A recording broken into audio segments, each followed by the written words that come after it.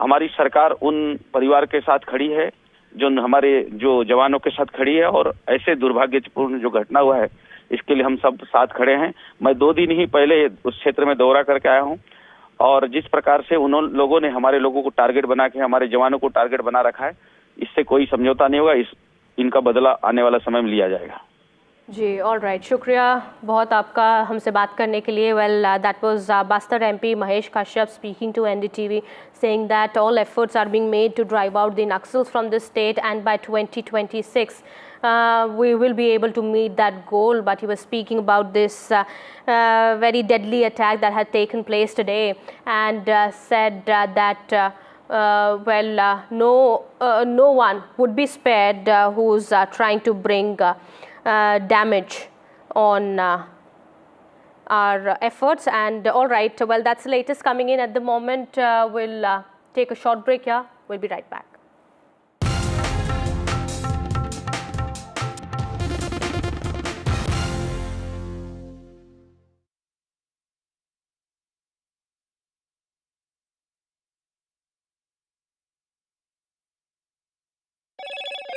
Hello, Moto. Motorola Edge 50 Pro, world's first AI-powered pro-grade camera.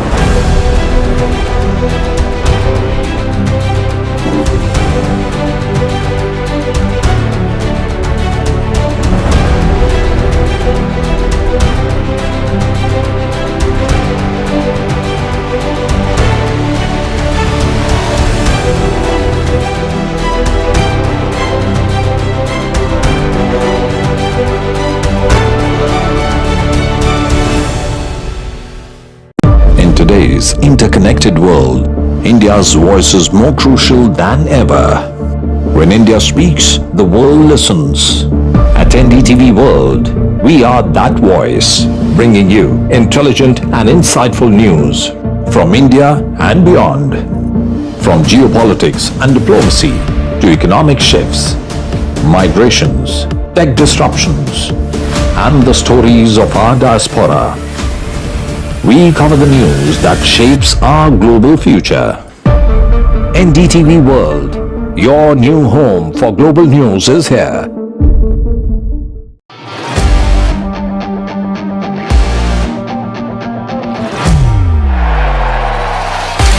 All set for Trump 2.0. Countdown to January 20th. Terror shadow, visa wars. All the twists and turns. Tracking Trump takeover. Every day at 10:30 p.m. only on NDTV 24/7.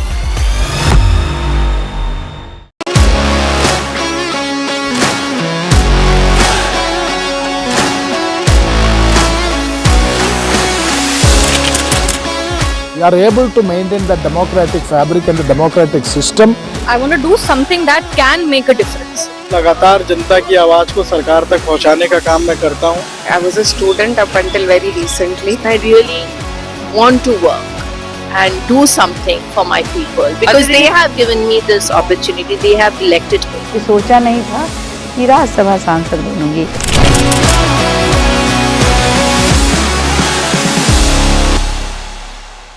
I've been reporting on all issues, big and small, from Andhra Pradesh, Telangana, rest of South India, bringing you all the action, all that you need to know, all that you want to know. The energy of Maximum City is infectious. I bring in that energy in our news coverage from financial capital Mumbai. Covering from the southernmost part of India over the last 23 years, I bring in-depth and 360-degree coverage from the Dravidian heartland. The land of Mishti is also known for its bitter politics. I have seen much water flow under the Howrah Bridge, covering Bengal in all its vivid colors.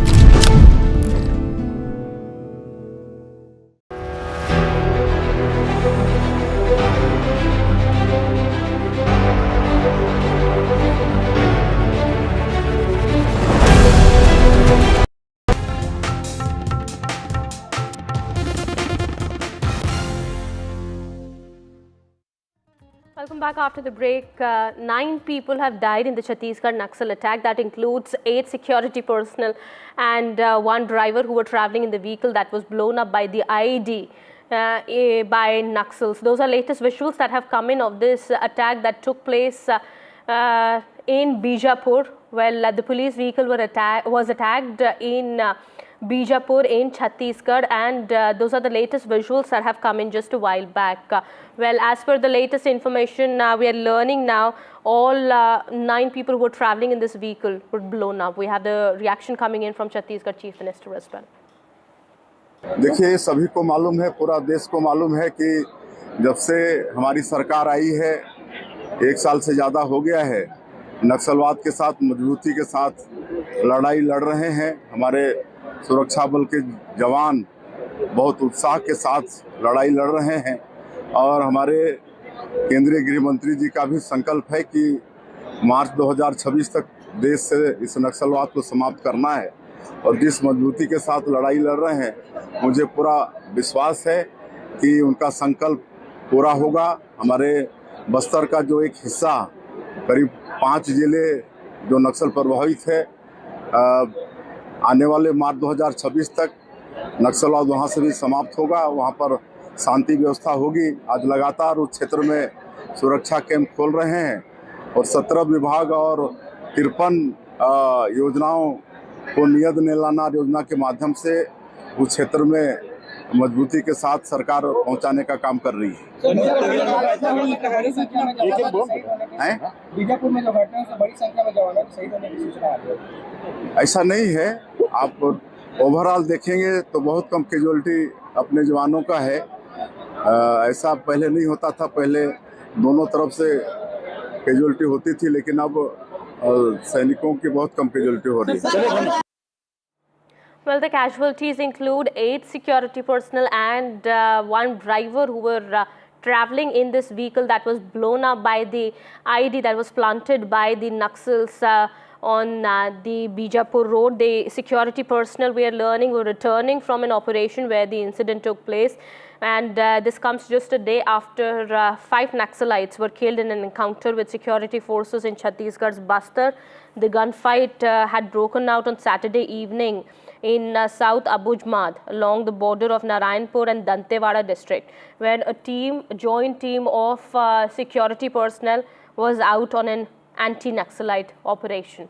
And this is the latest bit of information that's coming in at the moment. Very unfortunate news that is being reported from Chhattisgarh's Bijapur, where 9 people, including 8 security personnel, have lost their lives in the deadly Naxal attack. It's time for a quick break here. More news and updates continue on the other side.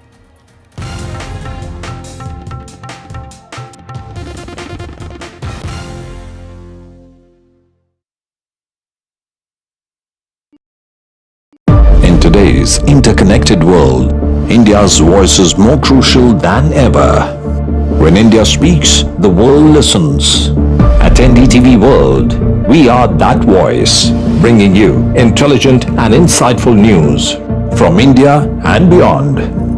From geopolitics and diplomacy to economic shifts, migrations, tech disruptions, and the stories of our diaspora. We cover the news that shapes our global future. NDTV World, your new home for global news, is here.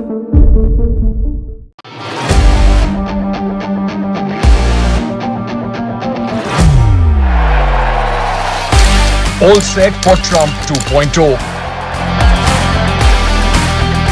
Countdown to January 20th.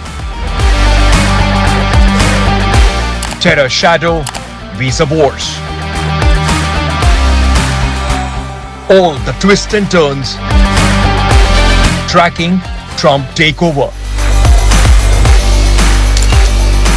Every day at 10:30 p.m. only on NDTV 24/7.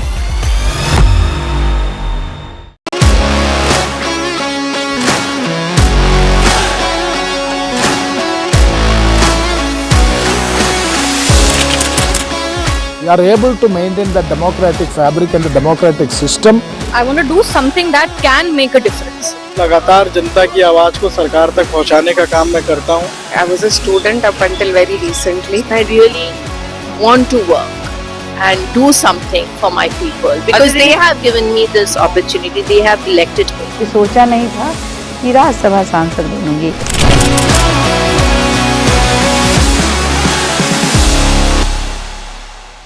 I've been reporting on all issues big and small from Andhra Pradesh, Telangana, rest of South India, bringing you all the action, all that you need to know, all that you want to know. The energy of maximum city is infectious. I bring in that energy in our news coverage from financial capital Mumbai. Covering from the southernmost part of India over the last 23 years, I bring in-depth and 360-degree coverage from the Dravidian heartland. The land of Mishti is also known for its bitter politics. I have seen much water flow under the Howrah Bridge, covering Bengal in all its vivid colors.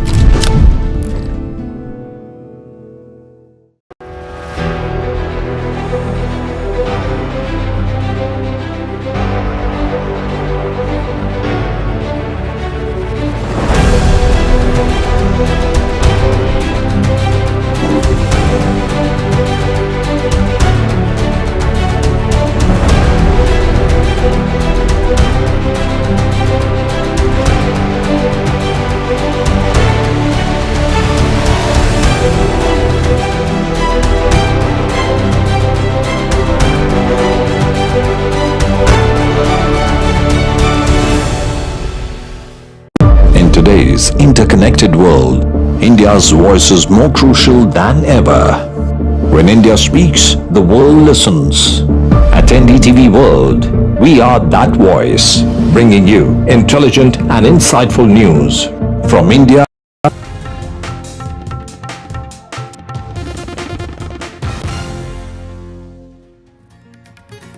Hello and welcome to News at 4. I'm your host Rika Roy. A dastardly naxal attack has killed 9 people in Chhattisgarh. We will get you all the angles of the news over the next 1 hour and a lot more. Do stay with us. First up, the headlines. 9 killed after police vehicle blown up by naxals in Bijapur using an improvised explosive device. Sources say the forces were returning from conducting their first anti-naxal operation this year. As Delhi decides AAP and BJP trade charges, Aam Aadmi Party says voters' lists are being manipulated. BJP doubles down on Sheesh Mahal attack. Cops filed charge sheet in Baba Siddiqui murder case. 4,590-page charge sheet has been filed in this case. Police say Bishnoi wanted to promote organized crime. It's a stormy start to the Tamil Nadu Assembly session. The governor walks out. MK Stalin says governor's walkout is childish and that he is violating convention.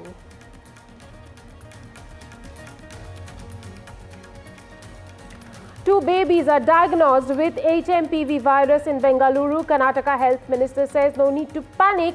There's no surge. Top medical body in India says no scare because India is fully equipped. HMPV virus cases are on rise during the winter.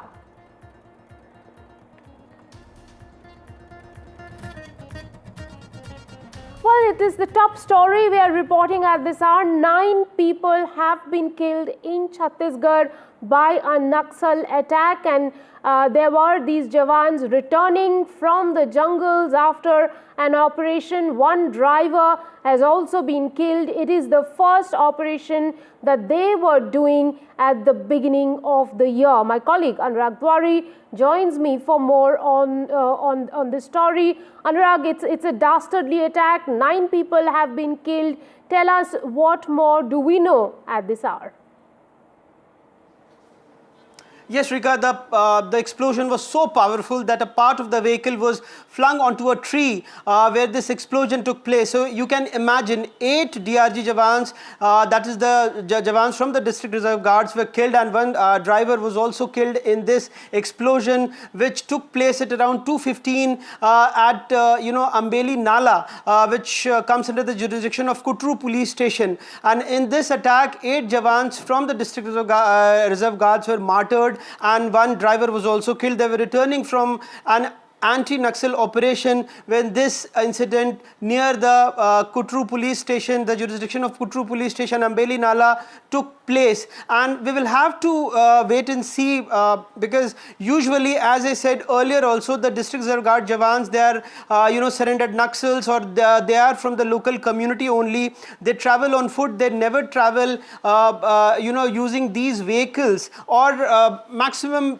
they travel on 2-wheelers. So why they took this vehicle, and was the SOP not followed, that we will have to find out. But you can see in those visuals, the attack, the explosion was so powerful. As I said, the part of the vehicle was flung onto a tree. So you can imagine, because these were the scene which we have seen during the last elections when the lone BJP MLA Bhima Mandavi was killed. And I have also prepared a timeline of these Naxal attacks which took heavy casualty. I mean, security forces suffered heavy casualty because in April 2010 in Dantewada attack, 76 personnel were martyred. So I'm talking about these big attacks. In 2010 only, 36 civilians and 12 special team personnel were killed. And if you talk about 2023 in Dantewada ID blast, 10 personnel were martyred. But in the last 1 year, in 2024, what we have seen, the security forces were always on offensive, killing more than 200 Naxals, more than 700 Naxals surrendered in that calendar year. So it was a big successful year for the security forces. But in the start of 2025, Naxals hit back. They killed 9 people, 9 personnel from the security forces, including one driver of that particular vehicle. And this incident happened in the Ambeli Nala, because in the morning itself, the security personnel killed 5 Naxals, including one woman Naxal. 3 of them were carrying a bounty in the South Abujhmad region. And while coming back, this explosion took place near the Ambeli Nala. Rika? Anurag, would you say that this incident could have happened in retaliation to the 5 Maoists who were gunned down earlier? Rika, this can be one of the possibilities, and usually what happens while coming back, they never use the same route, but we'll have to see that whether any standard operating procedure were not followed, as I said, because they must be prepared, because usually the district reserve guard jawans, they never travel, they never take the same route. And what has happened, how this has happened, we will try and get some answers from the establishment or from the higher ups there in Bastar region. Anurag, before I let you go, there's one more question I have to ask. When the jawans return, they're usually tired and hungry. Would you say, it is an ideal time for the Maoists to attack, and they had surveyed the fact that these jawans will perhaps be returning, and that would be the ideal time to attack? Yes, Rika, you are absolutely correct, because this happens because what we have seen during the past attacks on security personals, this has happened because usually, as you said, they are tired, they are hungry, and while coming back, they are also, lax, and this is when the Naxals always try and attack the security personnel, because they were out since 3rd of January, and while coming back, this attack took place because they must be feeling that they have achieved something, they have killed 5 Naxals, and while coming back, this ID explosion took place. Thank you, Anurag, for getting us all those details. Well, lots more will emerge from that attack that has happened in Bijapur, a dastardly attack on the jawans by the Naxals. 9 people, including a driver, have been killed. Let's get you some of the reactions post that attack. विगत दो तीन दिनों से जिला बीजापुर, नारायणपुर, दंतेवाड़ा के सीमावर्ती इलाका में सुरक्षा बल द्वारा अभियान संचालित की जा रही थी। इस अभियान में टोटल अब तक 5 माओवादी की डेड बॉडी रिकवर की गई थी। हमारे एक जवान मुठभेड़ में उनका शहादत भी हुआ। तत्पश्चात अभियान के बाद सर्चिंग को पूर्ण करके सुरक्षा बल द्वारा वापस बेस कैंप आ रहे थे। इस दौरान जिला बीजापुर की बेदरे एवं कुट्रू के बीच में अम्बेली के पास माओवादी द्वारा लाया गया एक आईडी ब्लास्ट की चपेट मारने से हमारा एक वाहन आईडी के चपेट में आ गए थे। उसमें सवार हमारा 8 डीआरजी दंतेवाड़ा के जवान का शहादत हो गई थी। उसके एक ड्राइवर का भी शहादत हो गई। कुल 9 का शहादत का भी जानकारी प्राप्त हो रहे थे। उस स्पॉट में अभी रीइंफोर्समेंट टीम और अन्य जितना भी जो इवैक्यूएशन टीम पहुंच गए थे। अभी तक जो प्राथमिक जानकारी अनुसार कुल सुरक्षा बल का 8 एवं एक ड्राइवर, कुल 9 लोग का इस घटना में शहादत हो गए थे। और विस्तृत जानकारी जैसा घटनास्थल का इंस्पेक्शन के बाद फिर और भी जैसा फील्ड से जो जानकारी है उसी के पश्चात हम बता पाएगा। सर, गाड़ी कौन सी? जैसा भी जो प्राथमिक जानकारी है सर, एक वाहन आईडी ब्लास्ट में चपेट मारने कारण से उसमें सवार टोटल जैसा 8 जवान डीआरजी का और एक ड्राइवर, कुल 9 का अभी कैजुअल्टी हो गए थे। सर, ये वही जवान जो दक्षिण अबुझमाड़ में ऑपरेशन पे निकले थे पिछले 3 दिनों से? उसी अभियान के पश्चात ही जो टीम लौटा रहे थे उसी के दौरान ये घटना हुई। सर, कितने वाहन थी सर? बाकी डिटेल प्रत्यक्ष से बताएगा। सर, गाड़ी कौन सी सर? पिकअप थी क्या? आप ओवरऑल देखेंगे तो बहुत कम कैजुअलिटी अपने जवानों का है। ऐसा पहले नहीं होता था। पहले दोनों तरफ से कैजुअलिटी होती थी, लेकिन अब सैनिकों की बहुत कम कैजुअलिटी हो रही है। करीब करीब जो अभी तक की जानकारी आ रही है कि हमारे 10 जवान शहीद हुए हैं, वो निश्चित रूप से इस पूरे घटना में हम अपनी दुख व्यक्त करते हैं। उनके परिवार को इस तकलीफ को सहने की इच्छा शक्ति दे भगवान।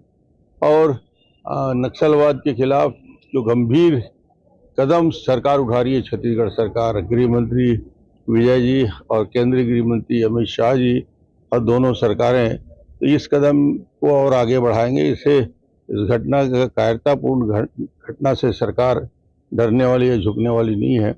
कठोरता से इनके खिलाफ कार्रवाई जारी रहेगी। Moving on to another story coming in from the national capital as the polls draw close. Delhi Chief Minister Atishi has written to Chief Election Commissioner seeking time to meet on AAP's voter list deletion charge. Atishi said in a letter voter list has been manipulated in Delhi. New Delhi voter list has been tampered. It's a conspiracy to cut Aam Aadmi Party's votes. Earlier, Chief Minister Atishi had accused the BJP-led centre of conspiring to remove Aam Aadmi Party supporters from electoral rolls, fearing a loss in the Delhi Assembly polls that are slated for next month. The BJP encountered the allegations, saying the AAP feared an impending defeat. The Chief Minister has also alleged some district magistrates have given additional district magistrate and booth level officers a list of 20,000 voters for removal. She has written to the Chief Secretary seeking an inquiry and demanding action against a district magistrate and sub-divisional magistrate. जब summary revision हो रहा था, जब election commission के booth level के अफसर गली गली मोहल्ले मोहल्ले जा रहे थे, तब ये लोग क्यों नहीं वहां से शिफ्ट हुए दिखे? तो ये साफ है कि गलत तरीके से वोट काटने की साजिश हो रही है। 10% वोट को जोड़ना, 5.5% वोट को काटना, इतने में पूरे इलेक्शन में हेर फेर करने की साजिश। Well, certainly what we are seeing is that this is not a new matter. A few days ago also this voter deletion row had erupted between the BJP and the Aam Aadmi Party, where both the parties were accusing each other of deleting names and adding more names, wherein one hand the BJP is saying that the Aam Aadmi Party is adding fake voters to the list. The Aam Aadmi Party has said that the BJP is in fact involved in deleting and adding new names to the list. Now the elections are drawing closer. In February the assembly polls are scheduled to take place, but also what we are learning, and according to the Aam Aadmi Party, leaders also, they have said that a large level of manipulation is in fact taking place in the New Delhi constituency. The Delhi Chief Minister Atishi herself in the PC has said that 5.77% applications were given to delete 5.77% of voters from the New Delhi constituency, and 10% applications were in fact submitted to add new names. Now the main question remains here is that who are in fact the people who are involved in the deletion. In giving the application to delete all of that name, Atishi herself in the press conference has accused that 84 people so far have given more than 4,000 applications to delete the names, and also she has said that this job is this falls upon the election commission, the BLOs, and also the booth level officers, and also several other people who are involved in tracking elections, and are in fact have this kind of in fact job to figure out people who are new to this constituency and people who have already died, and their name should be deleted. But also they are saying that 84 people are so far involved. When the election commission called those people, all of those people have in fact said that they have not submitted any such application. Now the Chief Minister Atishi also went on and said that the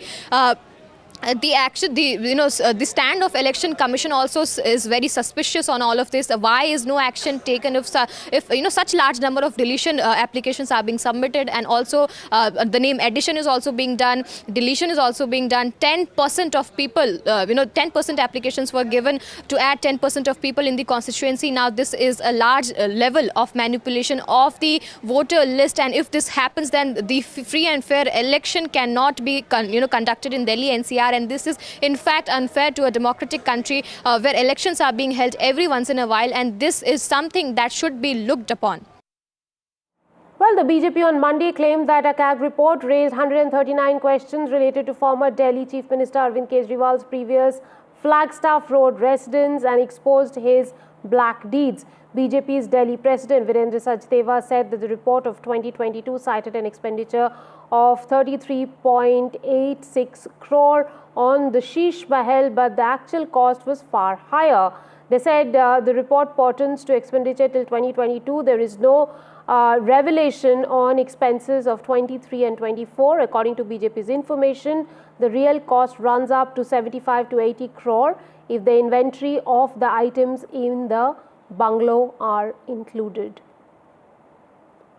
We are being joined by Delhi BJP President Mr. Virendra Sachdeva. During his press conference, the Delhi BJP has even brought out this large model of Sheesh Mahal, the house of ex-Chief Minister Arvind Kejriwal. Let's go straight to him. Sir, जिस तरीके से देखा जा रहा है, आपने CAG के कुछ रिपोर्ट का हवाला दिया है, आपने बताया है कि जिस तरीके से कैग के रिपोर्ट्स आए हैं वो 2022 तक के ही हैं और उसमें बहुत सारी इरेगुलरिटीज़ हैं, और ये भी आपने बताया है कि इसमें जो इन्वेंटरी है अगर उसको ऐड कर दिया जाए तो कई लाख और जो करोड़ों रुपए जो है वो उसमें बढ़ जाते हैं. देखिए, कैग की जो पहली रिपोर्ट आई है वो 2022 तक की है. उसमें कई सारे सवाल अरविंद केजरीवाल और पीडब्ल्यूडी डिपार्टमेंट से पूछे गए हैं. उसमें 139 सवाल तो इसी बात के लिए पूछे गए हैं कि इतना बड़ा आलीशान बंगला बनाने के लिए आपने परमिशन किससे ली है. हर व्यक्ति को उसकी कैटेगरी के हिसाब से मकान अलॉट किया जाता है. अरविंद केजरीवाल से पहले मदन लाल खुराना, साहिब सिंह वर्मा, शीला दीक्षित सब किसी न किसी बंगले में रहे हैं. लेकिन अरविंद केजरीवाल को भ्रष्टाचार की इतनी भूख थी, इतना बड़ा आलीशान बंगला बनाते हैं और उस बंगले पर अवैध रूप से बिना सैंक्शन ऑर्डर लिए बार बार पीडब्ल्यूडी से उसमें कंस्ट्रक्शन का काम बढ़ाया जाता है. अभी आप उनका बंगला दिखा रही हैं, ये कारें दिखा रही हैं. मैं इसमें मिसिंग कर रहा हूँ, वो ब्लू वैगनआर दिखाई नहीं दे रही अरविंद केजरीवाल की, जिसे लेके वो घूमते थे. लेकिन गाड़ी नहीं लेने वाले आज 4-4, 6-6 गाड़ियों के मालिक हैं. इस बंगले को बनाते समय जिस तरह से भ्रष्टाचार किया गया है, ये 2022 तक की सीएजी की रिपोर्ट बता रही है. constantly raising question on the corruption of the Aam Aadmi Party. They have in fact also said that the Aam Aadmi Party national convener Arvind Kejriwal has in fact taken the corruption money and has built a sheesh mahal out of it. Remember the bungalow that is situated in Six Flags Staff Road, wherein the ex Chief Minister Arvind Kejriwal was staying. Now the estimated money has been given around 33.66 crore, but that is the CAG report that states only the expenditure till 2022. Now a new inventory has come and all of those things are yet to be added. Now according to the BJP, the original cost of the Flagstaff bungalow is around 75 to 80 crores, and that Arvind Kejriwal has looted the tax money of the general public in Delhi and has created a palace for himself with full grandeur and luxury, dripping inside of the bungalow. Also, the CAG report raises objections on several issues regarding the classification of Chief Minister's residence category, its subsequent increase, the declaration of emergency requirement and alterations between temporary and permanent issues regarding the construction of staff block, servants quarter and other modifications have also been raised. Now also one accusation that has been levied by the BJP is that the PWD, that is supposed to be a government agency, was working like a private agency for Arvind Kejriwal. They were filing a lot of files, breaking all of the rules and law, and that is how it was a give and take relationship between the PWD and the Aam Aadmi Party. In return, the Aam Aadmi Party officials had turned a blind eye regarding all the corruption that was going inside of the PWD, and also they have said that a thorough investigation should be done of all the government accounts that have in fact given Arvind Kejriwal the permission to build the extravagant bungalow that is situated in Six Flags Staff Road. In fact, the Delhi BJP president has also challenged Arvind Kejriwal and has said that he should allow the general public of Delhi to view the bungalow. He has said that 15 days should be given to the public so that they could enter the sheesh mahal. They themselves firsthand should experience the grandeur that has been filled inside of the bungalow, and then only the public should decide if to vote Arvind Kejriwal to power or not. Chief Minister Atishi broke down today while reacting to BJP leader Ramesh Biduri's controversial comment on her father. The BJP leader had stooped to abusing an elderly man for elections.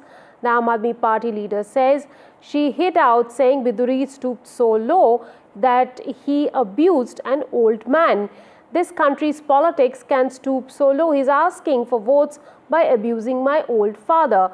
Ramesh Biduri, a BJP candidate for the approaching Delhi election, had targeted Atishi over her surname during a rally in the capital on Sunday. Mr. Biduri is the BJP candidate against Atishi in the Kalkaji constituency. इतने बीमार रहते हैं कि बिना सहारे के चल नहीं पाते हैं।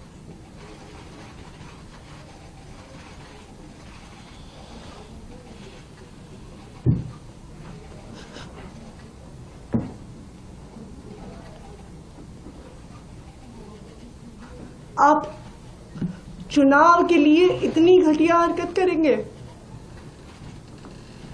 कैसे बुजुर्ग व्यक्ति को गालियां देने पे उतर आएंगे?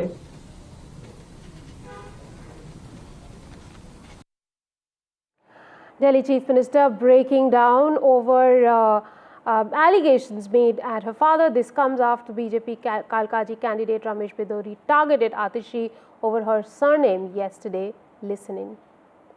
अरे ये मार ली ना, ये तो सिंह बन गई भैया, चेहरा ही नाम बदल दिया। केजरीवाल ने बच्चों की कसम खाई थी, भ्रष्टाचारी कांग्रेस के साथ नहीं जाऊंगा। मारलीना ने बाप बदल दिया, पहले मारलीना थी, अब सिंह हो गई। ये इनका चरित्र है। My colleague Anushka joins me for more on this story. Anushka, it seems that the political discourse has become very low in this in the upcoming Delhi elections.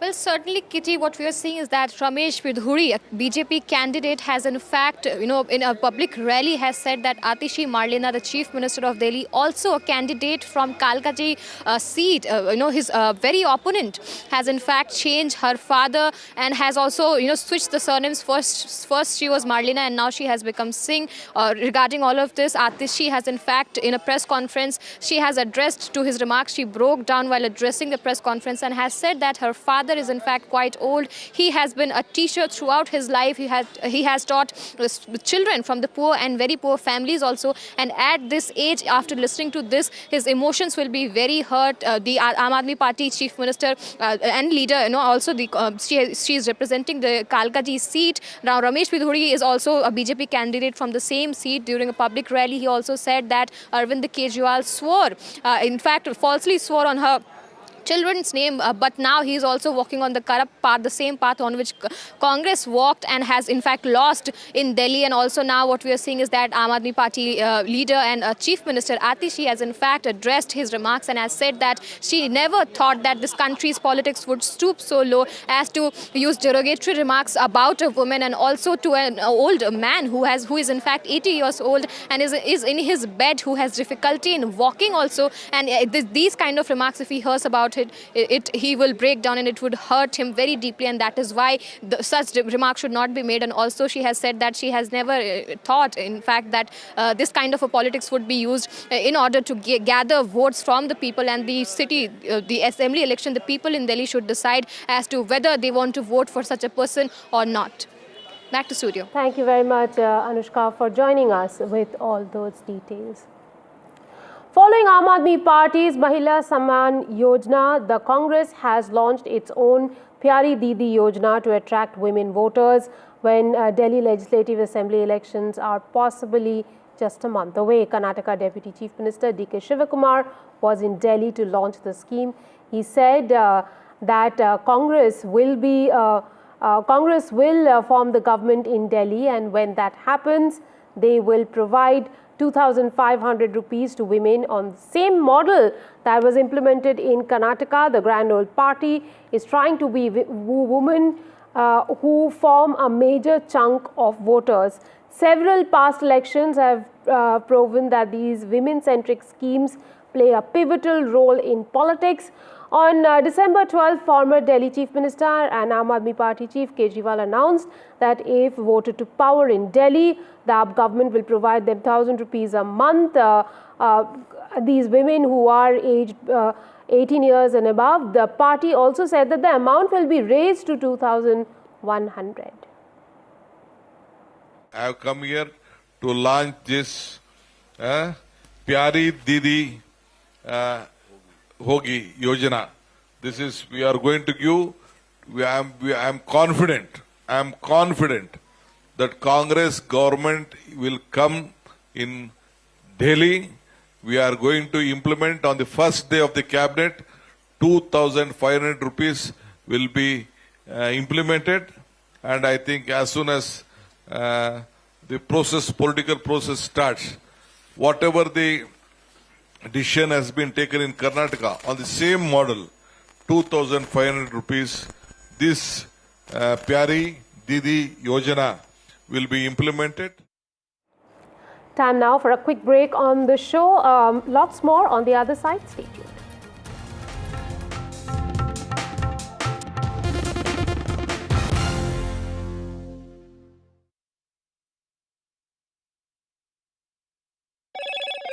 Hello, Moto.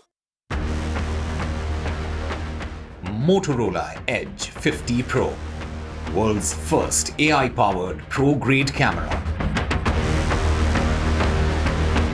9 killed after police vehicle blown up by naxals in Bijapur using an improvised explosive device. Sources say the forces were returning from conducting their first anti-naxal operation this year. As Delhi decides Aam Aadmi Party and BJP trade charges, Aam Aadmi Party says voters' lists are being manipulated. BJP doubles down on Sheesh Mahal attack. Cops filed charge sheet in Baba Siddiqui murder case. 4,590-page charge sheet has been filed in this case. Police say that Lawrence Bishnoi was trying to promote organized crime. It was a stormy start to Tamil Nadu Assembly session. Governor walked out. M.K. Stalin said that the governor's walkout was childish and that the governor was violating convention.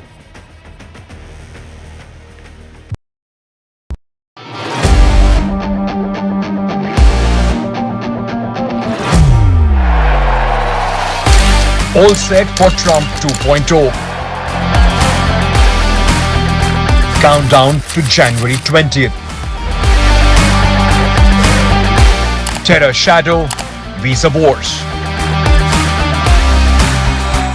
All the twists and turns. Tracking Trump takeover. Every day at 10:30 p.m. only on NDTV 24/7.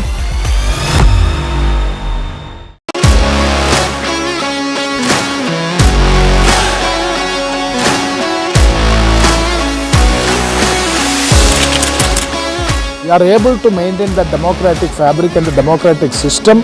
I want to do something that can make a difference. लगातार जनता की आवाज को सरकार तक पहुंचाने का काम मैं करता हूं।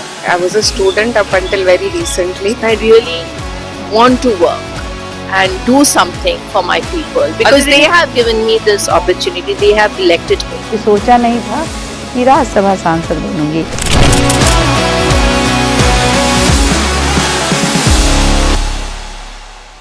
I've been reporting on all issues, big and small, from Andhra Pradesh, Telangana, rest of South India, bringing you all the action, all that you need to know, all that you want to know. The energy of maximum city is infectious. I bring in that energy in our news coverage from financial capital Mumbai. Covering from the southernmost part of India over the last 23 years, I bring in-depth and 360-degree coverage from the Dravidian heartland. The land of Mishti is also known for its bitter politics. I have seen much water flow under the Howrah Bridge, covering Bengal in all its vivid colors.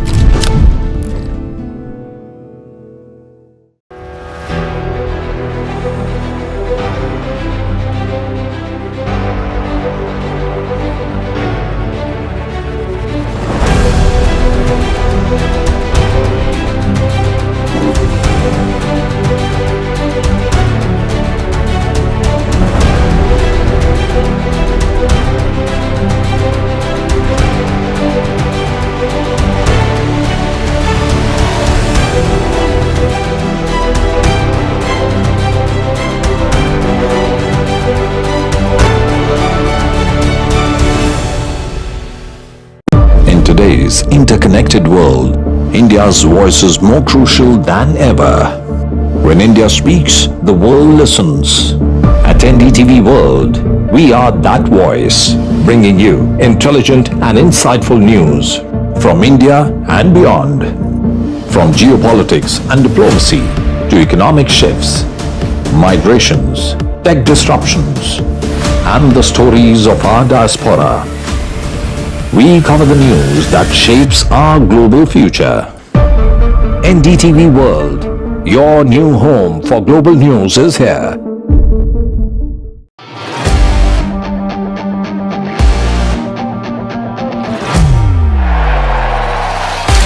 All set for Trump 2.0.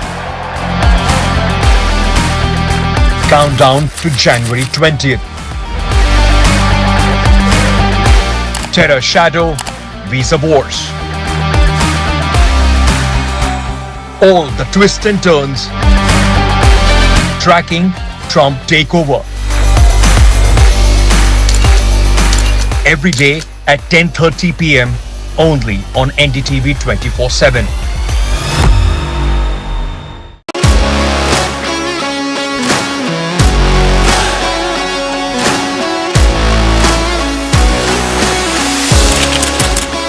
We are able to maintain the democratic fabric and the democratic system. I want to do something that can make a difference. लगातार जनता की आवाज को सरकार तक पहुंचाने का काम मैं करता हूं।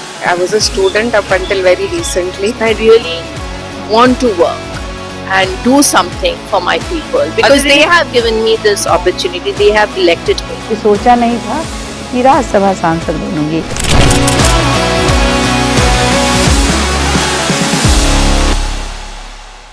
I've been reporting on all issues, big and small, from Andhra Pradesh, Telangana, rest of South India, bringing you all the action, all that you need to know, all that you want to know. The energy of maximum city is infectious. I bring in that energy in our news coverage from financial capital Mumbai. Covering from the southernmost part of India over the last 23 years, I bring in-depth and 360-degree coverage from the Dravidian heartland. The land of Mishti is also known for its bitter politics. I have seen much water flow under the Howrah Bridge, covering Bengal in all its vivid colors.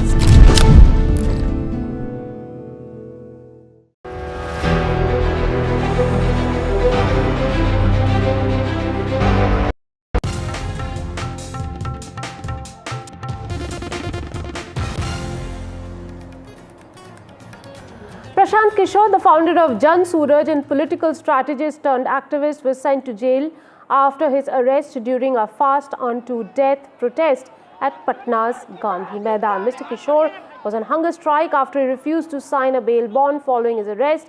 The poll strategist is demanding the cancellation of Bihar Public Service Commission exam following allegations of a question paper leak. Today was the 5th day of his hunger strike. Prashant Kishor was sent into judicial custody. He has been sent to the Bihar Beur jail in Patna. He had refused to sign the PR bond, which had a precondition, and thus the court has sent him to judicial custody. We go over to Prabhakar for more on the story. Prabhakar, this issue has been festering for a while of the question paper leak in the Bihar public and the cancellation and the students demanding the cancellation of Bihar Public Service Commission. Tell us, what has been Prashant Kishor's role in this, in all the activism that is going on in Bihar, and really what happens to him now? See, first to take you through what happened, today's day's event pertaining to Prashant Kishor and the BPSC ongoing agitation in Bihar. Today at around 3:34 in the morning, Prashant Kishor was arrested by Patna police from Patna's Gandhi Maidan, where he was sitting on Amran Unction for last 5 days. And Prashant Kishor was sitting in support of the BPSC students, the BPSC aspirants who were demanding the re-examination of the 70th PT prelims exams of Bihar Public Service Commission. Now Prashant Kishor was denied entry, was denied permission to hold Amran Unction in Gandhi's Maidan. He was arrested on that pretext. He was then taken for his medical examination and then finally produced in the Patna Civil Court, where the court actually granted him bail, but with certain preconditions. The one precondition which Prashant Kishor had objection on was that court had actually put a condition that Prashant Kishor will have to seek permission of the authorities before holding any kind of protest in Patna on any issue, and that is what Prashant Kishor did not agree upon. So he said that he would not sign a paper which actually has this condition, and this precondition needs to be dropped. So court had actually no other option but to send him to jail. As of now, Prashant Kishor has been sent to judicial custody, sent to Patna's Beur jail. The tenure of the judicial custody has not been pronounced by the court as of now, but we are learning that it would probably be around 14 days of judicial custody. That is what Prashant Kishor would be spending his time inside Beur jail. As far as role in entire agitation is concerned, see, this is what the students' agitation initially, and the opposition parties, right from Tejasvi Yadav to Pappu Yadav to Prashant Kishor, they all jumped into fray. But Prashant Kishor was one guy who actually took a lead. He not only supported the students agitating on this issue, but also sat on Amran Unction and kind of became a face of this ongoing agitation which is happening in Bihar and which is actually rocking the Bihar for last 20 days. Right. Thank you very much, Prabhakar, for getting us those details. Let's also listen into Prashant Kishor ahead of his arrest. Police वालों का behaviour गलत नहीं रहा है। जो खबरें चलाई जा रही हैं कि किसी पुलिस वाले ने थप्पड़ मारा, ये गलत बात है। पुलिस ने थप्पड़ नहीं मारा है, पुलिस से कोई लड़ाई नहीं है।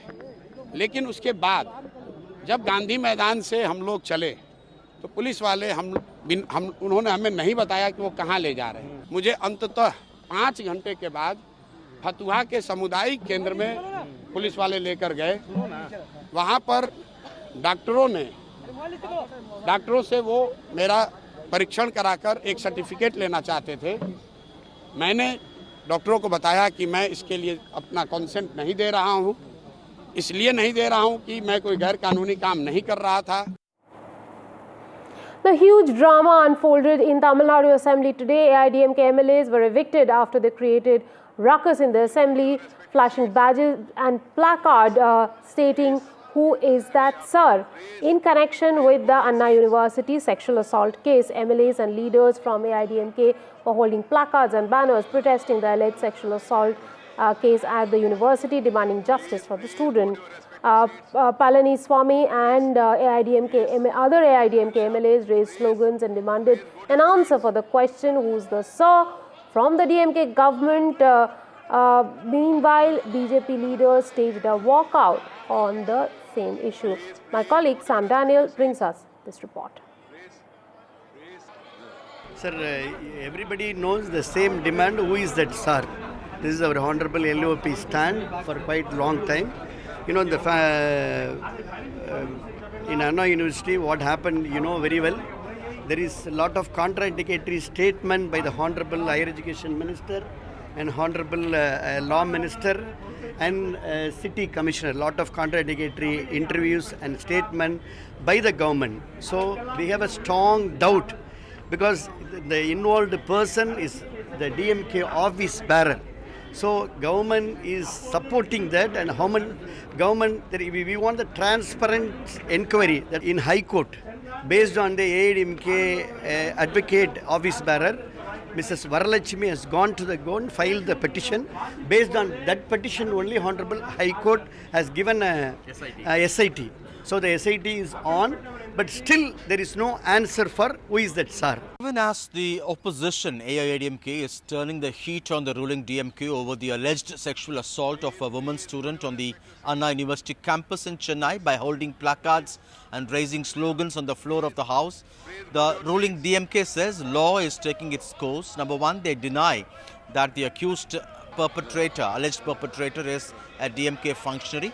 They say a court-appointed SIT, Special Investigation Team, by 3 women officers are on the job and they are investigating, and they have nothing to hide, nor are they trying to cover up. Over the specific allegation of the AIADMK raking up or alleging that the perpetrator, the alleged perpetrator, was talking to someone, calling the other person as sir when the survivor was with him. They say that's completely speculation, and that they cannot respond to that. Whatever had happened, they say, would come after the investigation. And they deny this is an indication of declining law and order. And they point out that the police had, in the first place, within 5 hours after the survivor had given a police complaint, had nabbed the alleged perpetrator, put him behind bars, invoking sections of sexual assault. And they point out in the past, during the earlier AIADMK regime, when the infamous allegations of sexual scandal in Pollachi came up, they say the survivors were so scared even to give a written complaint to the police. That's a huge difference. They say that now survivors are coming forward to file police complaints, and they say this is not a reflection of declining law and order. On the other hand, they say they are working to enhance women's security in terms of campuses across the state. Now, in the Baba Siddiqui murder case, Mumbai Crime Branch has filed a charge sheet in the Makoka court today. The Baba Siddiqui murder case's charge sheet is of 4,590 pages.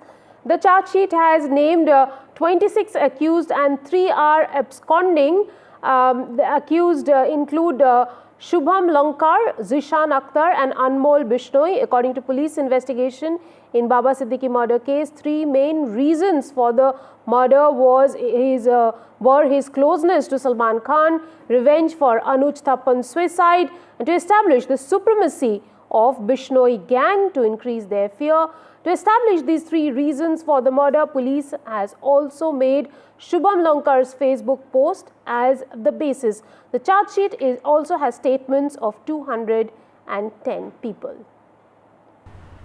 That's right. Mumbai police today filed charge sheet as far as the Baba Siddiqui murder case is concerned before the Makoka court. This is an over 4,500 page charge sheet. It names 26 arrested accused as well as 3 absconding accused. Now, these arrested accused were in fact taken into custody over a period of 2 months. Remember, it's been 3 months since the murder took place, close to 90 days, which is why the charge sheet has been filed now.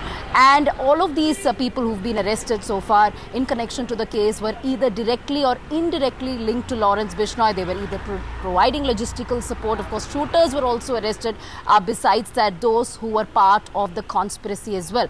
But the key conspirators, which include Zishan Akhtar as well as Shubhan Lonkar, are yet to be arrested. They are absconding accused, and along with these two is Anmol Bishnoi, who is the brother of Lawrence Bishnoi, who has also been named as an absconding accused. So there are 26 arrested accused who have been named and 3 absconding accused who have also been named as part of the charge sheet. Now, charge sheet also sort of establishes link with Lawrence Bishnoi as far as this entire murder case is concerned, the high-profile murder of Baba Siddiqui. It speaks about motive behind the murder. One, that it is as a result of Baba Siddiqui's close association, friendship with Salman Khan that he was targeted. Remember, Salman Khan was being targeted by Lawrence Bishnoi over a period of several years. We know about the firing incident that took place outside his residence as well, after which many arrests took place. And then to seek revenge over Anuj Thapan's suicide. Remember, Anuj Thapan was an accused as far as the firing outside Salman Khan's residence is concerned. He had allegedly killed himself in custody. So to take revenge for that, once again, Baba Siddiqui was targeted as something Mumbai police has mentioned in the charge sheet. And besides that, the fact that Lawrence Bishnoi as a gang wants to spread its roots, wants to establish supremacy, not just in the northern parts of the country, where it is spreading its wings, but also in the western parts, especially in the city of Mumbai. So these are some of the reasons and motives that have been mentioned as part of the charge sheet. So yes, close to 3 months after the high-profile murder of Baba Siddiqui, a charge sheet being filed by Mumbai police before the Makoka court, and it names 26 arrested accused and 3 absconding accused, including Anmol Bishnoi. Time now for a tiny break on the show. More on the other side. Stay tuned.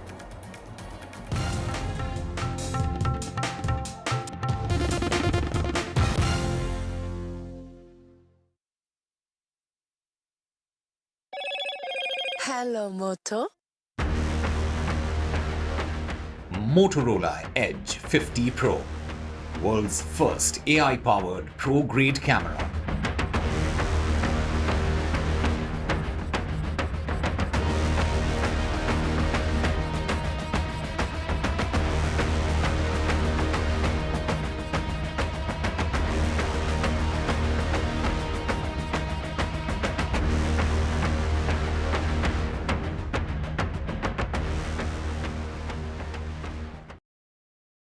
In today's interconnected world, India's voice is more crucial than ever. When India speaks, the world listens. At NDTV World, we are that voice, bringing you intelligent and insightful news from India and beyond. From geopolitics and diplomacy to economic shifts, migrations, tech disruptions, and the stories of our diaspora. We cover the news that shapes our global future. NDTV World, your new home for global news is here.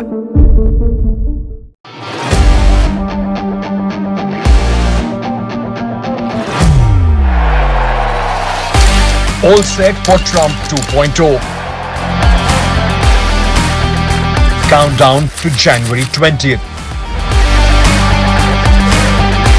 Terror shadow, visa wars. All the twists and turns.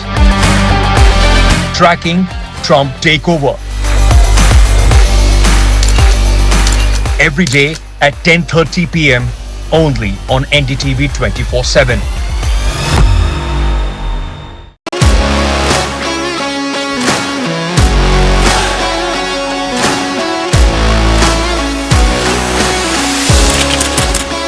We are able to maintain the democratic fabric and the democratic system. I want to do something that can make a difference. लगातार जनता की आवाज को सरकार तक पहुंचाने का काम मैं करता हूं. I was a student up until very recently. I really want to work and do something for my people because they have given me this opportunity. They have elected me. सोचा नहीं था कि राज्यसभा सांसद बनूंगी.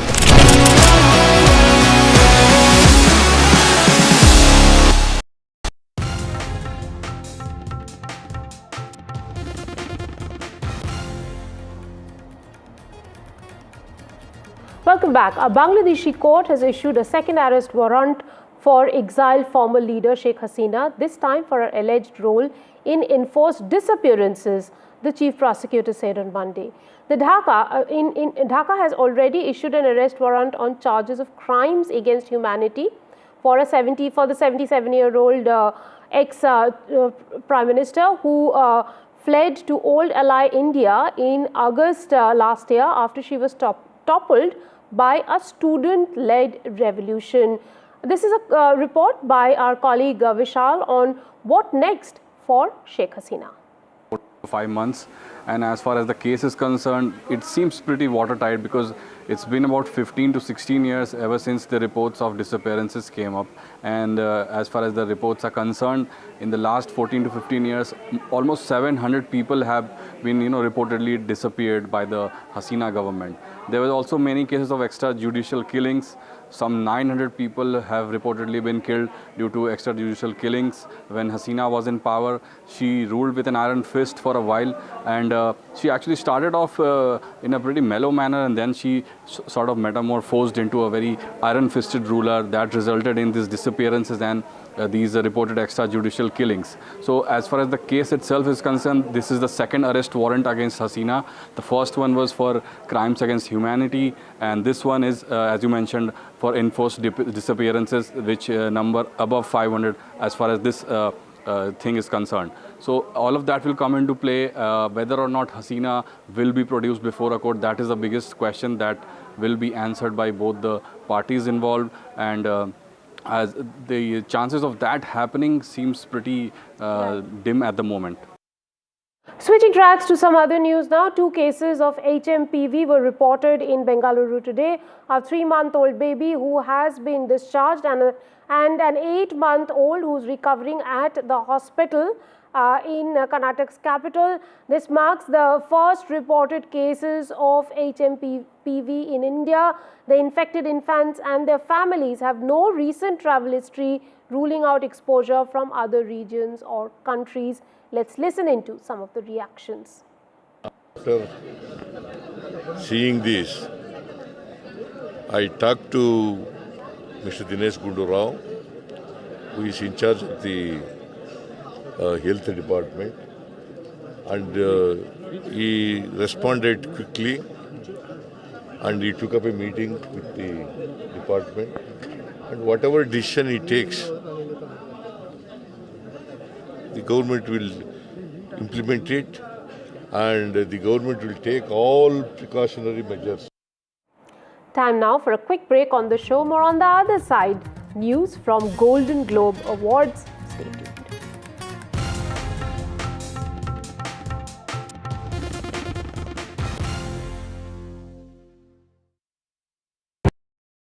I've been reporting on all issues big and small from Andhra Pradesh, Telangana, rest of South India, bringing you all the action, all that you need to know, all that you want to know. The energy of Maximum City is infectious. I bring in that energy in our news coverage from financial capital Mumbai. Covering from the southernmost part of India over the last 23 years, I bring in-depth and 360-degree coverage from the Dravidian heartland. The land of Mishti is also known for its bitter politics. I have seen much water flow under the Howrah Bridge, covering Bengal in all its vivid colors.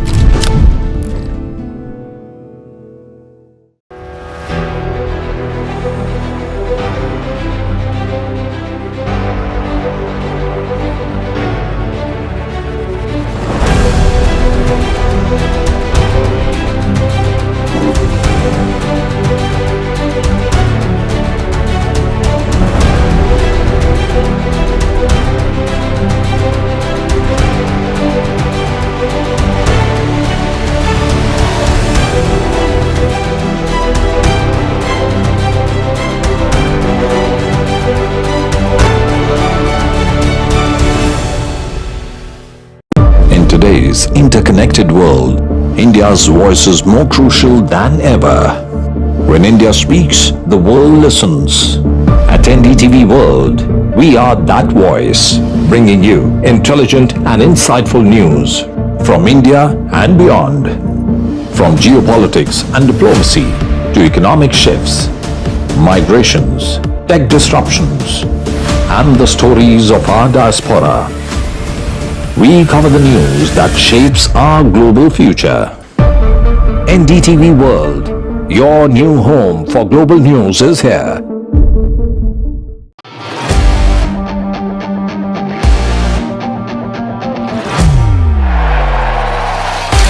All set for Trump 2.0.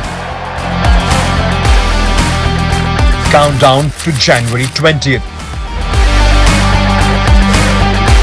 Terror shadow, visa wars. All the twists and turns. Tracking Trump takeover.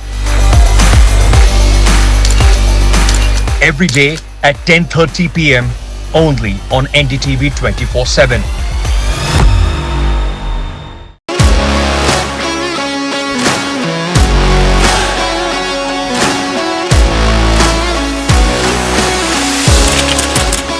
We are able to maintain the democratic fabric and the democratic system. I want to do something that can make a difference.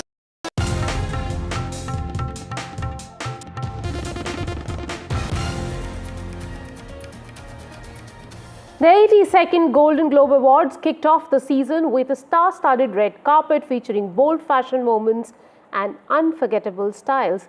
Let's go to our in-house fashion expert Mayank Chaudhary to decode what it looked like.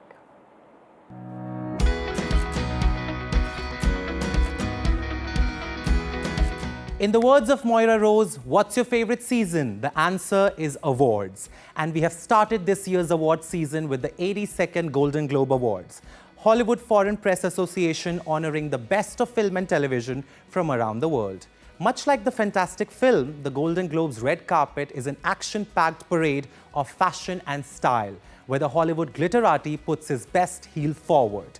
Here's a look at all the fashion hits and misses from the red carpet. Best Actress nominee Zendaya makes a colorful splash in a burnt orange Louis Vuitton gown, exuding old Hollywood glamour with a modern twist. Season's baby girl Nicole Kidman opted for a sensual backless draped metallic silver Balenciaga piece with a high ponytail, natural makeup and drop diamond earrings dazzling the red carpet. Winning for her role in the movie Substance, actress Demi Moore channeled the award trophy itself in a glorious gold sculpted Armani gown. Making her return to the red carpet, Angelina Jolie wore a dramatic silver mesh dress from Alexander McQueen's fresh off its last runway show in Paris. Music pop star turned actresses Ariana Grande and Selena Gomez also did not disappoint. Wicked star Ariana paid homage to Hollywood legend Audrey Hepburn in a butter yellow shimmery Givenchy gown, while Selena gave off an elegant princess vibe in a powder blue satin Prada dress, joined by her fellow Disney star Miley Cyrus, who kept it edgy in a rock and roll low-cut Celine dress, finished off with uber-cool sunglasses. While the actresses dazzled on the red carpet, their male co-stars were not behind. Andrew Scott rocked a tone-on-tone Vivienne Westwood aqua blue suit, whereas the Dune heartthrob Timothée Chalamet looked suave in a fitted Tom Ford suit paired with a blue scarf. It was a night filled with fabulous fashion and sizzling style statements, where the Hollywood's glitterati brought their A-game to the red carpet, kicking off the award season on a very high note, setting the stage for exciting events ahead, like Grammys, BAFTA, and the Big O Oscars. This is Mayank Chaudhary for NDTV.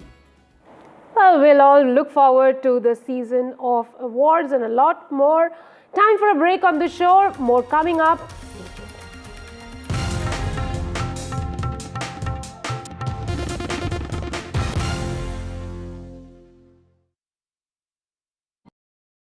I've been reporting on all issues big and small from Andhra Pradesh, Telangana, rest of South India, bringing you all the action, all that you need to know, all that you want to know. The energy of Maximum City is infectious. I bring in that energy in our news coverage from financial capital Mumbai. Covering from the southernmost part of India over the last 23 years, I bring in-depth and 360-degree coverage from the Dravidian heartland. The land of Mishti is also known for its bitter politics. I have seen much water flow under the Howrah Bridge, covering Bengal in all its vivid colors.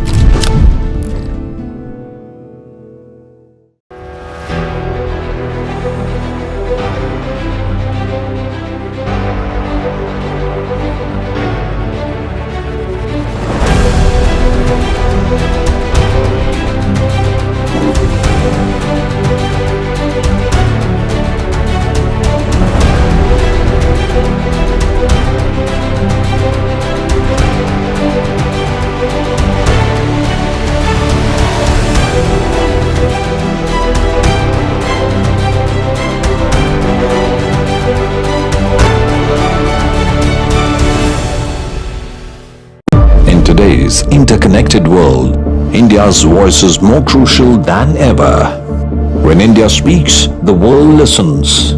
At NDTV World, we are that voice, bringing you intelligent and insightful news from India and beyond.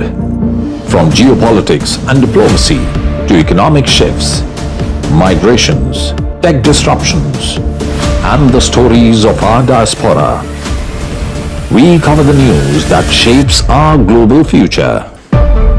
NDTV World, your new home for global news is here.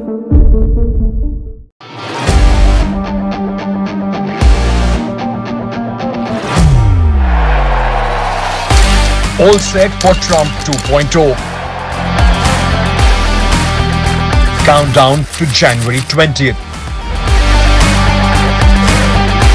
Terror shadow, visa wars. All the twists and turns. Tracking Trump takeover. Every day at 10:30 p.m. only on NDTV 24/7.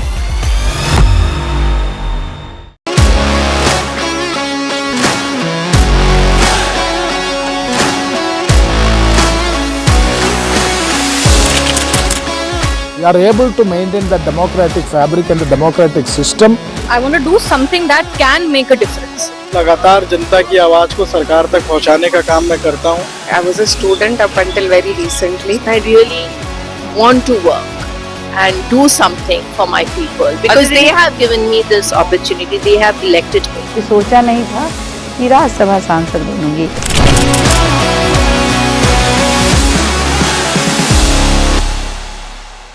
I've been reporting on all issues big and small from Andhra Pradesh, Telangana, rest of South India, bringing you all the action, all that you need to know, all that you want to know. The energy of Maximum City is infectious. I bring in that energy in our news coverage from financial capital Mumbai. Covering from the southernmost part of India over the last 23 years, I bring in-depth and 360-degree coverage from the Dravidian heartland. The land of Mishti is also known for its bitter politics. I have seen much water flow under the Howrah Bridge, covering Bengal in all its vivid colors.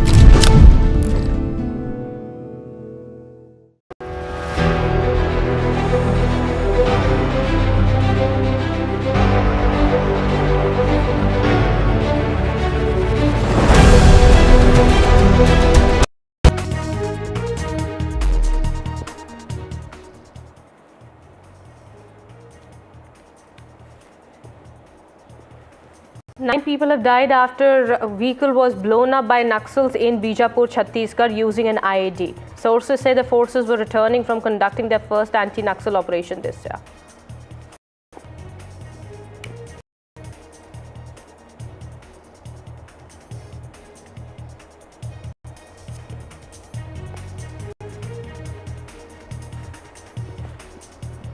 Aam Aadmi Party versus BJP ahead of the Delhi polls. Aam Aadmi Party says voters' lists were being manipulated in the national capital. BJP doubles down on Sheesh Mahal attack on the Aam Aadmi Party.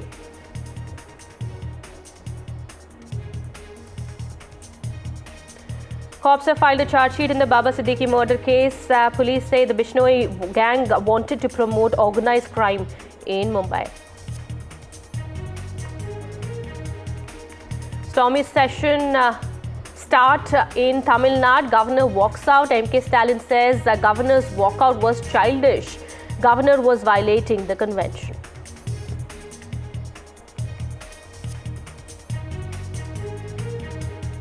Two infants have been diagnosed with HMPV virus in Bengaluru. Karnataka Health Minister has said that there is no need to panic. The top medical body says there is no scare. India is fully equipped to deal with the virus.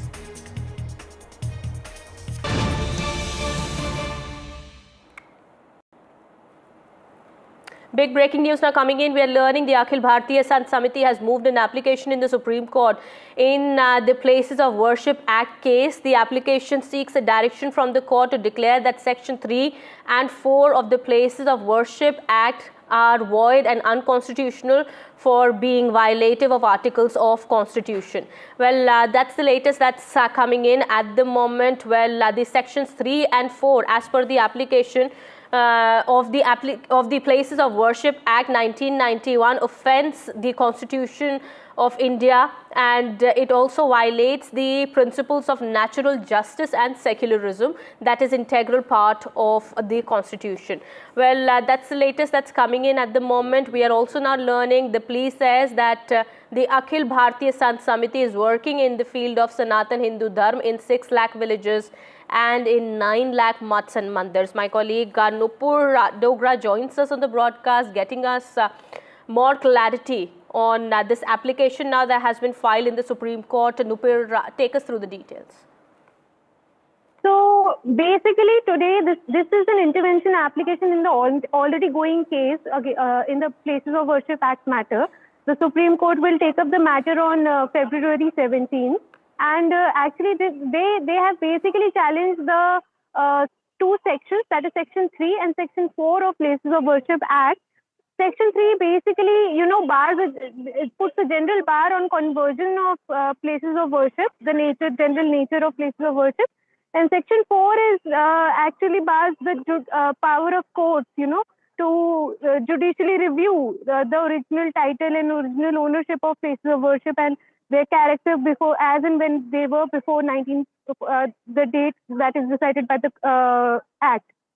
So basically, this petition has been filed in number of petitions. The court has been previously last week.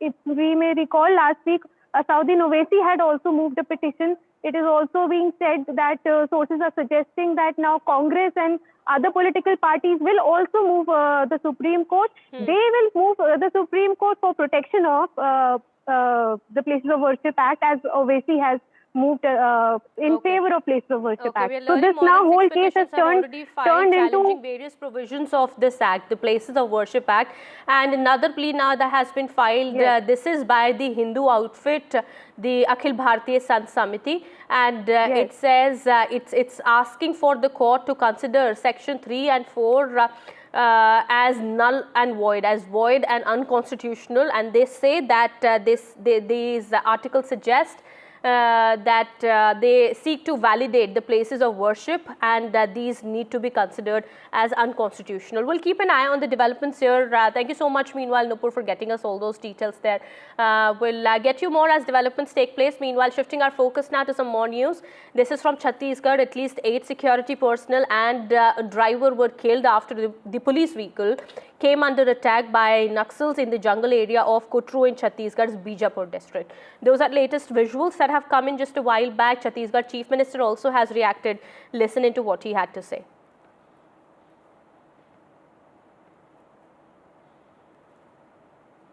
विगत दो तीन दिनों से जिला बीजापुर, नारायणपुर, दंतेवाड़ा के सीमावर्ती इलाके में सुरक्षा बल द्वारा अभियान संचालित की जा रही थी। तत्पश्चात अभियान के बाद सर्चिंग को पूर्ण करके सुरक्षा बल द्वारा वापस बेस कैंप आ रहे थे। इस दौरान जिला बीजापुर की बेदरे एवं कुट्रू के बीच में अम्बेली के पास महोदय द्वारा लाया गया एक आईडी ब्लास्ट की चपेट में आने से हमारा एक वाहन आईडी के चपेट में आ गए थे। उसमें सवार हमारा 8 डीआरजी दंतेवाड़ा के जवान का शहादत हो गई थी, उसके एक ड्राइवर का भी शहादत होगी। कुल 9 का शहादत का भी जानकारी प्राप्त हो रहे थे। उस स्पॉट में भी रीइंफोर्समेंट टीम और अन्य जितना भी जो इवैक्यूएशन टीम पहुंच गए थे। अभी तक जो प्राथमिक जानकारी अनुसार कुल सुरक्षा बल का 8 एवं एक ड्राइवर, कुल 9 लोग का इस घटना में शहादत हो गए थे। आप ओवरऑल देखेंगे तो बहुत कम कैजुअलिटी अपने जवानों का है। ऐसा पहले नहीं होता था, पहले दोनों तरफ से कैजुअलिटी होती थी, लेकिन अब सैनिकों की बहुत कम कैजुअलिटी हो रही है। अभी तक की जानकारी आ रही है कि हमारे 10 जवान शहीद हुए हैं। वो निश्चित रूप से इस पूरे घटना में हम अपनी दुख व्यक्त करते हैं। उनके परिवार को इस तकलीफ को सहने की इच्छा शक्ति दे भगवान। और नक्सलवाद के खिलाफ जो गंभीर कदम सरकार उठा रही है, छत्तीसगढ़ सरकार, गृह मंत्री विजय जी और केंद्रीय गृह मंत्री अमित शाह जी और दोनों सरकारें, तो इस कदम को और आगे बढ़ाएंगे। इससे इस घटना का कायरतापूर्ण घटना से सरकार डरने वाली या झुकने वाली नहीं है। कठोरता से इनके खिलाफ कार्रवाई जारी रहेगी। All right, my colleague Anurag Dwari also now joins us on the broadcast here. Anurag, as per the latest information coming in, we are learning that the security forces were conducting an anti-Naxal operation in the area. It was perhaps an ambush by the Naxalites who were hiding in that area, and that is how the deadly attack took place, in which all 9 people lost their lives. Yes, the explosion was so powerful. You can see in those visuals that it created around 10 feet deep crater and this place is around 40 kilometers away from the district headquarters of Bijapur. These jawans from the DRG were returning from an anti-Naxal operation in which 5 Naxals, including 1 women Naxal commander, was killed early in the morning. They were out since 3rd of January. So you can very well understand that they must be hungry, they must be tired, and in this situation, the security forces, the sources from the security forces are telling us that they must have used a foxhole. A foxhole is a technique wherein the Naxals usually plant some stones under the road surface, and that's why during the search or the anti-mining operation, usually they don't find anything, and whenever they want to do a blast, they remove those stones and then they fill those holes with explosives. And this was so powerful explosion that you can see the bonnet of the Scorpio in which these jawans were traveling. It was it was just found near the tree, above the tree, around 25 feet. So and all these jawans of DRG, 8 jawans and 1 driver was killed in this IED blast. The blast was so powerful.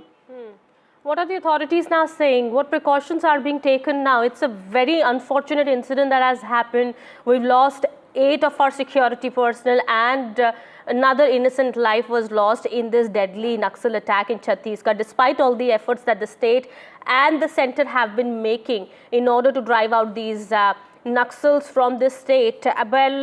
What are the authorities now saying? What all precautions are being taken now from now on in order to make sure that we don't have to see such casualties in the future?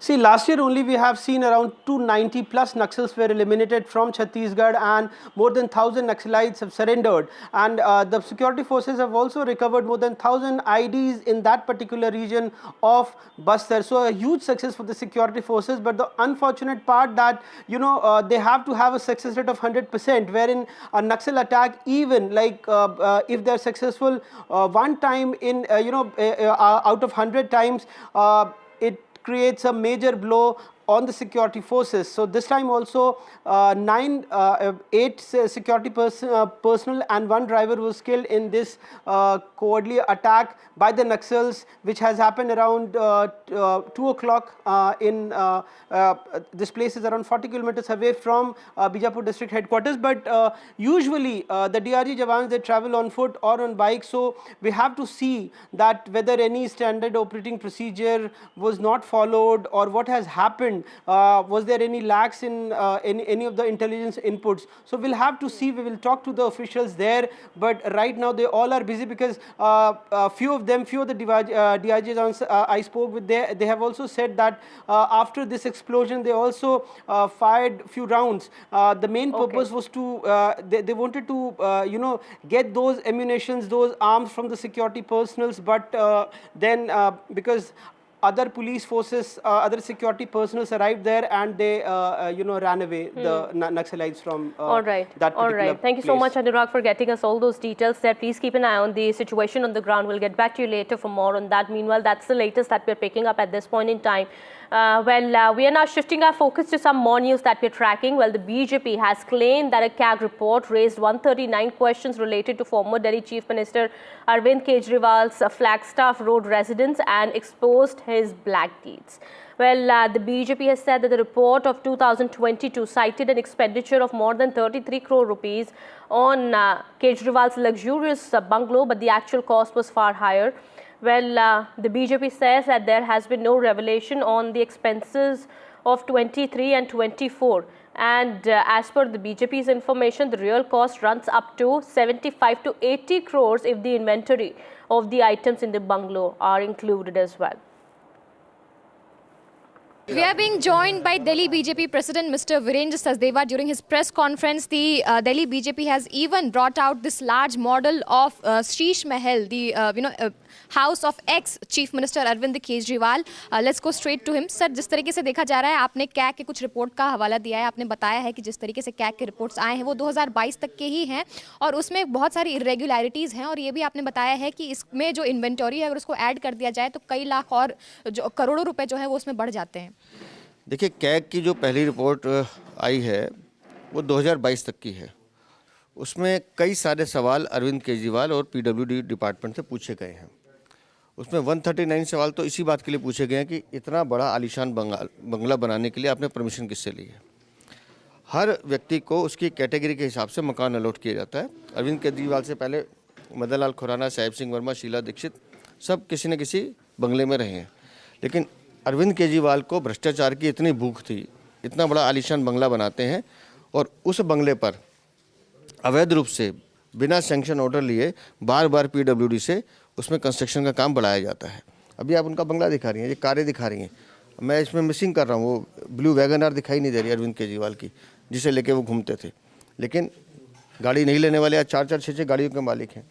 इस बंगले को बनाते समय जिस तरह से भ्रष्टाचार किया गया है, ये 2022 तक की सीएजी की रिपोर्ट बता रही है. BJP is constantly raising question on the corruption of the Aam Aadmi Party. They have in fact also said that the Aam Aadmi Party national convener Arvind Kejriwal has in fact taken the corruption money and has built a Sheesh Mahal out of it. Remember the bungalow that is situated in 6 Flagstaff Road, wherein the ex-Chief Minister Arvind Kejriwal was staying. Now the estimated money has been given around 33.66 crore, but that is the CAG report that states only the expenditure till 2022. Now a new inventory has come and all of those things are yet to be added. Now according to the BJP, the original cost of the Flagstaff bungalow is around 75 to 80 crores and that Arvind Kejriwal has looted the tax money of the general public in Delhi and has created a palace for himself with full grandeur and luxury dripping inside of the bungalow. Also, the CAG report raises objections on several issues regarding the classification of Chief Minister's residence category, its subsequent increase, the declaration of emergency requirement and alterations between temporary and permanent issues regarding the construction of staff block, servants quarter and other modifications have also been raised. Now also one accusation that has been levied by the BJP is that the PWD, that is supposed to be a government agency, was working like a private agency for Arvind Kejriwal. They were filing a lot of files, breaking all of the rules and law, and that is how it was a give and take relationship between the PWD and the Aam Aadmi Party. In return, the Aam Aadmi Party officials had turned a blind eye regarding all the corruption that was going inside of the PWD, and also they have said that a thorough investigation should be done of all the government accounts that have in fact given Arvind Kejriwal the permission to build the extravagant bungalow that is situated in 6 Flagstaff Road. In fact, the Delhi BJP president has also challenged Arvind Kejriwal and has said that he should allow the general public of Delhi to view the bungalow. He has said that 15 days should be given to the public so that they could enter the Sheesh Mahal. They themselves firsthand should experience the grandeur that has been filled inside of the bungalow, and then only the public should decide if to vote Arvind Kejriwal to power or not. All right, now some more information coming in. Delhi Chief Minister Atishi has written to the Chief Election Commissioner seeking time to meet on Aam Aadmi Party's voter deletion charge. Atishi in her letter has said that the voter list in New Delhi is being manipulated, it is being tampered, and there is a conspiracy to cut Aam Aadmi Party's votes. Well, remember earlier even the Chief Minister had accused the centre of conspiring to remove Aam Aadmi Party supporters from electoral rolls, fearing a loss in the Delhi Assembly polls. The BJP had countered these allegations, saying the Aam Aadmi Party feared an impending defeat. And the Chief Minister had alleged that some DMs have also given the additional district magistrates and booth level officers a list of 20,000 voters for removal. Listening. जब summary revision हो रहा था, जब election commission के booth level के अफसर गली गली मोहल्ले मोहल्ले जा रहे थे, तब ये लोग क्यों नहीं वहां से शिफ्ट हुए दिखे? तो ये साफ है कि गलत तरीके से वोट काटने की साजिश हो रही है। 10% वोट को जोड़ना, 5.5% वोट को काटना, इतने में पूरे इलेक्शन में हेर फेर करने की साजिश। Well, Sunil Prabhu, my colleague, also joins us on the broadcast here. Sunil, it's a big charge by the Aam Aadmi Party, and the Delhi Chief Minister has written to the Chief Election Commissioner. He even sought time to meet. What's the development on that front? Well, the electoral rolls have now been published. The stage is set for calling Delhi elections.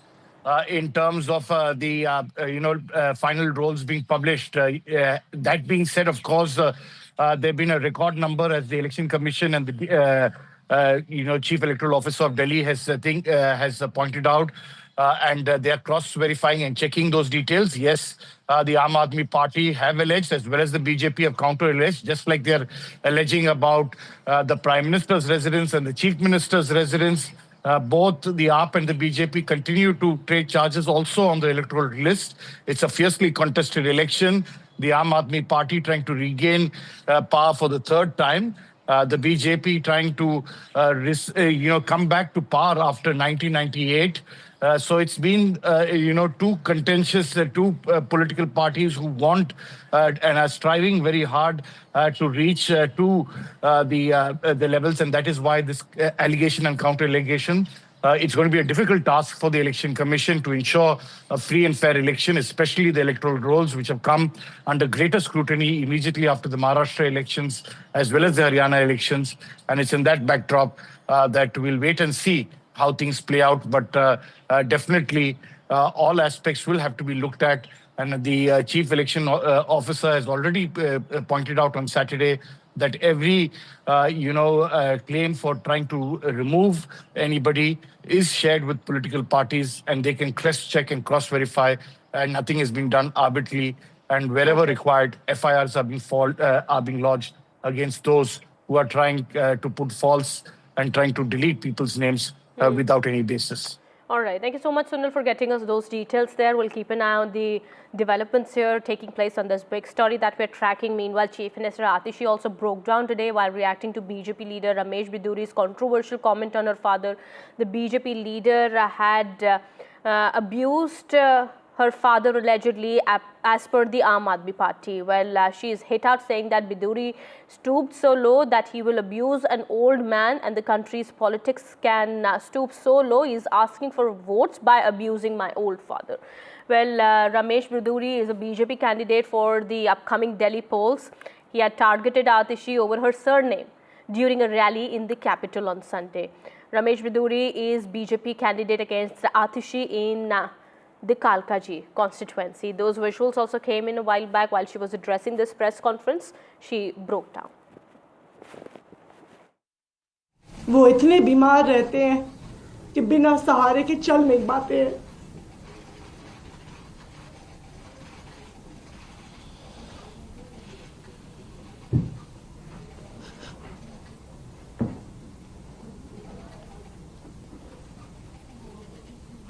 आप चुनाव के लिए इतनी घटिया हरकत करेंगे? कैसे बुजुर्ग व्यक्ति को गालियां देने पे उतर आएंगे?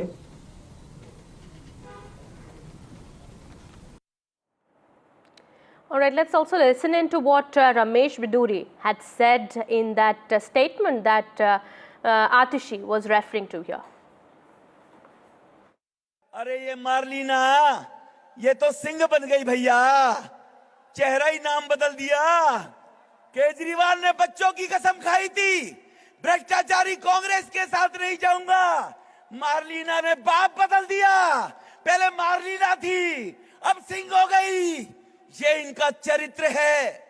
Ramesh Pidhuri, a BJP candidate, has in fact, in a public rally has said that Atishi Marlena, the Chief Minister of Delhi, also a candidate from Kalkaji seat, his very opponent, has in fact changed her father and has also, switched the surnames. First she was Marlena and now she has become Singh. Regarding all of this, Atishi has in fact, in a press conference, she has addressed to his remarks. She broke down while addressing the press conference and has said that her father is in fact quite old. He has been a teacher throughout his life. He has taught children from the poor and very poor families also. And at this age, after listening to this, his emotions will be very hurt. The Aam Aadmi Party Chief Minister and leader, also she is representing the Kalkaji seat. Now Ramesh Pidhuri is also a BJP candidate from the same seat. During a public rally, he also said that Arvind Kejriwal swore, in fact falsely swore on her children's name, but now he is also walking on the corrupt path, the same path on which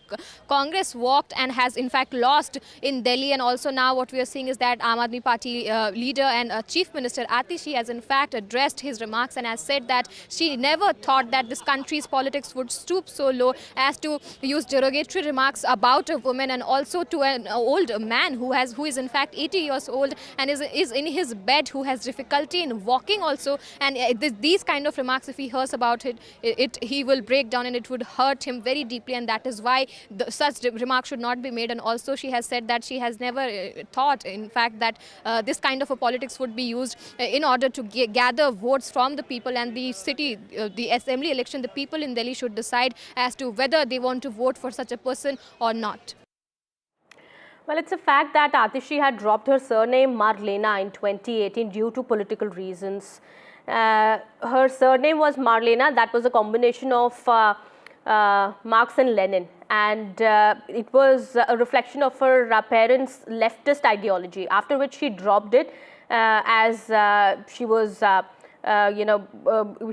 she was already in politics, and in order to avoid any political misunderstanding also she took that step. But yes, the BJP leader has now gone a step ahead and made that controversial statement. That of course has become a big flashpoint between the Aam Aadmi Party and the BJP now. Well, now following Aam Aadmi Party's Mahila Samman Yojana, the Congress has launched its own Pyari Didi Yojana to attract the women voters of Delhi. Well, Karnataka Deputy Chief Minister D.K. Shivkumar was in Delhi to launch this scheme. He said that he is confident that Congress will form the government in Delhi as well. And when that happens, they will provide for 2,500 rupees to the women of Delhi. I have come here to launch this Pyari Didi Hogi Yojana. This is, we are going to give, I am confident that Congress government will come in Delhi. We are going to implement on the first day of the cabinet, 2,500 rupees will be implemented. And I think as soon as the political process starts, whatever the decision has been taken in Karnataka on the same model, 2,500 rupees, this Pyari Didi Yojana will be implemented. All right, we'll keep an eye on the developments here. It's time for a quick break. Yeah, more continues on the other side.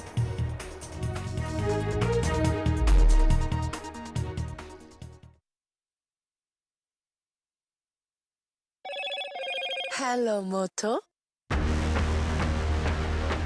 Motorola Edge 50 Pro, world's first AI-powered pro-grade camera.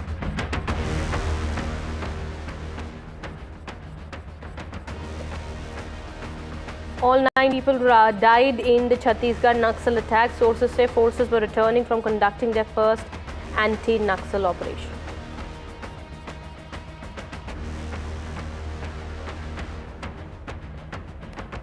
Aam Aadmi Party versus BJP in the national capital ahead of polls. Aam Aadmi Party says voter lists are being manipulated. The BJP doubles down on Sheesh Mahal attack.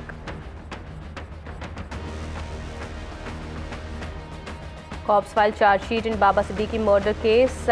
4,500 page charge sheet has been filed.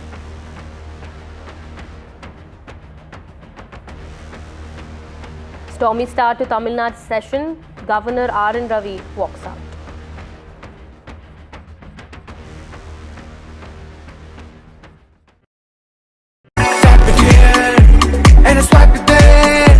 पाऊं rewards मैं everywhere कहीं से भी करूं collect spend करूं direct Download any single ID partner app, link your card and earn reward with top brand. get it free with single ID.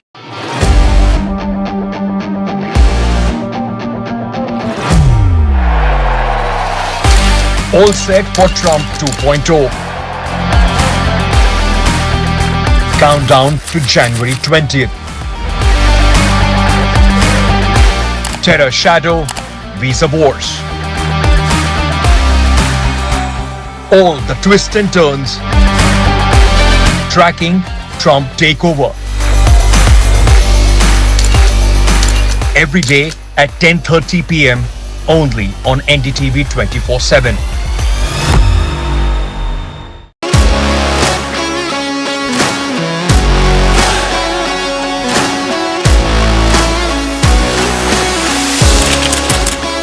We are able to maintain the democratic fabric and the democratic system. I want to do something that can make a difference. लगातार जनता की आवाज को सरकार तक पहुंचाने का काम मैं करता हूं।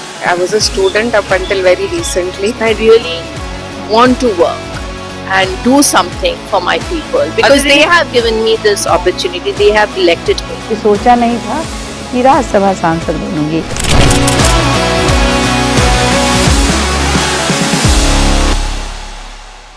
I've been reporting on all issues big and small from Andhra Pradesh, Telangana, rest of South India, bringing you all the action, all that you need to know, all that you want to know. The energy of Maximum City is infectious. I bring in that energy in our news coverage from financial capital Mumbai. Covering from the southernmost part of India over the last 23 years, I bring in-depth and 360-degree coverage from the Dravidian heartland. The land of Mishti is also known for its bitter politics. I have seen much water flow under the Howrah Bridge, covering Bengal in all its vivid colors.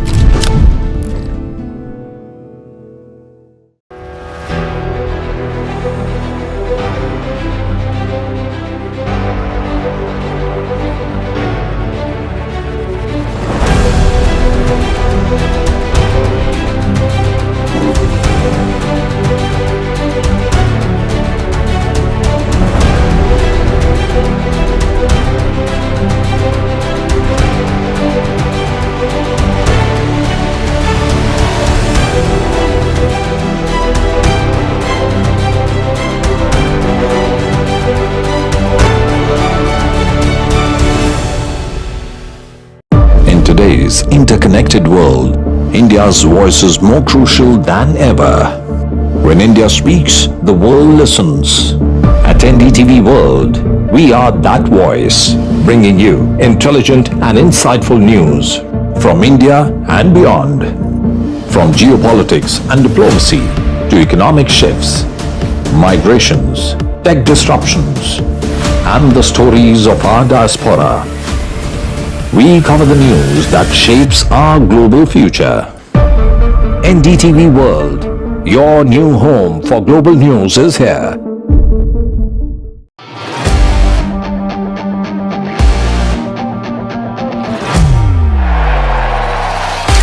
All set for Trump 2.0.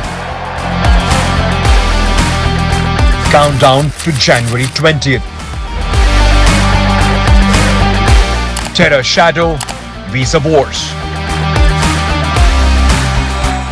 All the twists and turns. Tracking Trump takeover. Every day at 10:30 p.m. only on NDTV 24/7.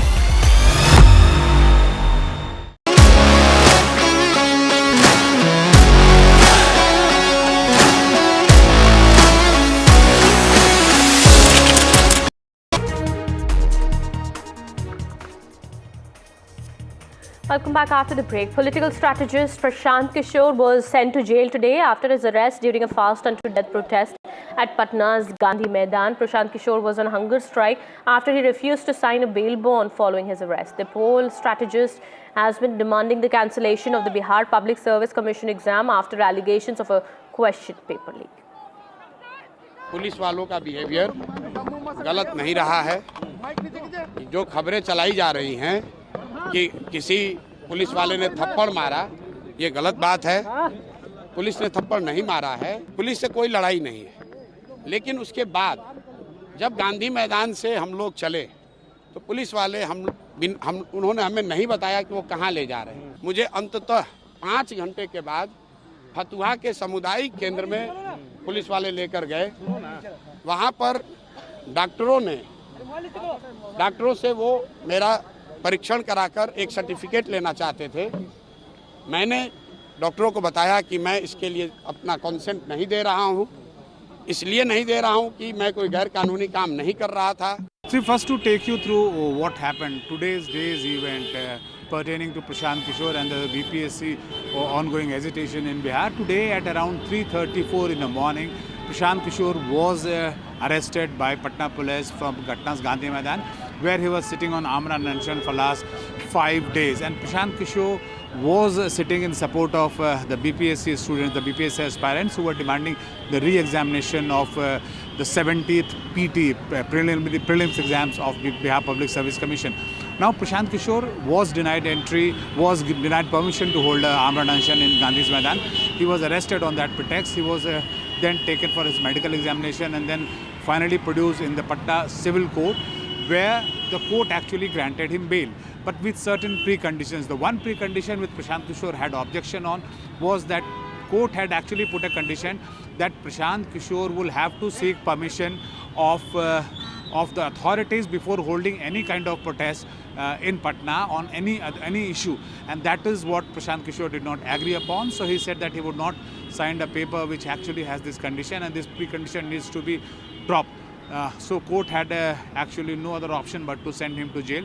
As of now, Prashant Kishor has been sent to judicial custody, sent to Patna's Beur jail. The tenure of the judicial custody has not been pronounced by the court as of now, but we are learning that it would probably be around 14 days of judicial custody. That is what Prashant Kishor would be spending his time inside Beur jail. As far as role in entire agitation is concerned, see, this was the students' agitation initially, and the opposition parties, right from Tejasvi Yadav to Pappu Yadav to Prashant Kishor, they all jumped into fray. But Prashant Kishor was one guy who actually took a lead. He not only supported the students agitating on this issue, but also sat on Amra Nanshan and kind of became a face of this ongoing agitation which is happening in Bihar and which is actually rocking the Bihar for last 20 days. In the Baba Siddiqui murder case, the Mumbai Crime Branch filed a charge sheet in the Makoka court today. The charge sheet of over 4,500 pages was filed and has names of 26 accused and 3 absconding accused.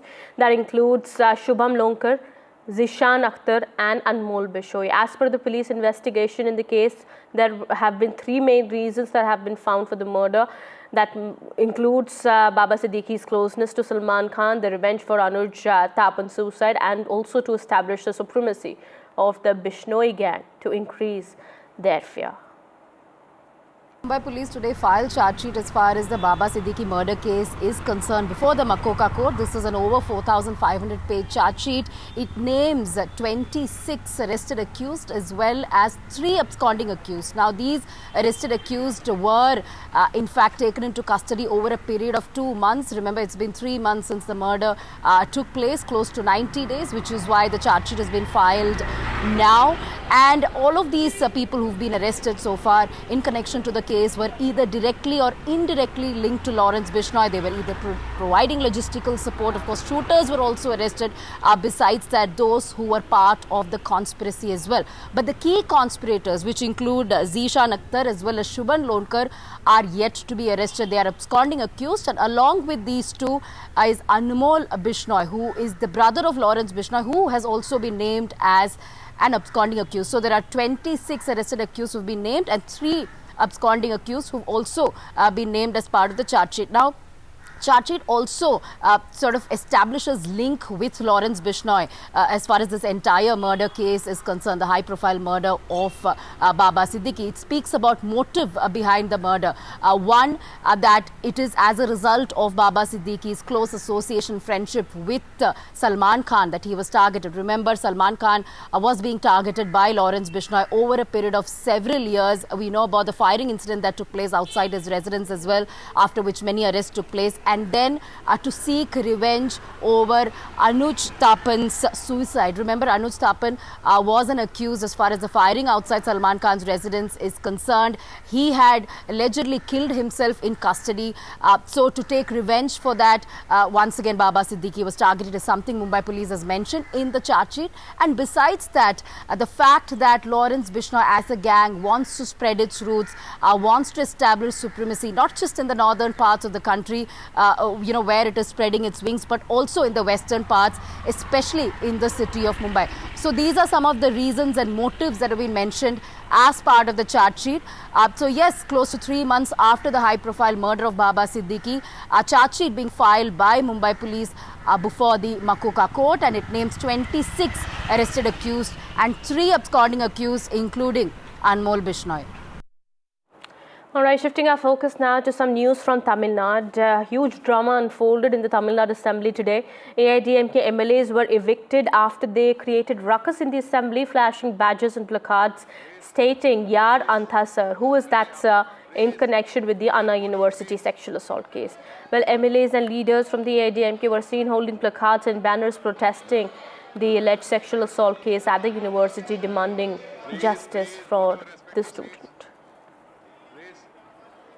Sir, everybody knows the same demand. Who is that sir? This is our Honorable LOP stand for quite a long time. You know, in Anna University, what happened, you know very well. There is a lot of contradictory statement by the Honorable Higher Education Minister and Honorable Law Minister and City Commissioner. A lot of contradictory interviews and statement by the government. So we have a strong doubt, because the involved person is the DMK office bearer. So government is supporting that, and government, we want the transparent inquiry that in High Court, based on the AIDMK advocate office bearer, Mrs. Varalakshmi has gone to the government, filed the petition. Based on that petition, only Honorable High Court has given a SIT. So the SIT is on, but still there is no answer for who is that sir. Even as the opposition, AIADMK, is turning the heat on the ruling DMK over the alleged sexual assault of a woman student on the Anna University campus in Chennai by holding placards and raising slogans on the floor of the house, the ruling DMK says law is taking its course. Number one, they deny that the accused perpetrator, alleged perpetrator, is a DMK functionary. They say a court-appointed SIT, Special Investigation Team, by 3 women officers are on the job and they are investigating, and they have nothing to hide, nor are they trying to cover up. Over the specific allegation of the AIADMK raking up or alleging that the perpetrator, the alleged perpetrator, was talking to someone, calling the other person as sir when the survivor was with him. They say that's completely speculation, and that they cannot respond to that. Whatever had happened, they say, would come after the investigation. And they deny this is an indication of declining law and order. And they point out that the police had, in the first place, within 5 hours after the survivor had given a police complaint, had nabbed the alleged perpetrator, put him behind bars, invoking sections of sexual assault. And they point out in the past, during the earlier AIADMK regime, when the infamous allegations of sexual scandal in Pollachi came up, they say the survivors were so scared even to give a written complaint to the police. That's a huge difference. They say that now survivors are coming forward to file police complaints, and they say this is not a reflection of declining law and order.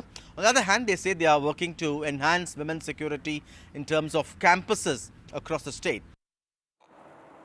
Well, Governor R.N. Ravi was also seen walking out of the assembly without making the customary address, and opposition parties staging protests inside the assembly. As per the statement from the Raj Bhavan, after the governor had arrived at the assembly, only the state anthem was performed instead of the national anthem, which is traditionally played on such occasions. Chief Minister M.K. Stalin has called the governor's walkout as childish. And the DMK says that the governor was only trying to rake a controversy. The national anthem is always played at the end of the assembly.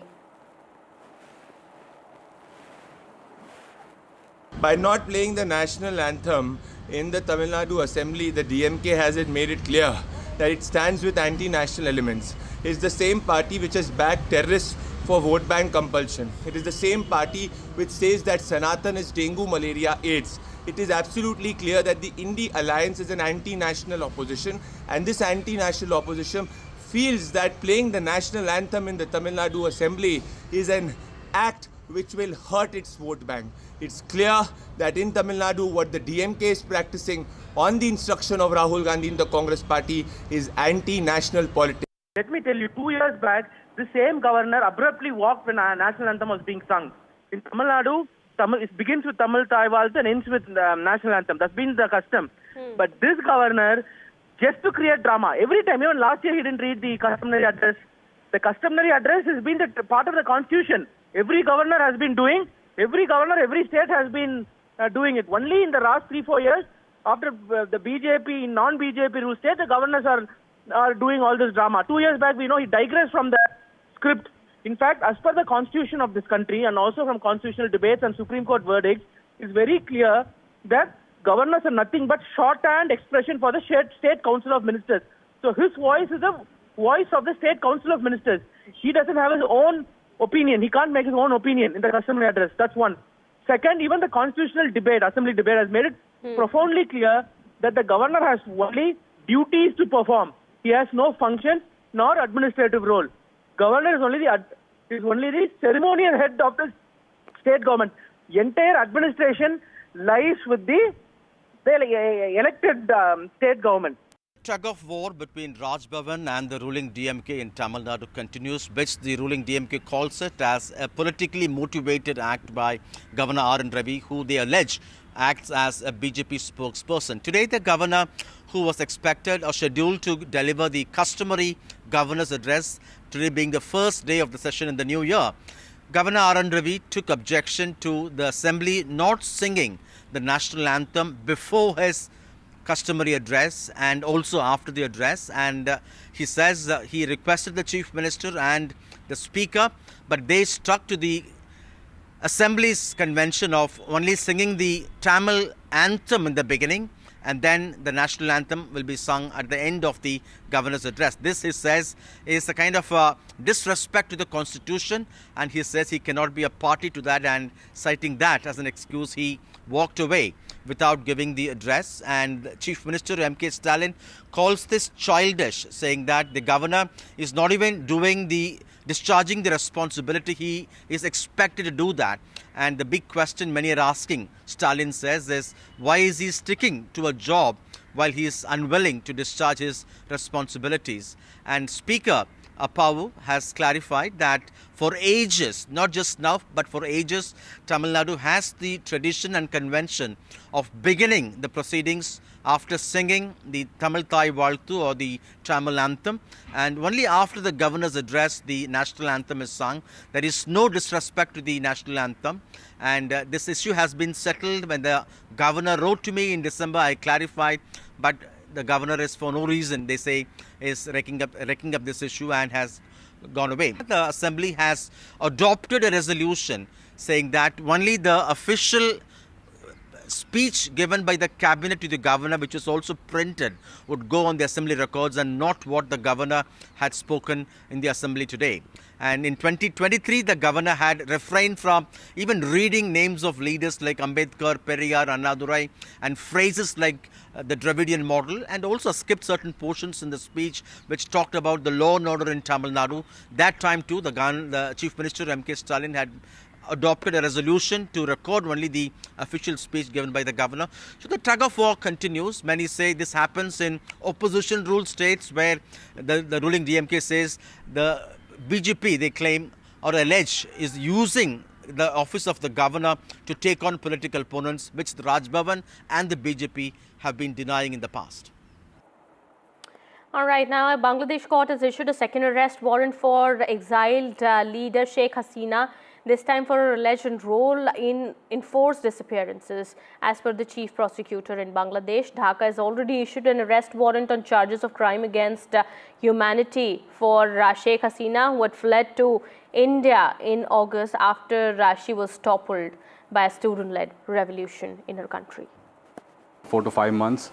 And as far as the case is concerned, it seems pretty watertight because it's been about 15 to 16 years ever since the reports of disappearances came up. And as far as the reports are concerned, in the last 14 to 15 years, almost 700 people have been, reportedly disappeared by the Hasina government. There were also many cases of extrajudicial killings. Some 900 people have reportedly been killed due to extrajudicial killings. When Hasina was in power, she ruled with an iron fist for a while, and she actually started off in a pretty mellow manner, and then she sort of metamorphosed into a very iron-fisted ruler that resulted in these disappearances and these reported extrajudicial killings. So as far as the case itself is concerned, this is the second arrest warrant against Hasina. The first one was for crimes against humanity, and this one is, as you mentioned, for enforced disappearances, which number above 500 as far as this thing is concerned. So all of that will come into play. Whether or not Hasina will be produced before a court, that is the biggest question that will be answered by both the parties involved, and as the chances of that happening seems pretty dim at the moment. We'll keep an eye on the developments here. Meanwhile, 2 cases of HMPV were reported in Bengaluru, a 3-month-old baby who has been discharged now, and also an 8-month-old who's recovering at a hospital in the Karnataka capital. This marks the first reported cases of HMPV in India. The infected infants and their families have no recent travel history, and that rules out their exposure from other regions or countries.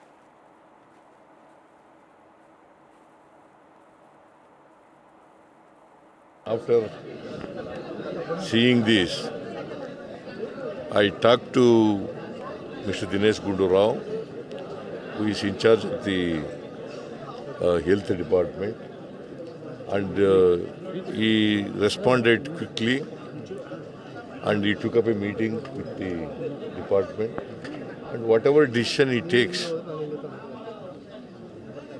the government will implement it, and the government will take all precautionary measures. This is not a new phenomena. When was the first outbreak of this particular virus? Actually, this virus is not new, relatively new, that it was discovered in 2001.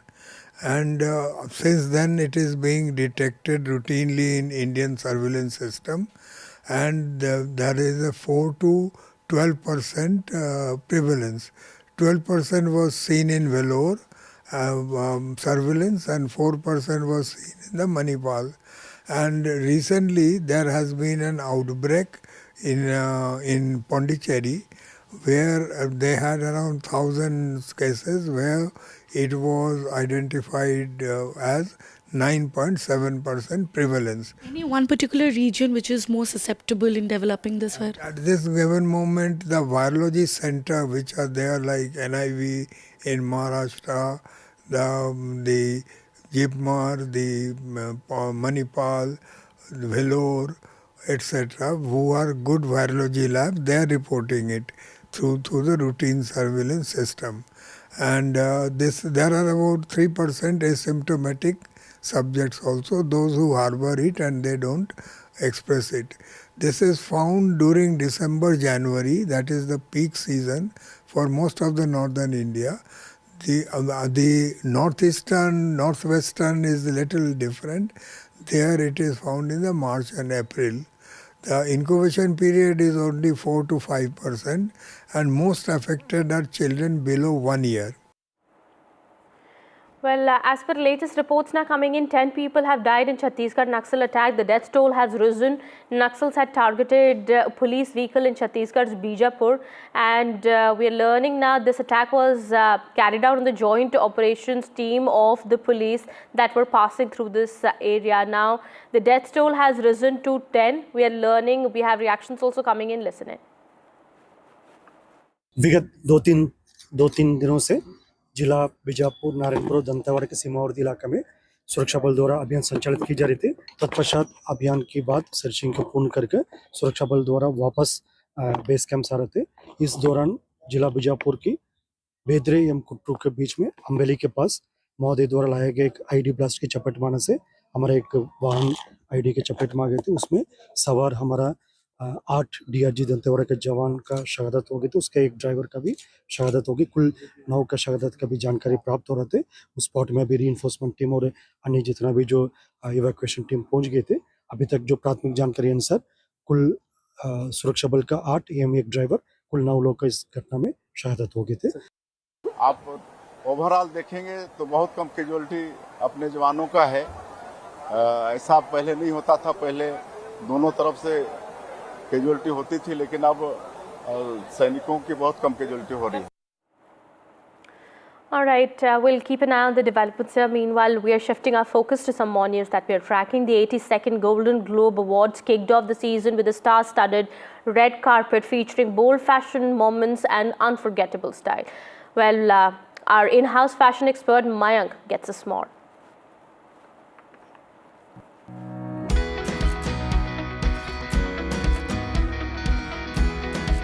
In the words of Moira Rose, what's your favorite season? The answer is awards. And we have started this year's award season with the 82nd Golden Globe Awards, Hollywood Foreign Press Association honoring the best of film and television from around the world.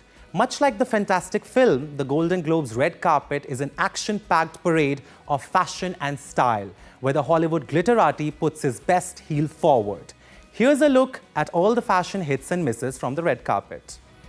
Best Actress nominee Zendaya makes a colorful splash in a burnt orange Louis Vuitton gown, exuding old Hollywood glamour with a modern twist. Season's baby girl Nicole Kidman opted for a sensual backless draped metallic silver Balenciaga piece with a high ponytail, natural makeup and drop diamond earrings dazzling the red carpet.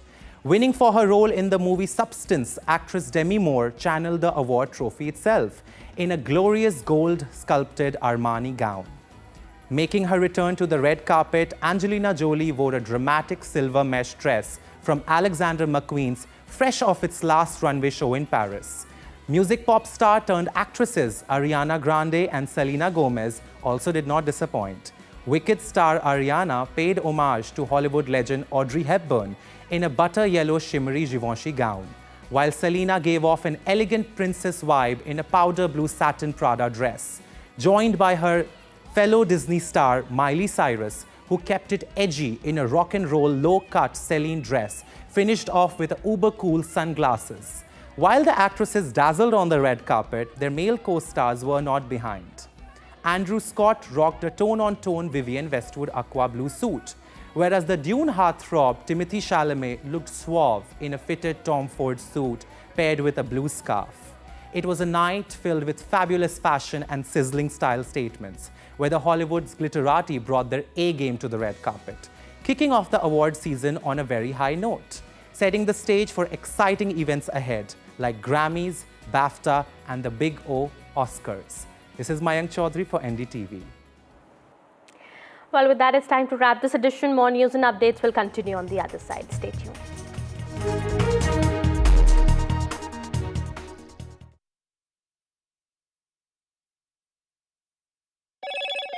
Hello, Moto. Motorola Edge 50 Pro, world's first AI-powered pro-grade camera.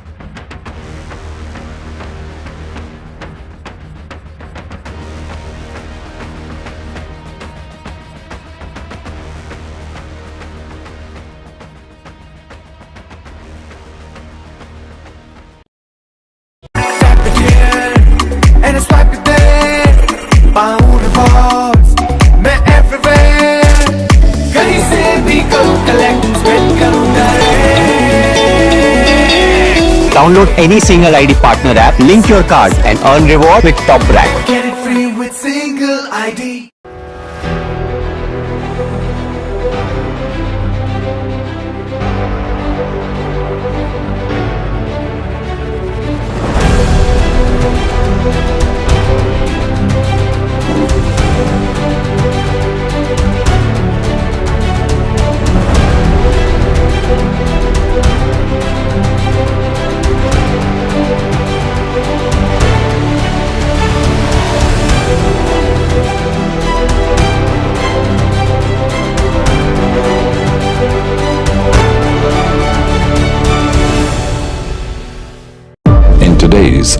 interconnected world, India's voice is more crucial than ever. When India speaks, the world listens. At NDTV World, we are that voice, bringing you intelligent and insightful news from India and beyond. From geopolitics and diplomacy to economic shifts, migrations, tech disruptions, and the stories of our diaspora. We cover the news that shapes our global future. NDTV World, your new home for global news is here.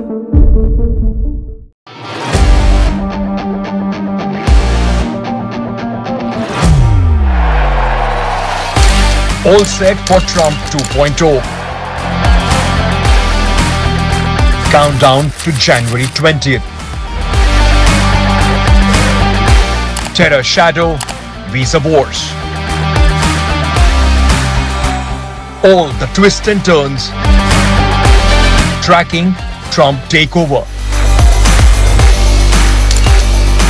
Every day at 10:30 p.m. only on NDTV 24/7.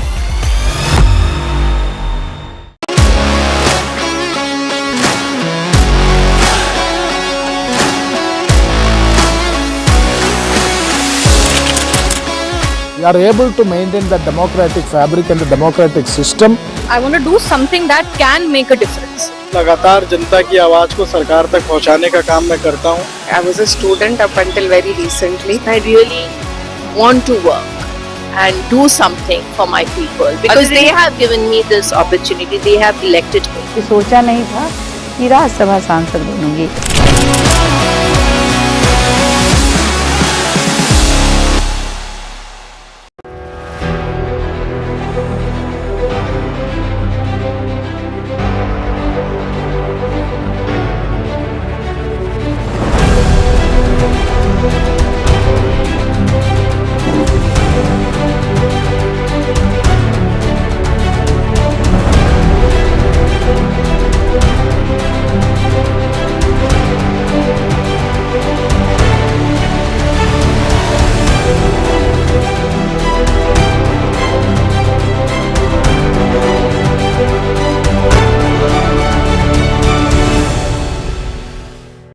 In today's interconnected world, India's voice is more crucial than ever. When India speaks, the world listens. At NDTV World, we are that voice, bringing you intelligent and insightful news from India and beyond. From geopolitics and diplomacy to economic shifts, migrations, tech disruptions, and the stories of our diaspora. We cover the news that shapes our global future. NDTV World, your new home for global news is here.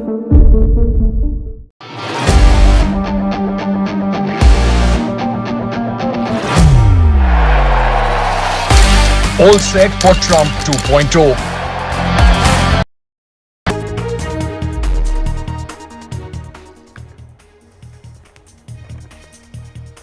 Hello and welcome to NDTV. I am Ankit Tyagi. Let's quickly take you to the top stories we are tracking at 6 p.m. 9 killed after police vehicle blown up by naxals in Bijapur using an IED. Sources say the forces were returning from conducting their first anti-naxal operation of the year.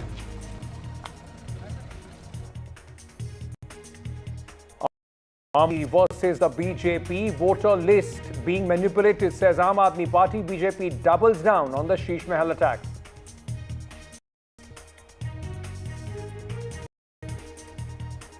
Stormy beginning to the Tamil Nadu Assembly session. Governor walks out once again. MK Stalin says governors walk out childish. Governor violating convention. 3 HMPV cases in India so far. 2 infants in Bengaluru, 1 in Ahmedabad. Karnataka Health Minister says no need to panic.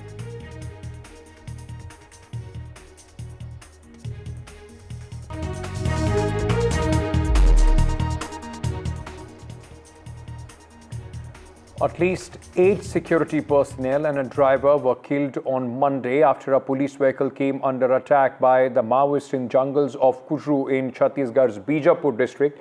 Now the result is 8 jawans and 1 driver have been killed. A massive IED explosion today took place in which this vehicle, on which these jawans were in fact traveling, that came into contact with this IED. The blast was so big that all the 8 jawans and the driver died in this attack, and the vehicle was absolutely demolished. The police vehicle was attacked in Bijapur, and this was an attack on the joint operation team of the police in Chhattisgarh. The DRG jawans, in fact, were the ones, those who were traveling in this, and they were coming back from an anti-naxal operation after when they came under this attack by the Naxals. विगत दो तीन दिनों से जिला बीजापुर नारायणपुर दंतेवाड़ा के सीमावर्ती इलाका में सुरक्षा बल द्वारा अभियान संचालित की जा रही थी। तत्पश्चात अभियान के बाद सर्चिंग को पूर्ण करके सुरक्षा बल द्वारा वापस बेस कैंप आ रहे थे। इस दौरान जिला बीजापुर की बेदरे एवं कुट्रू के बीच में अम्बेली के पास महोदय द्वारा लाए गए एक आईडी ब्लास्ट की चपेट में आने से हमारा एक वाहन आईडी के चपेट में आ गए थे। उसमें सवार हमारा 8 डीआरजी दंतेवाड़ा के जवान का शहादत हो गई थी, उसके एक ड्राइवर का भी शहादत होगी। कुल 9 का शहादत का भी जानकारी प्राप्त हो रहे थे। उस स्पॉट में अभी रीइंफोर्समेंट टीम और अन्य जितना भी जो इवैक्यूएशन टीम पहुंच गए थे। अभी तक जो प्राथमिक जानकारी अनुसार कुल सुरक्षा बल का 8 एवं एक ड्राइवर, कुल 9 लोग का इस घटना में शहादत हो गए थे। आप ओवरऑल देखेंगे तो बहुत कम कैजुअलिटी अपने जवानों का है। ऐसा पहले नहीं होता था, पहले दोनों तरफ से कैजुअलिटी होती थी, लेकिन अब सैनिकों की बहुत कम कैजुअलिटी हो रही है। करीब करीब जो अभी तक की जानकारी आ रही है कि हमारे 10 जवान शहीद हुए हैं, वो निश्चित रूप से इस पूरे घटना में हम अपनी दुख व्यक्त करते हैं। उनके परिवार को इस तकलीफ को सहने की इच्छा शक्ति दे भगवान। और नक्सलवाद के खिलाफ जो गंभीर कदम सरकार उठा रही है, छत्तीसगढ़ सरकार, गृह मंत्री विजय जी और केंद्रीय गृह मंत्री अमित शाह जी और दोनों सरकारें, तो इस कदम को और आगे बढ़ाएंगे। इससे इस घटना कायरतापूर्ण घटना से सरकार डरने वाली या झुकने वाली नहीं है। कठोरता से इनके खिलाफ कार्रवाई जारी रहेगी। Let me go across to my colleague Anurag Dwari, who is joining me with more details as far as this story is concerned. Anurag, just for the benefit of our viewers, first of all, give us an update of what is happening as far as this incident is concerned. And just to understand the topography, these are very, very dense jungles and difficult conditions that our security forces are involved in.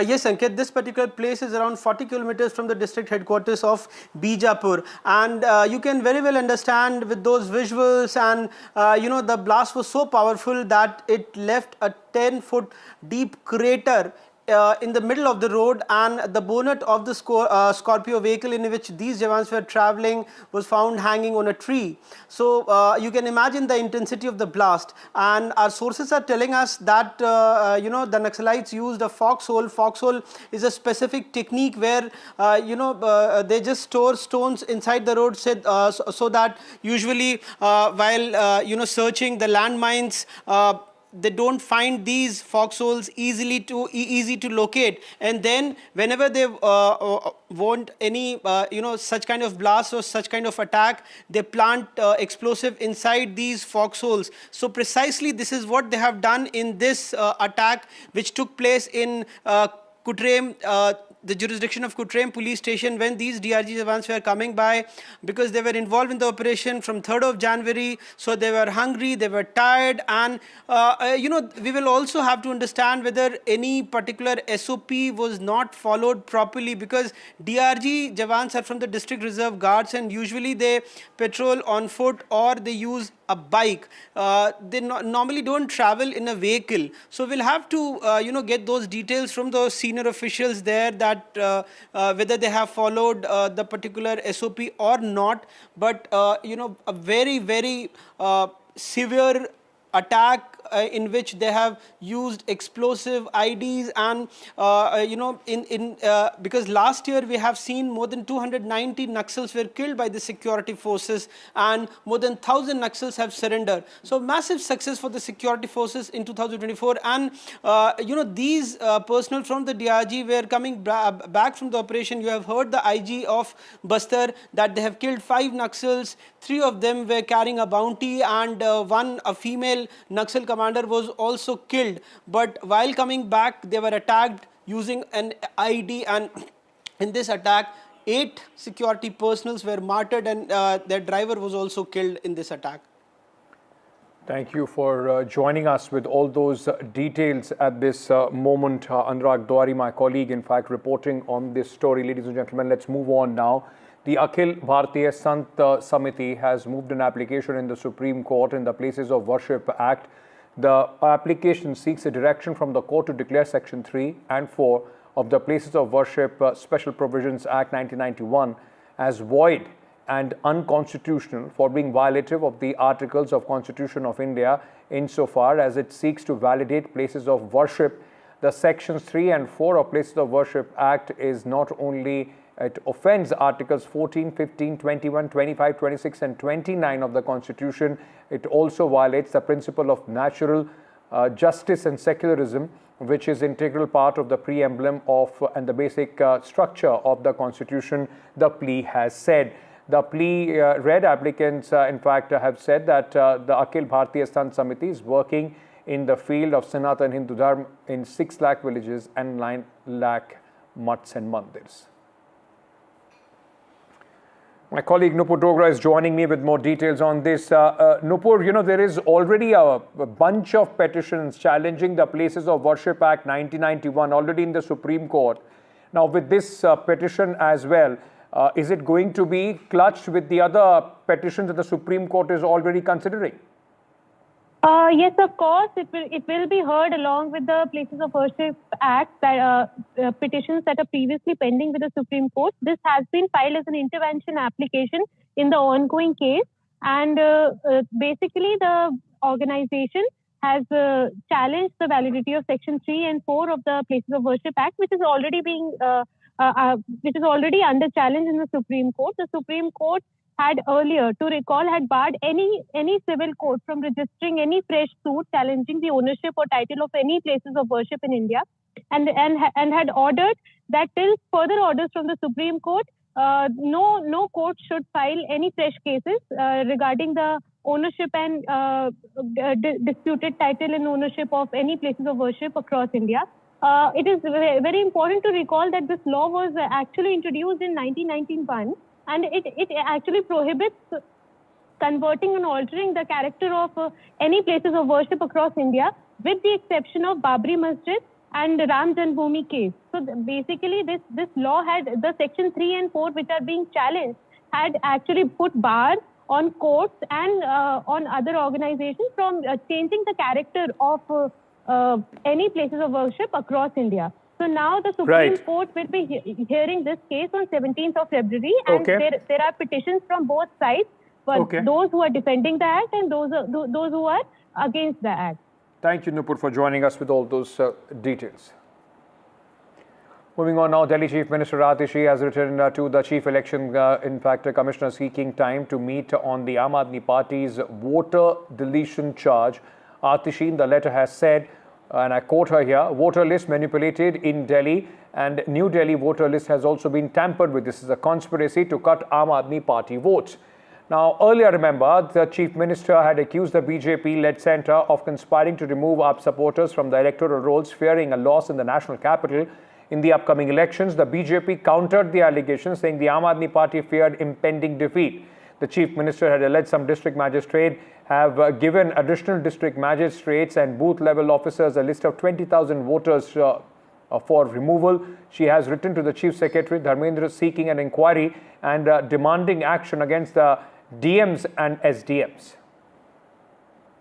जब summary revision हो रहा था, जब election commission के booth level के अफसर गली-गली मोहल्ले जा रहे थे, तब ये लोग क्यों नहीं वहां से शिफ्ट हुए दिखे? तो ये साफ है कि गलत तरीके से वोट काटने की साजिश हो रही है। 10% वोट को जोड़ना, 5.5% वोट को काटना, इतने में पूरे इलेक्शन में हेर फेर करने की साजिश। Well, the electoral rolls have now been published. The stage is set for calling Delhi elections. In terms of the final rolls being published. That being said, of course, there have been a record number as the Election Commission and the Chief Electoral Officer of Delhi has pointed out, and they are cross-verifying and checking those details. Yes, the Aam Aadmi Party have alleged, as well as the BJP have counter-alleged, just like they are alleging about the Prime Minister's residence and the Chief Minister's residence. Both the AAP and the BJP continue to trade charges also on the electoral list. It's a fiercely contested election. The Aam Aadmi Party trying to regain power for the third time. The BJP trying to come back to power after 1998. So it's been two contentious, two political parties who want and are striving very hard to reach to the levels, and that is why this allegation and counter allegation. It's going to be a difficult task for the Election Commission to ensure a free and fair election, especially the electoral rolls, which have come under greater scrutiny immediately after the Maharashtra elections, as well as the Haryana elections. And it's in that backdrop that we'll wait and see how things play out. But definitely, all aspects will have to be looked at. And the Chief Election Officer has already pointed out on Saturday that every claim for trying to remove anybody is shared with political parties, and they can cross-check and cross-verify, and nothing is being done arbitrarily. And wherever required, FIRs are being lodged against those who are trying to put false and trying to delete people's names without any basis.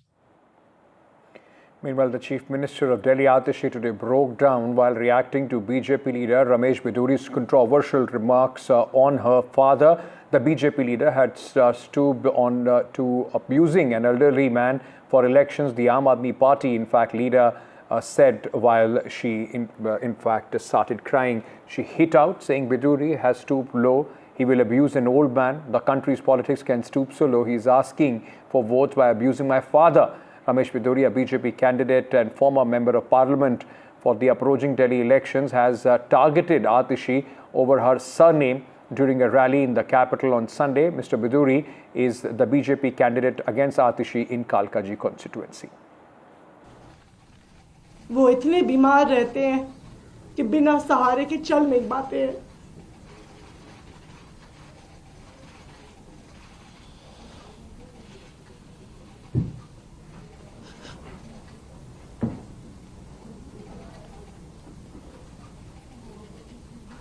आप चुनाव के लिए इतनी घटिया हरकत करेंगे? कैसे बुजुर्ग व्यक्ति को गालियां देने पे उतर आएंगे? अरे ये मारली ना, ये तो सिंह बन गई भैया, चेहरा ही नाम बदल दिया। केजरीवाल ने बच्चों की कसम खाई थी, भ्रष्टाचारी कांग्रेस के साथ नहीं जाऊंगा। मारलीना ने बाप बदल दिया, पहले मारलीना थी, अब सिंह हो गई। ये इनका चरित्र है। Right, so this was Ramesh Biduri's taunt, which got a lot of heat, and then of course Atishi has also reacted to it. Now the BJP on Monday claimed that a CAG report has raised 139 questions related to former Chief Minister Arvind Kejriwal's previous Flagstaff Road residence and exposed his black deeds. BJP's Delhi President Virendra Sachdeva said the report of 2022 cited an expenditure of 33.86 crore on Sheesh Mahal, but the actual cost was far higher. This report pertains to expenditure till 2022. There is no revelation on the expenses of 2023 and 24, and according to BJP's information, the real cost runs up to 75 to 80 crores if the inventory of the items in the bungalow are also included. We are being joined by Delhi BJP President Mr. Virendra Sachdeva. During his press conference, the Delhi BJP has even brought out this large model of Sheesh Mahal, the house of ex-Chief Minister Arvind Kejriwal. Let's go straight to him. Sir, जिस तरीके से देखा जा रहा है, आपने CAG के कुछ रिपोर्ट का हवाला दिया है, आपने बताया है कि जिस तरीके से कैग के रिपोर्ट्स आए हैं वो 2022 तक के ही हैं और उसमें बहुत सारी इरेगुलरिटीज़ हैं और ये भी आपने बताया है कि इसमें जो इन्वेंटरी है अगर उसको ऐड कर दिया जाए तो कई लाख और जो करोड़ों रुपए जो है वो उसमें बढ़ जाते हैं। देखिए, कैग की जो पहली रिपोर्ट आई है वो 2022 तक की है। उसमें कई सारे सवाल अरविंद केजरीवाल और पीडब्ल्यूडी डिपार्टमेंट से पूछे गए हैं। उसमें 139 सवाल तो इसी बात के लिए पूछे गए हैं कि इतना बड़ा आलीशान बंगला बनाने के लिए आपने परमिशन किससे ली है।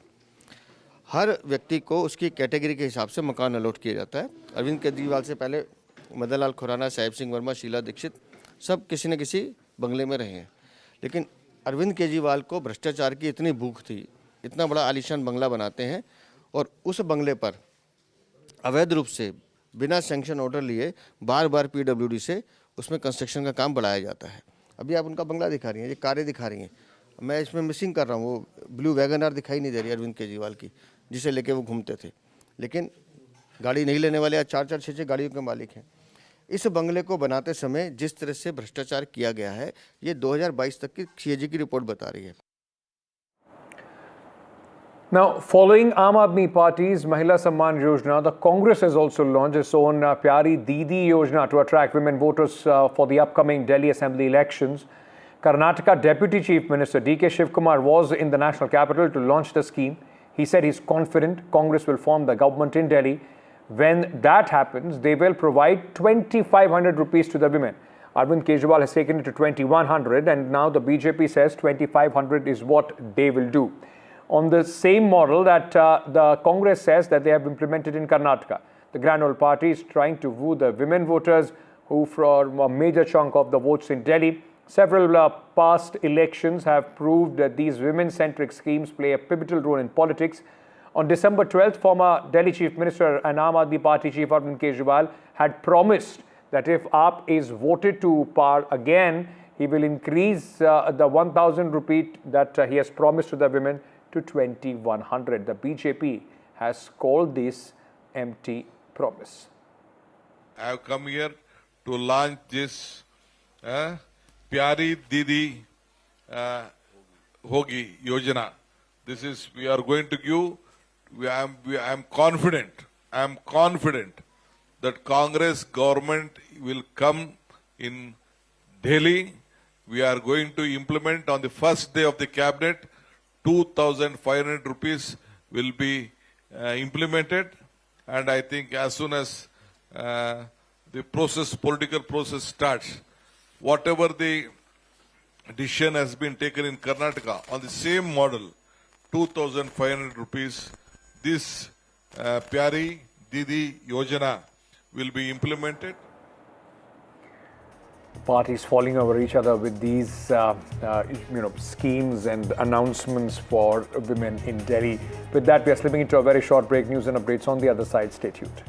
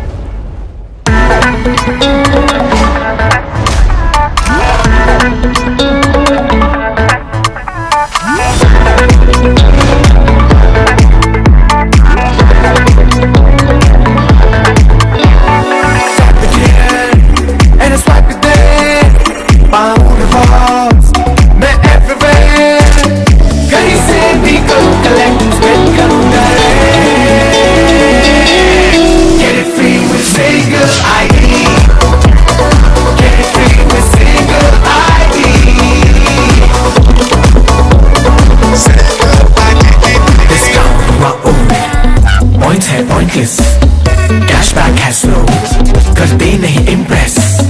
Life हुई easy कितना कुछ free only with single ID. ये भी free वो भी free कितना कुछ free only with single ID. Get it free with single ID.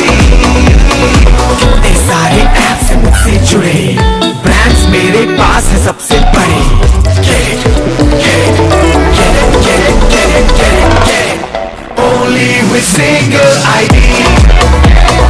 Get it free with single ID. Download any single ID partner app, link your card and earn rewards with top brand. Get it free with single ID.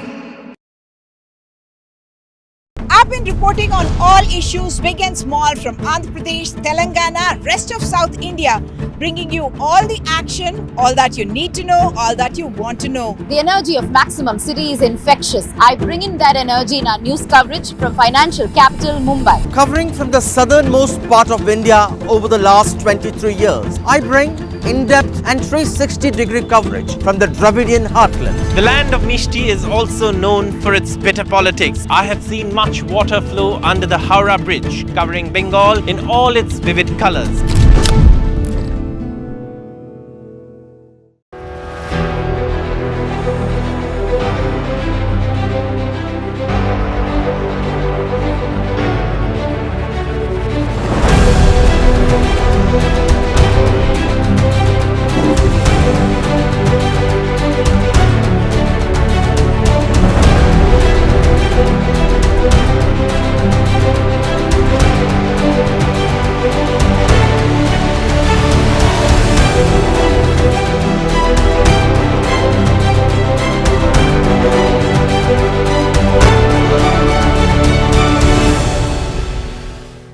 In today's interconnected world, India's voice is more crucial than ever.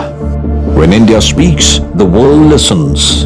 At NDTV World, we are that voice, bringing you intelligent and insightful news from India and beyond.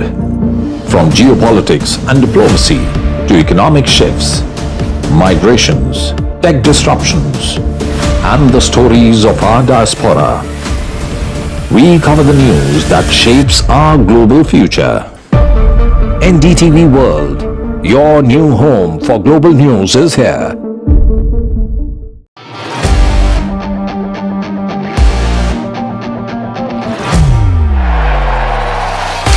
All set for Trump 2.0. Countdown to January 20th. Terror shadow, visa wars. All the twists and turns. Tracking Trump takeover. Every day at 10:30 p.m. only on NDTV 24/7.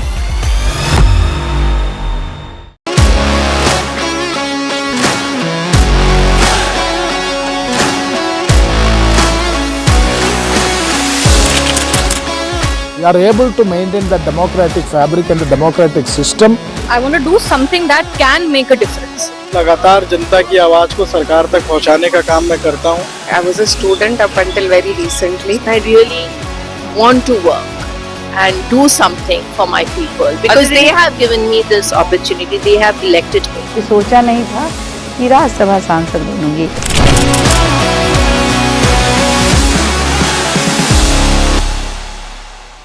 I've been reporting on all issues big and small from Andhra Pradesh, Telangana, rest of South India, bringing you all the action, all that you need to know, all that you want to know. The energy of maximum city is infectious. I bring in that energy in our news coverage from financial capital Mumbai. Covering from the southernmost part of India over the last 23 years, I bring in-depth and 360-degree coverage from the Dravidian heartland. The land of Mishti is also known for its bitter politics. I have seen much water flow under the Howrah Bridge, covering Bengal in all its vivid colors.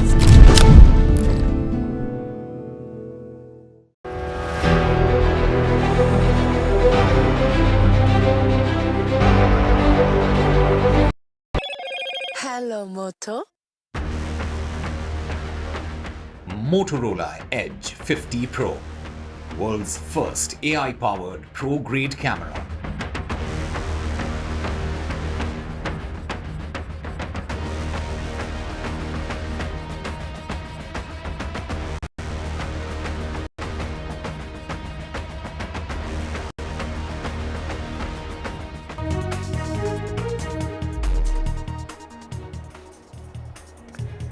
It was a very stormy beginning of the assembly session in Tamil Nadu today. AIDMK MLAs were evicted after they created ruckus in the assembly.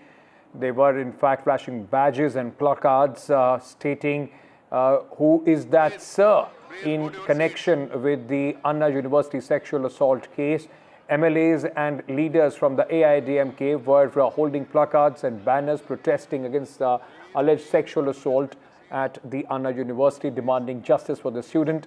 Now, meanwhile, Palnisamy and other AIDMK MLAs raised slogans and demanded an answer for their question from the DMK government. Meanwhile, the BJP leader staged a walkout on the same issue.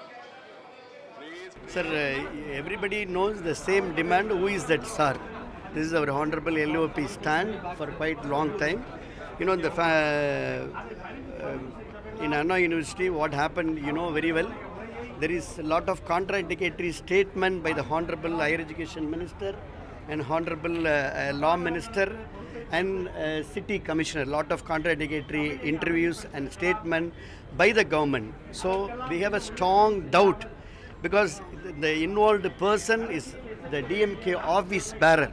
So government is supporting that, and government we want the transparent inquiry that in High Court based on the AIDMK advocate office bearer, Mrs. Varalakshmi has gone to the government, filed the petition. Based on that petition only, Honorable High Court has given a SIT. So the SIT is on, but still there is no answer for who is that sir. Meanwhile, the Tamil Nadu governor, in fact, Governor R.N. Ravi, walked out without making his customary address, and opposition parties staging protests inside the assembly, according to the statement from the office of Raj Bhavan. After the governor arrived at the assembly, only the state anthem was performed instead of the national anthem, which is traditionally played on such occasions. Chief Minister M.K. Stalin has called governor's walkout as childish.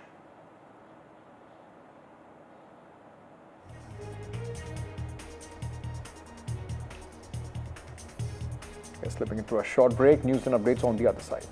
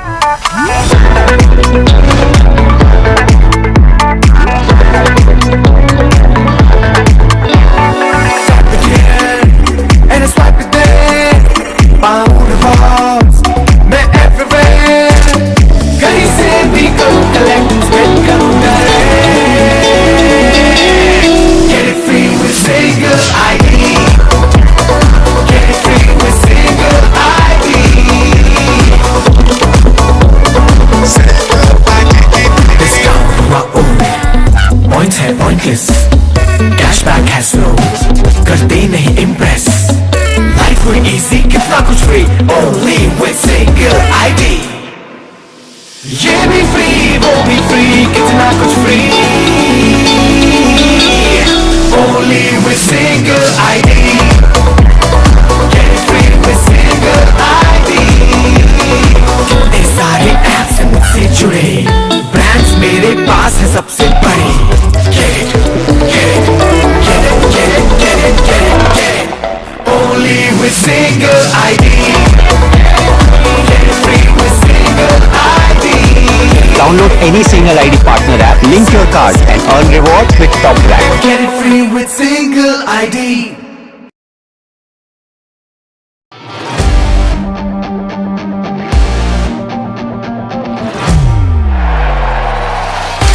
All set for Trump 2.0. Countdown to January 20th. Terror shadow, visa wars. All the twists and turns. Tracking Trump takeover. Every day at 10:30 p.m. only on NDTV 24/7.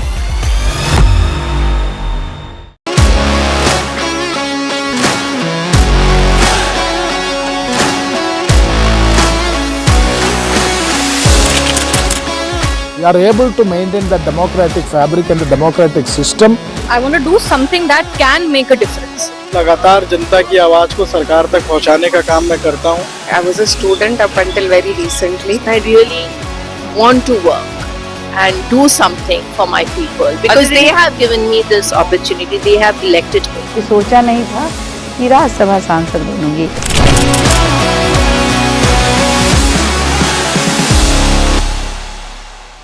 I've been reporting on all issues big and small from Andhra Pradesh, Telangana, rest of South India, bringing you all the action, all that you need to know, all that you want to know. The energy of maximum city is infectious. I bring in that energy in our news coverage from financial capital Mumbai. Covering from the southernmost part of India over the last 23 years, I bring in-depth and 360-degree coverage from the Dravidian heartland. The land of Mishti is also known for its bitter politics. I have seen much water flow under the Howrah Bridge, covering Bengal in all its vivid colors.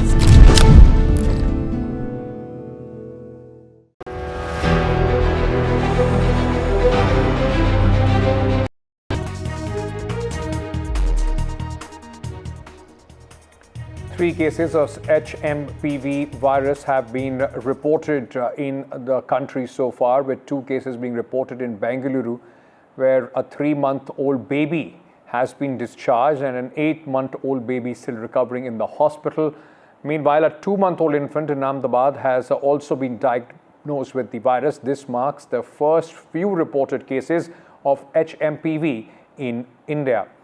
Now, there is a lot of buzz, a lot of talk around it. People are getting worried. Can this, in fact, go on to become the next COVID-type virus? So let's just try and dispel and you know, for your better understanding, try and put out facts before any kind of you know, there is public people get worried about it or there is panic.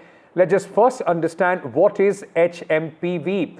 Now, this is the human metapneumovirus, a respiratory virus. It has mild to moderate flu-like symptoms prevalent during the winter and is transmitted through direct contact. Most people recover with rest and hydration like you do with any flu. Incubation period usually is between 3 to 6 days. Who are most at risk? The vulnerable, young children, elderly at most risk as far as this virus is concerned, individuals with compromised immune systems. Children under the age of 5 particularly are vulnerable as far as this virus is concerned. What are the symptoms? If you are watching this and you know, there is somebody around you, so what are the symptoms as far as this virus is concerned? Runny nose, cough, nasal congestion, sore throat. So most of these are, you know, viral infection, flu-like symptoms. Fever in some cases. Some severe symptoms could also be wheezing, difficulty in breathing, hoarseness, pneumonia, and aggravation of asthma-like symptoms in adults. Now, just to recap, where are we as far as this virus is concerned in India? So far, there are 3 cases which have been reported in India. 2 infants from Bengaluru, one has been discharged, the other is recovering, and 1 infant from Ahmedabad. You know, let me also underline this, ladies and gentlemen, though, of course, people need to be careful, but there is no immediate panic as far as this is concerned, because so far there hasn't been any casualty or, you know, extreme cases which have resulted in death as far as this virus is concerned. Now, what has the government said on this? The ICMR has said that there is no need to worry or panic at this moment. The virus is in circulation for a long time. So this is not something which is new, which is taking place. India is prepared to tackle this virus and no unusual surge in respiratory illnesses which has been reported, at least at this moment. So let me first, in fact, take you to Karnataka, where my colleague Nehal caught up with the health minister. We also spoke to the health minister of Gujarat to try and understand what they are doing after these cases have been reported in both these states. Are you going to announce any special measures? No, there will be no special measures because everything is, right now, nothing untoward is being seen. and there's no sudden surge of cases or hotspots or any serious situation that has emerged. This is an existing virus, and we are on top of things. We are in touch with Government of India. They are in touch with us, and it is being monitored. So let us not create any panic over this. But mostly children are getting affected. That is normally this virus affects children more and aged people more, because people with less immunity, it affects them more. But both the children who have been affected, one has already been discharged, one is going to be discharged, nothing to be worried about. And this is a very normal thing. This virus is an existing virus, it has never caused any serious problems so far. And I don't think we should start worrying too much about it as of now, right now. Yeah. Thank you. So the Karnataka Health Minister, after holding meeting with top officials here at Arogya Sadha, the Health Directorate has decided not to issue any special guidelines to check this virus, because there is no cluster has been found here. It is not, there is no surge at all, and that is why the Health Minister said there is no need for panic for the general public. All measures are in place. Only they have to keep themselves warm, and those who have poor immunity, they can be attacked by this virus, so they have to be more careful. With camera person Govind Murthy, Nihal Khidwai for NDTV. 2 मास का बच्चा जो डूंगरपुर राजस्थान से आया था सारवार के लिए, उसमें ये डिटेक्ट हुआ है और उसको सारवार के अर्थे अहमदाबाद भेजा गया है. जो गाइडलाइन है क्या क्या करना है क्या क्या नहीं करना है, वो राज्य सरकार की ओर से ये SOP भी जारी होगी. इसमें कोई पैनिक होने की अभी जरूरत नहीं लगती है, क्योंकि यहाँ से अपने जो केंद्रीय संस्था है उसकी तरफ से अभी कोई एडवाइजरी जारी नहीं की है, लेकिन उस पे सावचेती बरतने की वो वहाँ से सूचना दी गई है. इस हिसाब से राज्य To the Union Health Minister JP Nadda, who is speaking on the HMPV virus, listen in. जो हवा के जरिए सांस लेते समय एक दूसरे में फैलता है, यह सभी आयु वर्ग के लोगों में संक्रमण का कारण भी बनता है. यह विशेष रूप से सर्दी और बसंत के मौसम के शुरुआती महीनों में अधिक देखा जाता है. चीन में जो HMPV वायरस के मामले पर हाल ही में आई रिपोर्ट्स पर स्वास्थ्य मंत्रालय ने Indian council for medical research के साथ और national centre for disease control के साथ और वर्ल्ड हेल्थ ऑर्गेनाइजेशन के साथ चीन सहित पड़ोसी देशों में स्थिति पर कड़ी निगरानी रखे हुए हैं. WHO ने भी स्थिति का संज्ञान लिया है और जल्द ही वो भी अपनी रिपोर्ट साझा करेंगे हमसे. ICMR, Indian council for medical research और integrated disease surveillance programme IDSP के साथ उपलब्ध सांस संबंधित वायरस के देशव्यापी डेटा को भी समीक्षा की जा रही है और भारत में किसी भी कॉमन रेस्पिरेटरी वायरल पैथोजन में किसी भी प्रकार की वृद्धि नहीं देखी गई है. में जॉइंट मॉनिटरिंग ग्रुप की बैठक 4 जनवरी को आयोजित की गई थी और स्थिति का जायजा लिया गया है. देश के हेल्थ सिस्टम्स और सर्विलेंस नेटवर्क्स किसी भी उभरते हुए हेल्थ चैलेंज के प्रति क्विक रिस्पांस देने के लिए सक्षम है और तैयार है. हम स्थिति का क्लोज मॉनिटरिंग कर रहे हैं, हम स्थिति का बहुत नज़दीकी से जायजा ले रहे हैं और हम ये कह सकते हैं कि हमें चिंता का कोई कारण नहीं होना चाहिए. स्वास्थ्य विभाग इन सारी बातों पर नजर रखे हुए हैं.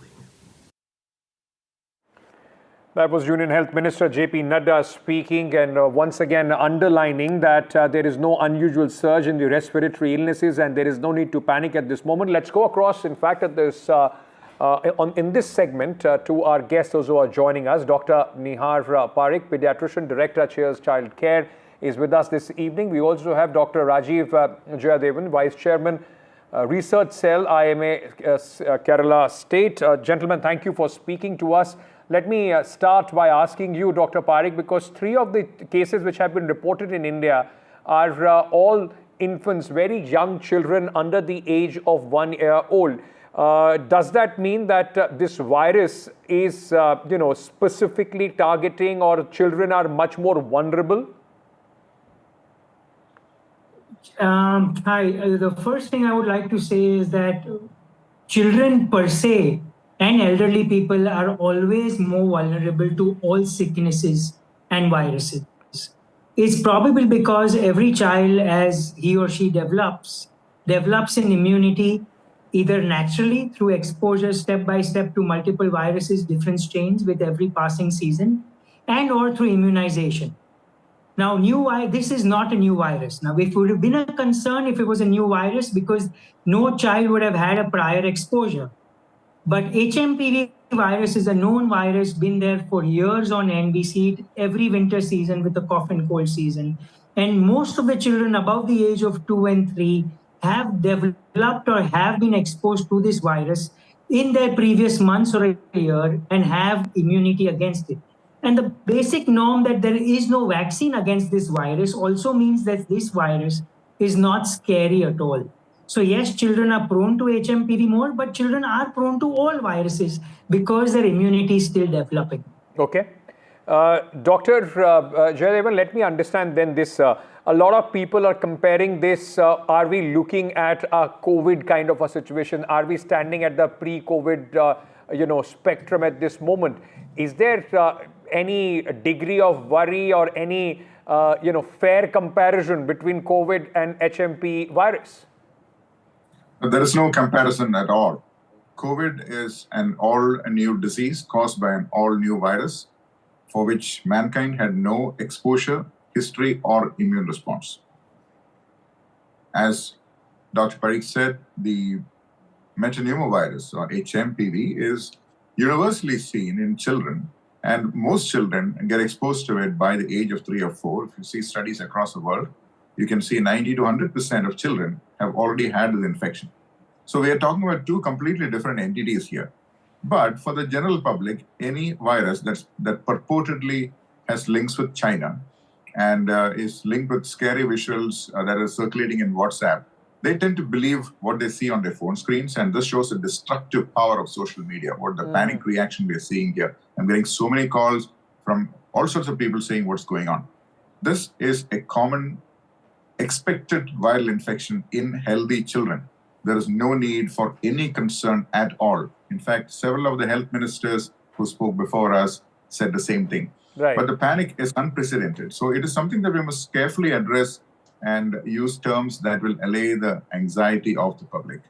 Absolutely. As the doctor said, there is really no vaccine for this because it's such a mild infection. Right. You know, as children, most children get a few runny noses every year, and we don't go around checking which virus is causing a runny nose. If we did, yes, we would be finding lots of human metapneumovirus, but that doesn't mean the end of the world. So I think we must clearly understand the difference. This is not COVID. This is not new, this is not COVID, and like you said, the endeavor, at least here at NDTV, is to try and allay those fears, try and calm those nerves, because there's a lot of information, misinformation, which is doing the rounds on social media. So, Dr. Jayadevan, let me again ask you this. It is not, you're saying it is not, there is zero comparison between COVID and this. This is something which is already been known, not something that you need to run and, take any injection or any, vaccination for. It's just a virus running its course. It's only social media which has made it that big and scary? Yes, indeed. Indeed. The people are being presented with confusing visuals purportedly from China, showing crowded hospitals with people standing in masks and IV drips and so on. But I would like our viewers to know this is common in China every winter season. It's been well documented. China is going through a severe winter, and most people with a mild respiratory illness like a common cold will rush to larger hospitals. These are documented facts. So while the visuals are true, the narrative is wrong. So it's very easy to confuse the public by taking a picture and putting the wrong story behind it. And that's clearly what happened here. Right. Okay. So you're saying there is nothing to worry about. But Dr. Parikh, for a lot, I'm sure you must be getting a lot of panic calls from parents as well. What can we do? What should we feed our children at this moment? Is there a way to protect them? So and so forth. What would you like to tell those parents, those who have young kids at this moment? First and foremost is to tell them not to panic, because when the parents are in a panic-stricken condition, they tend to look at symptoms even if they don't exist. They get worried way before they need to get worried. This is a virus that's, if your child has been through it or is going to get it, he's going to get a simple fever for a few days, along with cough and cold, and some unfortunate children may get a lower respiratory tract infection. But that's how every winter virus is. So the red flags are the same. Keep your children away from anyone sick. Let them resume. No masking as of now is required. Everyone, common sense should prevail. If you are sick, if your child is sick, please don't send them to public places where they can infect other children and other people. And you're still okay not to see a doctor for up to 2 days, even though your child is cough and cold, because we are going to follow norms of a regular viral. So treat at home. All the parents are very well experienced. They can manage fevers, cough and colds for 2 days. There is no need to flood our OPDs or emergency wards of hospitals. That will create an unnecessary chaos, over testing and over diagnosis, which is also a major problem because the virus is not severe at all. So once you're done with 2 days of fever, be normal, be calm, be patient, approach your pediatrician or your family doctor, and they will guide you through. Okay, in the end, just to conclude, thank you so much. I mean, I'm sure it is reassuring for a lot of parents, as it is for us. I mean, we were also throughout the day trying to put this message out, but it always works better when experts speak. In conclusion, Dr. Jayadevan, let me understand this. Is there a need for wearing a mask at this moment, or getting in some sort of a test at this moment, or should we just let it be? No more than you would on another normal day. That's my answer to the question. So there is no for need. example, someone who's received an organ transplant, they would wear a mask. And if you walk into a crowded outpatient, yes, you're better off wearing a mask than without. So it's like that. Based on this particular news, there is no need for anyone to start wearing masks based on this particular news alone. As the doctor said, yes, if you have a child who's having a respiratory illness, don't let the child mingle with other people, and try not in social gatherings where people are coughing and sneezing around. And these are universal precautions. That's got nothing to do with HMPV. So it's business as usual, ladies and gentlemen. Don't get bothered. Don't get worried about it. The good doctors are telling us that you can carry on with your lives as it was usual. This is not a new virus. It usually happens, sorts itself out on its own. If there is any problem after a couple of days, you check your family doctor or your pediatrician and try their advice on how to go about it. It's just another viral flu infection that usually people go through in winters. Gentlemen, thank you so much for giving us your time and explaining this so candidly to our viewers. So don't rush for those N95s. Don't rush at this moment to the OPDs to try and find out something which at this moment is not worrisome at all. Moving on now to our special segment, Meet Our MPs. My colleague Aishwarya Jain spoke to the youngest MP in Parliament. Pushpendra Saroj is a Samajwadi Party MP from Kaushambi who aims to bring major developments in his constituency. Take a look.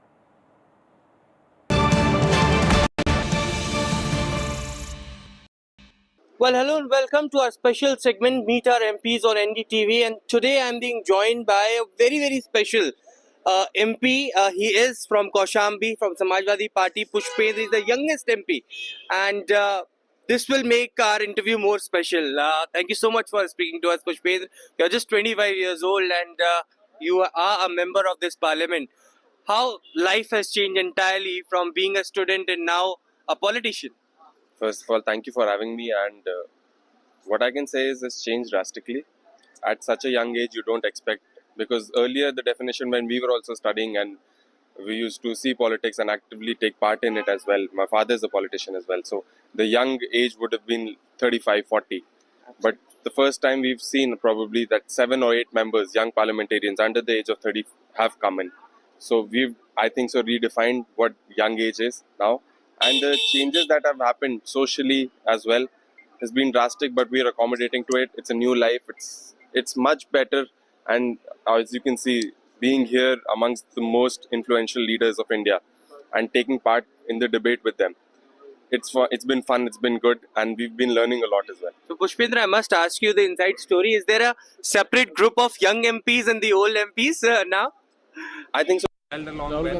There's a group of mixed MPs as well, old ones as well and the young ones as well.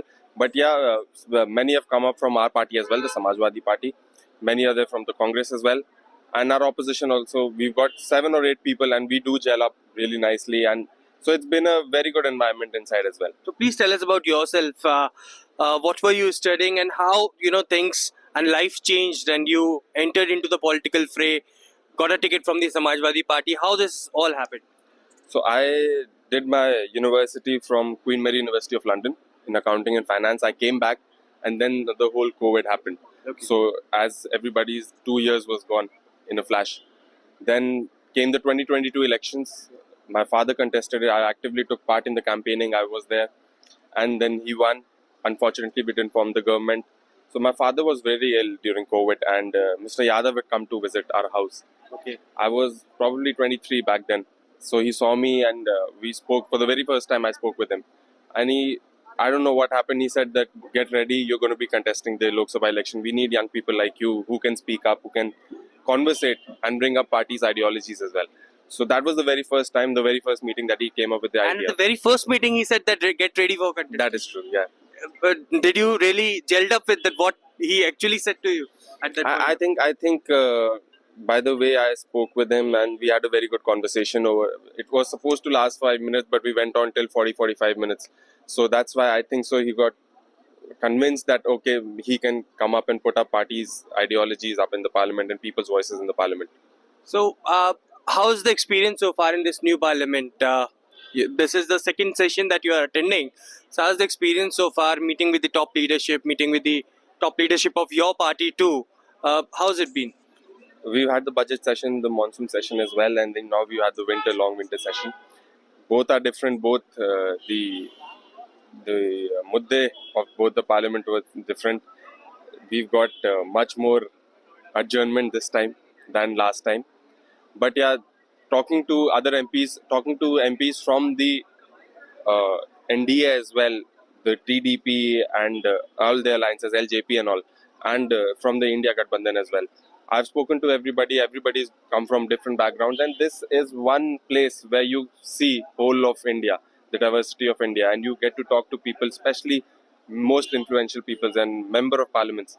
I've spoken to most of them, learned about their culture, talked about the different ideologies, different ideas, different political phrase, and yeah, it's been really fun. It's been very educational as well. I've learned a lot. Hopefully one day when I come up and speak up in the parliament, when we get a chance to speak up, I'll bring that diversity as well in my speech. After having a huge interest in politics and to do something for the society, had you ever thought that this is something this only I wanted to do, or there was something else in your mind to achieve something in any other field of life? Earlier, like everybody, Indian boy's dream is to become a cricketer. I had a dream of becoming a cricketer. I played nationals as well back in UK. Okay. But then I came back and then I actively took part in this. And this has been a new journey, a new life. And this is much more prominent and fun now. And working with the people, now I have to go back to my constituency. It's a whole different game there. You have to mix your emotions there as well and handle here as well. So Delhi is different, constituency is different, areas are different, cultures are different, expectations are different. So we have to manage, and this is much more tough, but much more fun. Pushpendra, please also tell us about your constituency, because you said that you have seniors to guide you, you have your father to guide you to what to do for your constituency. But as a young politician, a young MP for your constituency, Kaushambi, what is that vision that you are approaching towards in the next 5 years? I think, first of all, I would like to thank the people of my constituency who actually in the very tough elections that we had during the summers, they voted for me and we won by over 1 lakh margin. That was a record in our constituency as well. So my constituency is very close to Prayagraj. So all the main things that the government focuses on is Prayagraj. So we come from a fairly rural background. But this parliament session, I have met with the ministries. I've asked for it. I've demanded for a Kendra Vidyalaya in my constituency. There are 5 basic things that we really want to work on. It is water, education, road and electricity. And then overall socially, how can we bring our backward classes up? So these are the 5 issues that we have to focus on. And it's a very long-term plan. I am very young. I have a very long vision. Hopefully the people support me and hopefully we'll get Kaushambi a little better. Lastly, please clarify to our viewers, are you the youngest one in the history of India to be the member of parliament? I have not searched it, but yes, the people have been telling me, yes, I am the youngest in the history. When you were 25 years, how much? I won at 25 years, 3 months. Okay, Yeah. so just 3 months and then you fought that election. Thank you so much, Pushpin, for speaking to NDTV. He is the youngest MP from Kaushambi from Samajwadi Party to enter into the Lok Sabha and to represent lakhs of people who voted. He has shared his vision to us as to what he has to do for his constituency. Thank you so much for watching NDTV.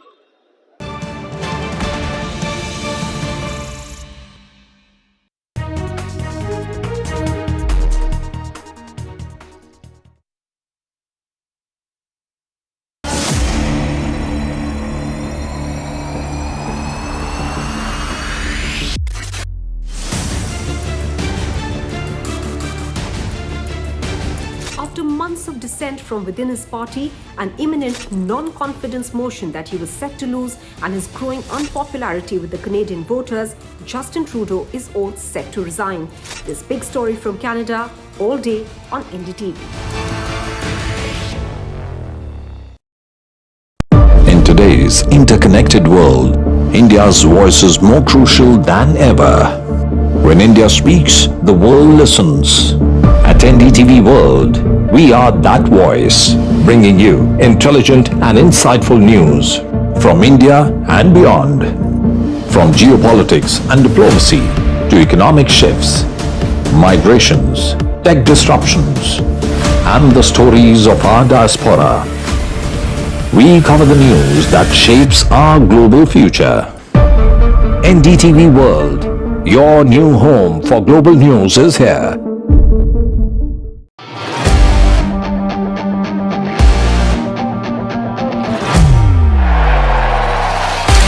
All set for Trump 2.0. Countdown to January 20th. Terror shadow, visa wars. All the twists and turns. Tracking Trump takeover. Every day at 10:30 p.m. only on NDTV 24/7.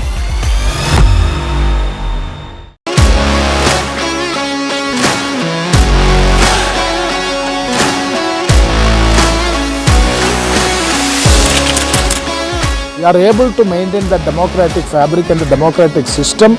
I want to do something that can make a difference. लगातार जनता की आवाज को सरकार तक पहुंचाने का काम मैं करता हूं.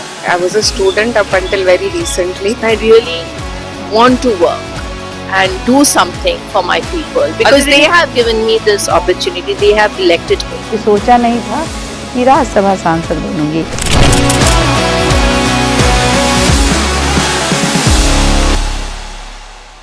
I've been reporting on all issues big and small from Andhra Pradesh, Telangana, rest of South India, bringing you all the action, all that you need to know, all that you want to know. The energy of maximum city is infectious. I bring in that energy in our news coverage from financial capital Mumbai. Covering from the southernmost part of India over the last 23 years, I bring in-depth and 360-degree coverage from the Dravidian heartland.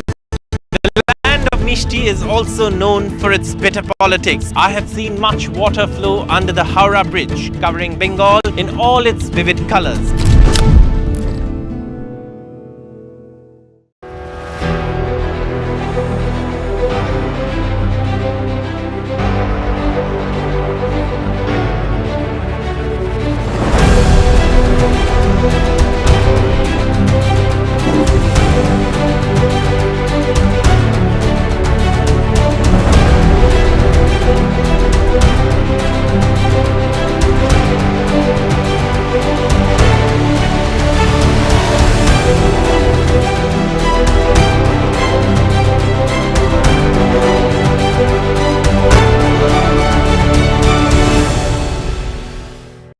In today's interconnected world, India's voice is more crucial than ever.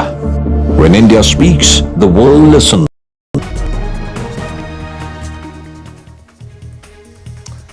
Hello and welcome to the Southern View. I'm Veera Raghav. On the show this evening, the political action in Telangana over the former alleged Formula E scam, and one more round in the governor versus government battle in Tamil Nadu. But first, let's take you through the headlines we're tracking this hour, starting with that tragic attack in Bijapur. 9 killed after a police vehicle is blown up, allegedly by naxals in Bijapur using an improvised explosive device. Sources say the forces were returning from conducting their first anti-naxal operation this year.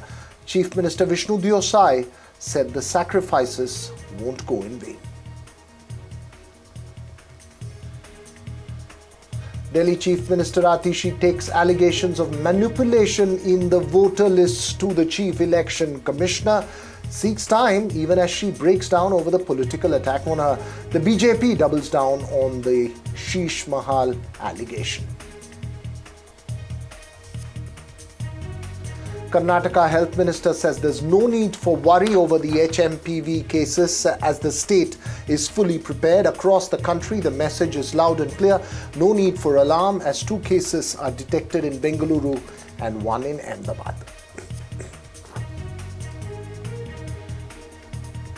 Well, first up this evening, the big political face-off in Telangana over the Formula E controversy. The Anti-Corruption Bureau carried out raids at residences of BRS leader and MLA KT Rama Rao. This after the high drama outside the Anti-Corruption Bureau office in Hyderabad, where Rama Rao refused to meet officials without the presence of his lawyers. Rama Rao went to the ACB office after summons issued to him in the alleged Formula E scam, but refused to meet the officials without his lawyers present. He said it was his legal right to have his lawyers present while he was being questioned by the officials. Remember, the alleged Formula E controversy is over financial irregularities in organizing the high-profile race in Hyderabad in the year 2023 when the BRS was in power. The Telangana High Court, which reserved orders on a petition by KT Rama Rao, has ordered that he can't be arrested till it delivers its verdict. Let's just listen into his reaction before we get into the first face-off this evening. In court, your lawyers argued about the delay in the filing of the case in this particular case, in case they felt that there was any kind of a wrongdoing. No, let me tell you, there are 3 things to the case. One, we have done nothing wrong. Fundamentally, there's nothing wrong in terms of procedure or in terms of a policy decision. So the whole case is frivolous, it's abuse of process of law, it's travesty of justice at best. This is what I've said in my affidavit as well. Second point, I am not saying there are any procedural lapses at all. If there are any, as the government wants you to believe, as the government has been planting stories, if there are, that is not the job of a minister. This is what I said. And thirdly and most importantly, this government is operating with a malified intent. The reason why I say this, on November 1st, a minister of this government goes on record, says, KTR will be arrested and he'll be sent to jail soon. And then subsequently, ACB files a charge. What do I make of that? That political masters are calling the shots and it's not the investigating agencies. So when I see a malified intent, when I see a fish, when I smell a fish, I certainly have to say that, I'm entitled to my constitutional rights. The affair does mention that. Well, joining me this evening, Krishank Manne of the BRS and Syed Asad Abbas, who supports the Congress. Syed Asad Abbas, you just heard KT Rama Rao there. His point is that this is purely a politically motivated case and the ACB is acting on the instructions of the political leadership which had, even before the case was registered, declared that KT Rama Rao will be arrested. Veera Sahab, knowing and following Mr. KTR very closely, I could say he's one of the finest and articulate gentlemen that we have in politics today. But what has happened now? The fact that this man claims to be honest, he claims to be innocent, then what is stopping an honest man, a politician, a leader like KTR, to go and attend to the ACB? Why is he so reluctant in having his lawyer? He needs to understand that the law and order does not supersede any human being. This is a fundamental right and duty. Also, as a matter of fact, many a times when I heard Mr. KTR in the Davos summit, I became a huge fan of him. But the same man is using unparliamentary language. In the case of the farmers' policy by Revanth Reddy Garu, what did he call him? He called him a traitor. Not just that, even now, he's called him a criminal. Coming from an erudite leader like KTR, words like traitor, criminal, and so on and so forth does not show him right. And if he is indeed honest, if it happened as per procedure, why is he shying away to have his presence in front of the Anti-Corruption Bureau? He needs to understand he could be the principal opposition. He could be the working president of Bharatiya Rashtra Samiti. But as per the purview and the eyes of the law and order, he is a common citizen of this country. So why should he have any special relaxations on that front? Also, as a matter of fact, let me bring to your notice a man who always claims to be honest, innocent, so on and so forth. Why is he shying away from ACB? Had this case gone in the case of Enforcement Directorate... Why is he shying away from the ACB? Why is he shying away from the ACB is the question Syed Asad Abbas is asking Krishank Mane. Why the drama? Why not meet the authorities given the fact that the High Court has categorically said he can't be arrested till it delivers a verdict? Why not meet the authorities and answer their questions? How do you respond to Syed Asad Abbas? Krishank Mane. Veera, one thing the nation should know that after the arguments in the Honorable High Court from the ACB, from the government side pleaders, and from, in fact, KTR's counsel also, the judgment is reserved. There is an interim relief on that. And in fact, there is a no arrest also in this. But while we say this, as a law-abiding citizen, the visuals which your channel is currently showing is actually of the visuals where Mr. KTR visited to the ACB office. But what happened was, likewise, like every individual has their rights, KTR himself also has rights, and there are Supreme Court guidelines that when he is producing an evidence as a part of investigation, he can have his advocate with him. And that is what he was pleading the government, the police department, that why shouldn't my lawyer be with me? Number one. Why are we stressing on this point is, the Telangana police here and the Congress government, very recently, when an ex-MLA in the Kodangal farmers issue, an ex-MLA was arrested. And you know what happened, Veera? They wrote a document on their own that he has confessed the crime. After going to the jail, the ex-MLA did not know that the confession report said that he has already admitted to the crime. Then the ex-MLA from the jail wrote to the Honorable Judge that I haven't confessed any such thing. This is a scripted document by the Telangana police. This is what happened. This came up to arguments. So we do not trust the Congress government who is making their own scripts today. And that is why we wanted an advocate. And why so much of a hurry? Why don't you wait for the... Syed Asad Abbas, what's wrong in having an advocate? Yes, my friend Krishank Mane selectively spoke about the interim relief. Respected sir, yes, you are right on two accounts. Interim relief, yes. There is a stay order on the arrest, yes. But the fact of the matter, sir, if you've read the interim order carefully, you will know there is absolutely no mention which bars the Anti-Corruption Bureau of the Telangana police or the state to stop him from questioning. He's only merely being called to question. Yes, Krishank Mane Garu. He's only being asked to come and answer a few simple questions. What is the harm? Also, as a matter of fact, the respected Why can't he have his lawyer with him? That's the question he's asking. Yeah, I'll come to that. And Kodangal MLA that you speak of, sir, many a times, many a fronts, we've seen MLAs, MPs, even ministers changing their stance. Also, as a matter of fact, with respect to MLA that you speak of, you need to understand, sir, if a man is honest, if he's a true leader of the masses, what is the harm in attending without his lawyer? What good can a lawyer do? I think a man like him, who claims to be so honest and innocent, why not a lawyer? Go and answer a simple question. What's the harm of having a lawyer, Veera? A last point, Krishank Mane Garu, I'll tell you. The fact we need to understand is that Mr. KTR Garu, many a times we've seen him, putting the same allegations on Revanth Reddy and the Congress party. Not just that. I think where he has made an error is questioning the Telangana state police, saying the state police is complicit of the crimes of Revanth Reddy. Let me tell you, sir, Telangana State Police is one of the finest that you have in the country today. And raising question is the same police which served under KCR Garu. And he questioned the same police. This is absolutely unfortunate, sir. Last word to you, Krishank Mane. Go ahead.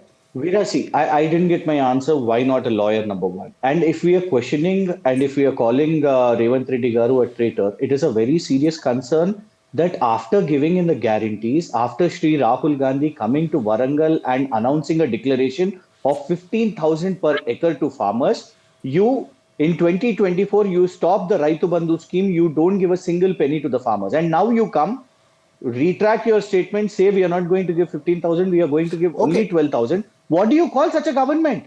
So we are not indulging into name calling, but what do we call such No, a I think government? it's Now to divert that issue, they it's are trying getting for this diverted from the one thing core is- issue of. Just 10 seconds.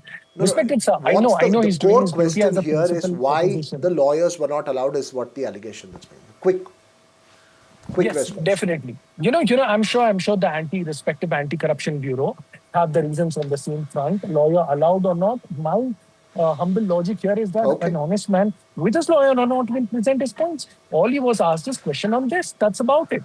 Also, as a matter of fact, oppose No, I as a don't know why principal opposition. You have the right to oppose. honest man. Krishan Garu, You mean just having 10 lawyers seconds, is sir. being dishonest? 10 seconds. Krishan Garu, Why do we have 10 courts? seconds, sir. Why Sir, do let me tell you. why All right, should I we think- have I lawyers? think- Just I think 10 there is- seconds, 10 seconds. As a principal opposition, We you have all leave the this right to conversation here, protest. Saeed Asad But when it Abbas. comes We to leave matters this of conversation development here. of Telangana, Krishank don't stop Mane, it. we'll have to put an end to this conversation right here, but obviously the political exchange will continue in Hyderabad and in Telangana. Thanks to the two of you for joining us here this evening. Shifting focus now, in Tamil Nadu, it's become an annual ritual for the state government and Governor R.N. Ravi to face off, with the latter walking out of the house at the start of each year.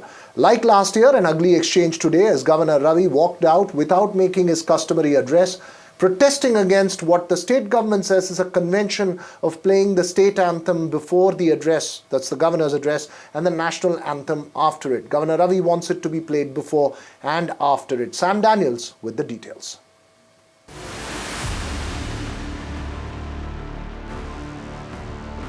Once again, Tamil Nadu Governor R.N. Ravi walked out of the State Assembly without making the customary governor's address to the House. Like in 2024, this time he walked out protesting against the convention in the State Assembly, playing the state anthem before and the national anthem after the governor's address. Governor Ravi has demanded that the national anthem be played before and after. He took to social media, calling this a violation of the national anthem code and disrespect to the nation. Chief Minister M.K. Stalin called the governor's action as childish and undemocratic. We are singing the Tamil Thai word first, and at the end of the event, we have this procedure of singing the national anthem. So it is being followed. There is no question of leaving away the national anthem or like that. So when we are going to recite the national anthem at the end of the event, we do not know where comes the issue for the governor. Meanwhile, there was more drama in the House. Taking on the ruling DMK over the alleged Anna University sexual assault, the principal opposition AIADMK raised slogans and waved placards demanding justice. The involved person is the DMK office bearer. So government is supporting that, and we want the transparent inquiry. It is not politicizing. It is reflecting the sentiment of the people. It is raising the issue of the safety of the women of this state. Amid a worrying trend of drama and acrimony becoming the norm from the parliament to state assemblies, Governor R.N. Ravi's boycott revives the debate on the relevance of the Raj Bhavan. And politically, the AIADMK is set to turn the heat on the ruling DMK on issues of women's safety and law and order. In Chennai with Suresh, Sam Daniel, for NDTV. Well, as I mentioned, it's become an annual face-off, and joining me this evening, Kalyan Raman of the Bharatiya Janata Party and Salem Dharanidharan of the Dravida Munnetra Kazhagam. Mr. Kalyan Raman, the state government's argument, and it has been over the last 2 years, that this is a convention that's followed in the state for many, many years. Why is it becoming a constant case of friction? Isn't it embarrassing each year after year if the governor has to walk out before giving his customary address? I think we have to understand it from both historic perspective as well as the constitutional perspective. The Article 370 was an aberration on the Indian Constitution, which was repealed, as we all know. It was abrogated rather. And similarly, if at all the state government is following something called the convention for so many years, then it should be repealed to align with the rest of the states in the country. If Tamil Nadu has been it shall be scrapped and it shall be amended to suit the purpose of the nation. I mean, the entire thing being aligned with the way rest of the country states are being conducted. Governance customary address takes place. In the case of Tamil Nadu, these people have been refusing for the past 3 years continuously not to sing the to the extent that the Honorable Governor had asked post singing of the Tamil anthem, the national anthem may be sung. Even that was refused by the Speaker of the Assembly. And more so, he had the audacity of not giving the uplink of the proceedings. So that what was really happening to the governor, the way the governor is being insulted, the national anthem is being insulted of common man. So, coming to the question of historic perspective, the DMK has been historically anti-national. That is precisely the reason why they have been refusing to address the question. Salem Dharanidharan, go ahead. Respond to what Kalyan Raman is saying. Why can't conventions be redone with changing realities is the question he's asking. Isn't the DMK also chiding the governor in many ways to have a confrontation? Is the insinuation he's making. Go ahead. It's absolutely baffling for me that how BJP can decide who is nationalistic and who is anti-national, who is a Hindu and who is not a Hindu. Have the Hindus given the mandate to the BJP, or has the people of this country given the mandate to the BJP to decide who is national and anti-national? I am saying the only anti-national party in the country is BJP. The only anti-Hindu party is the BJP, because they only serve for two people. That is Modi, Amit Shah, and then two corporates. That's all. This is why this government exists. That is point number one. Point number two, this is the age-old convention in Tamil Nadu. Tamil Taivaltu in the beginning and national anthem in the end. In fact, even in 2021 assembly, so 2022 January, same thing happened. I'll tell you what happened. What happened was that 2022 January, the national anthem was being sung. Can you keep quiet? National anthem was being sung. The governor walked away in between the national anthem without respecting the national anthem. How horrendous is that? In between the national anthem, the gentleman what was the age of this convention? Can we talk about it? Can you just keep quiet? Can you keep quiet when I talk? Can you not interrupt? This is basic courtesy. Can you extend that courtesy to me? Did I interrupt when you spoke? It's a question. Right? I'm raising a question for you to answer. You have points to speak. I see. He's raising. Go ahead, Salem Dharanidharan, finish your point and then we'll go. No, there's no need for rudeness here. There's no need for rudeness here.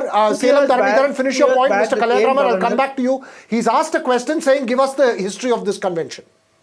Go ahead, Salem Dharanidharan. 2 years back, this same governor, right, walked away during national anthem. Even then, Tamil Taivaltu was sung in the beginning, then the national anthem. Why? You didn't create a problem then. Last year, you didn't create a problem for this issue because each year he wants to create a new issue. Basically, he wants drama. So if you're looking for drama, you will create new issues. Otherwise, the first year itself, which have said, I want this. But this has been followed in other states also.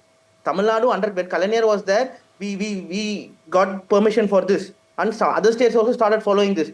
We are playing both. Even in every Tamil Nadu function, official function, Tamil Taivaltu is sung at the front and then national anthem is sung at the last, giving more importance to national anthem. Right? In an event, who speaks first? The last, the Prime Minister will speak, Prime Minister at an event. So, national anthem is given due respect. Here he wants to Mr. Kalyan Raman, somebody walk away. That's all. Mr. Kalyan Raman, the question that the DMK is posing, the question that Salem Dharanidharan is posing is that this is a convention, whether it is AIDMK or DMK in Tamil Nadu. Why force change that convention? Go ahead, last point quickly, Salem Dharanidharan, before I get to Kalyan Raman.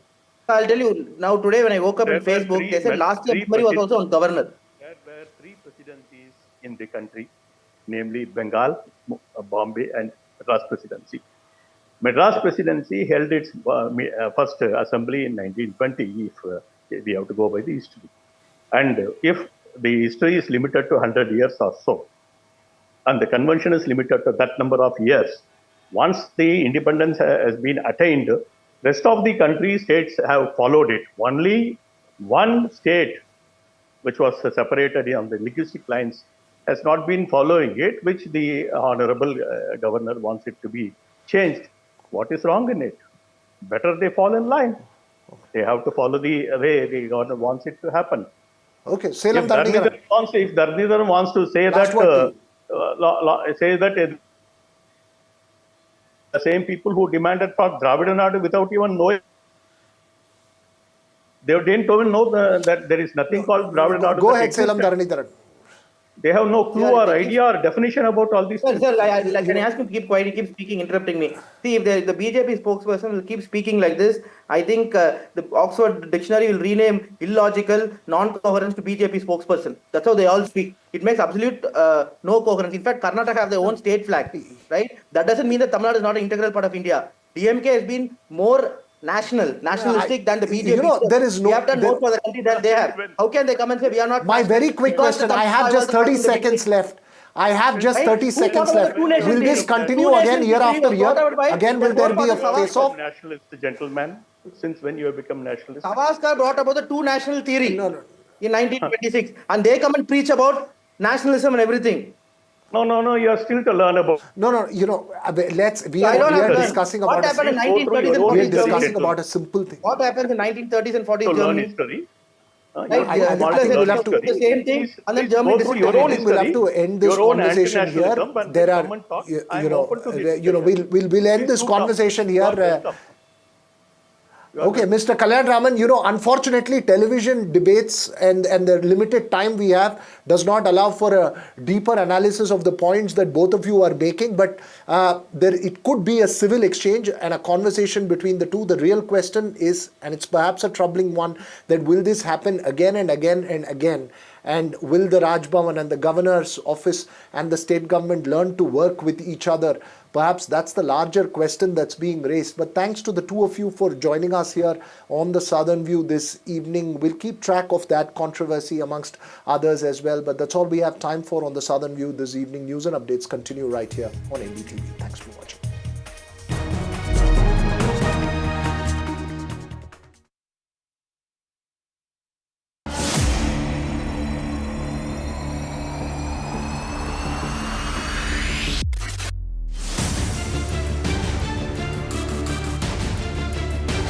After months of dissent from within his party, an imminent non-confidence motion that he was set to lose, and his growing unpopularity with the Canadian voters, Justin Trudeau is all set to resign.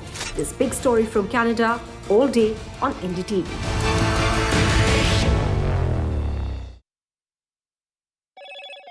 Hello, Moto. Motorola Edge 50 Pro. World's first AI-powered pro-grade camera.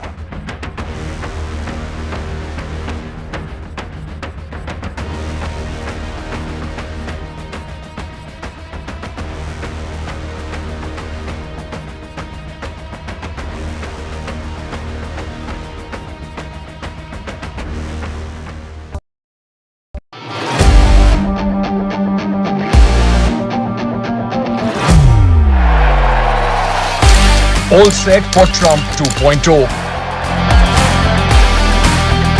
Countdown to January 20th. Terror shadow, visa wars. All the twists and turns. Tracking Trump takeover. Every day at 10:30 p.m. only on NDTV 24/7.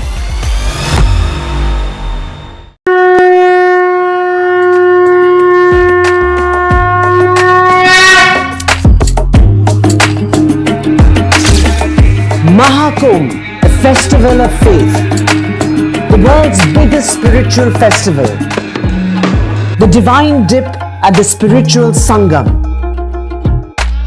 a sacred confluence of faith, culture and heritage.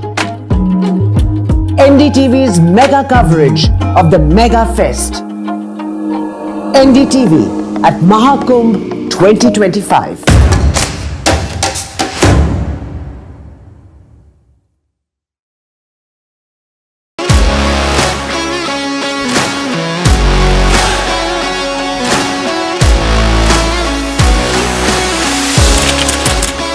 We are able to maintain the democratic fabric and the democratic system.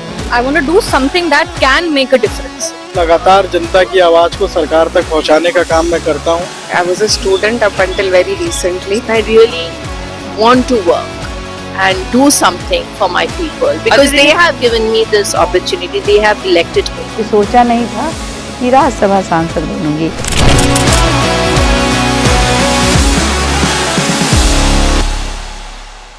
I've been reporting on all issues big and small from Andhra Pradesh, Telangana, rest of South India, bringing you all the action, all that you need to know, all that you want to know. The energy of Maximum City is infectious. I bring in that energy in our news coverage from financial capital Mumbai. Covering from the southernmost part of India over the last 23 years, I bring in-depth and 360-degree coverage from the Dravidian heartland. The land of Mishti is also known for its bitter politics. I have seen much water flow under the Howrah Bridge, covering Bengal in all its vivid colors.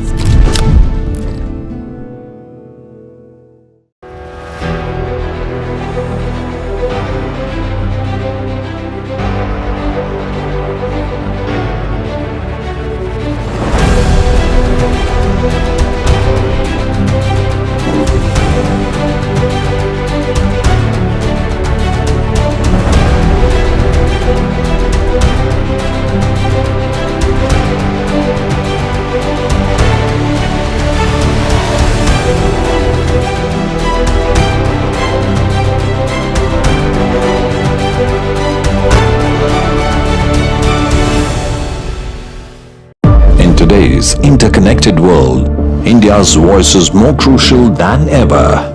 When India speaks, the world listens. At NDTV World, we are that voice, bringing you intelligent and insightful news from India and beyond. From geopolitics and diplomacy to economic shifts, migrations, tech disruptions, and the stories of our diaspora. We cover the news that shapes our global future. NDTV World, your new home for global news is here.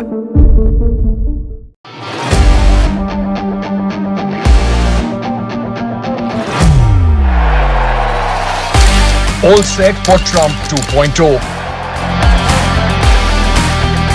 Countdown to January 20th.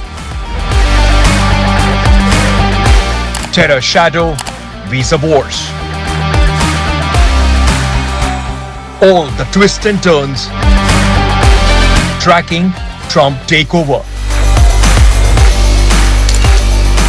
Every day at 10:30 p.m. only on NDTV 24/7.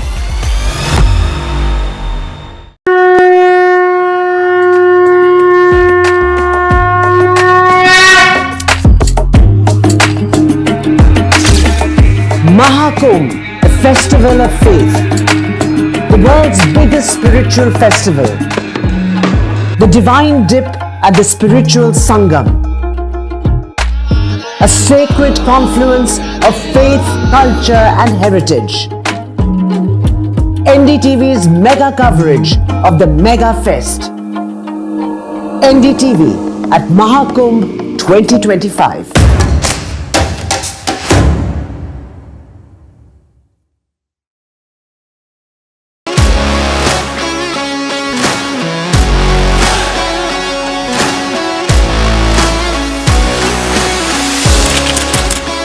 We are able to maintain the democratic fabric and the democratic system.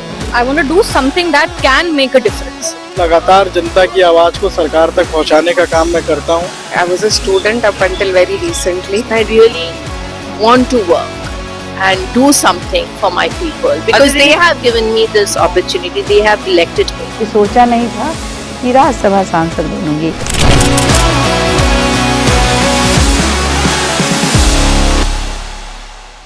I've been reporting on all issues big and small from Andhra Pradesh, Telangana, rest of South India, bringing you all the action, all that you need to know, all that you want to know. The energy of Maximum City is infectious. I bring in that energy in our news coverage from financial capital Mumbai. Covering from the southernmost part of India over the last 23 years, I bring in-depth and 360-degree coverage from the Dravidian heartland. The land of Mishti is also known for its bitter politics. I have seen much water flow under the Howrah Bridge, covering Bengal in all its vivid colors.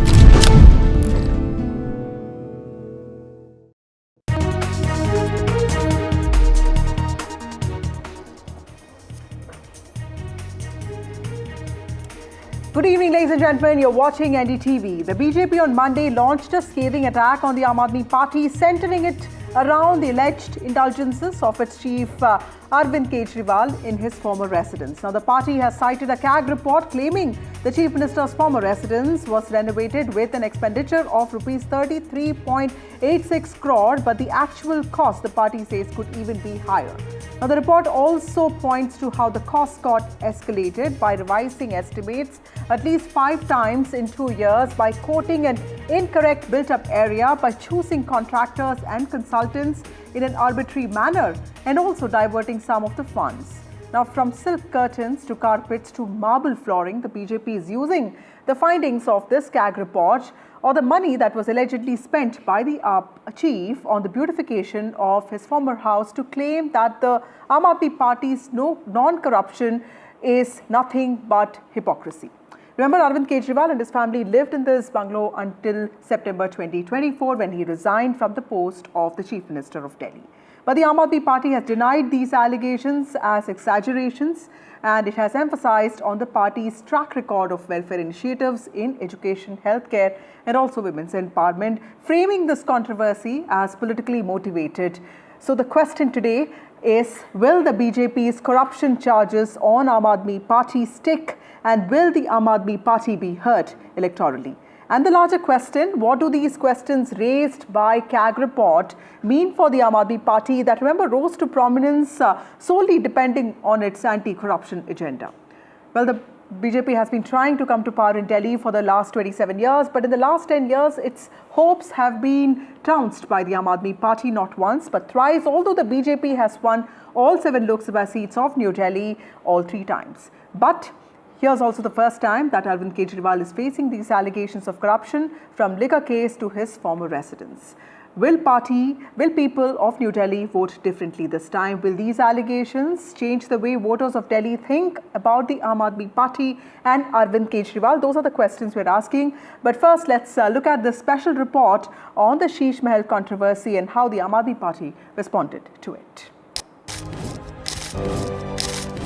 In a fresh twist to the ongoing political battle ahead of the Delhi Assembly elections, a report by the Comptroller and Auditor General of India on the renovation of the Delhi Chief Minister's residence has stirred up a storm. The report reveals massive cost overruns in the CM's house renovation, giving the BJP fresh ammunition to attack Arvind Kejriwal and his Aam Aadmi Party.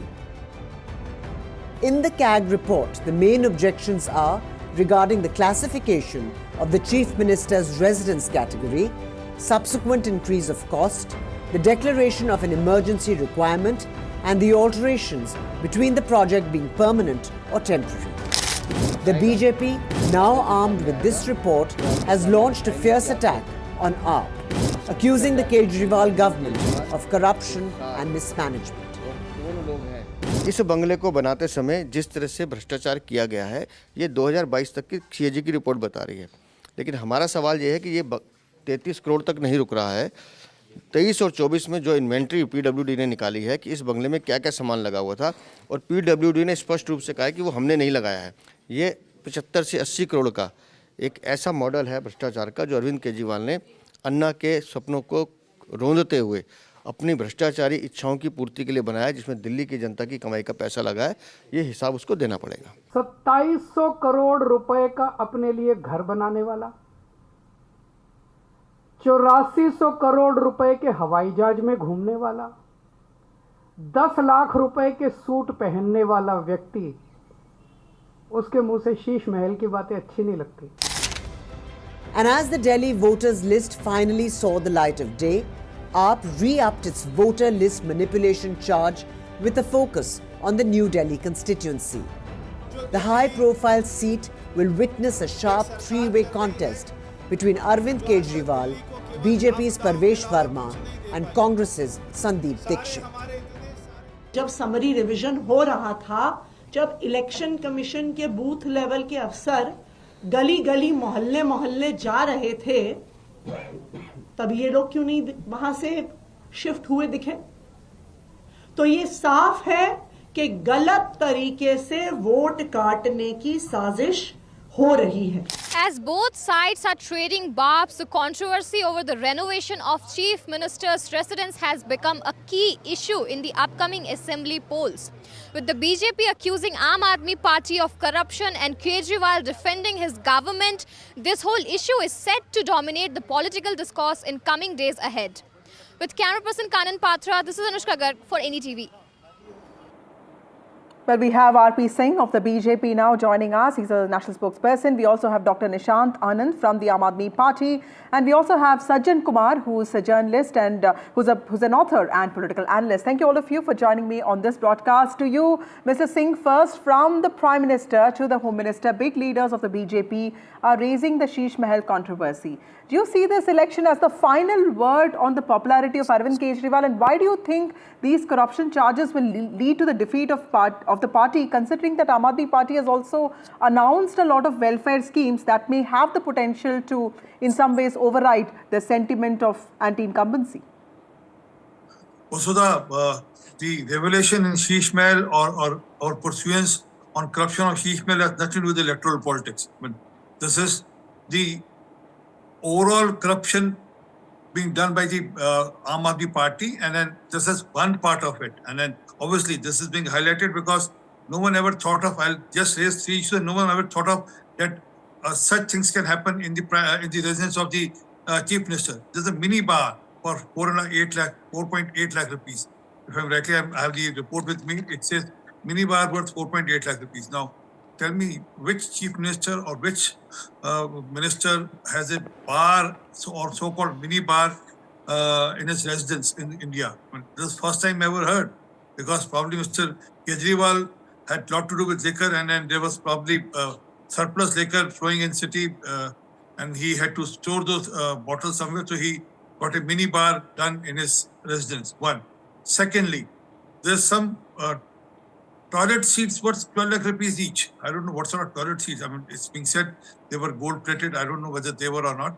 It's a matter of inquiry. But 12 lakh rupees worth of toilet seats, 12 such toilet seats.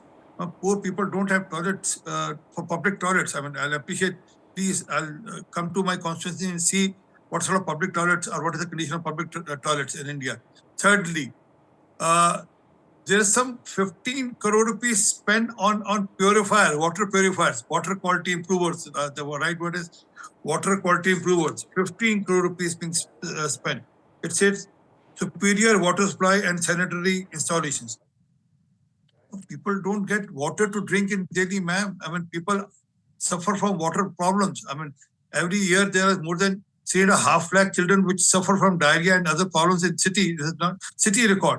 So if that is the status of the city, and then water, Mr. Kejriwal is on record himself saying that he has failed to provide fresh, good tap water, clean tap water to the residents of Delhi. But for himself, he got some 15 crore rupees spent on water purifiers. So this is the overall scene.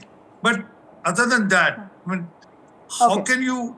Okay, Mr. Singh, let me take that question to Nishant Anand. Dr. Anand, you know, is the Aam Aadmi Party feeling the heat? Because like Mr. Singh also said, that politics is so much about not just electoral politics, but also about perception.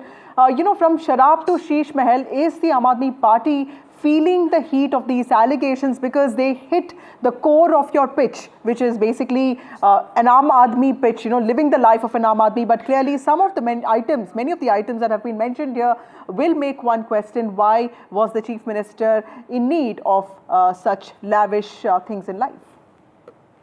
Hi, good evening to everybody. See, I'll start by saying it is clear that deep down, the BJP recognizes the capabilities of Mr. Kejriwal and his team in executing welfare schemes.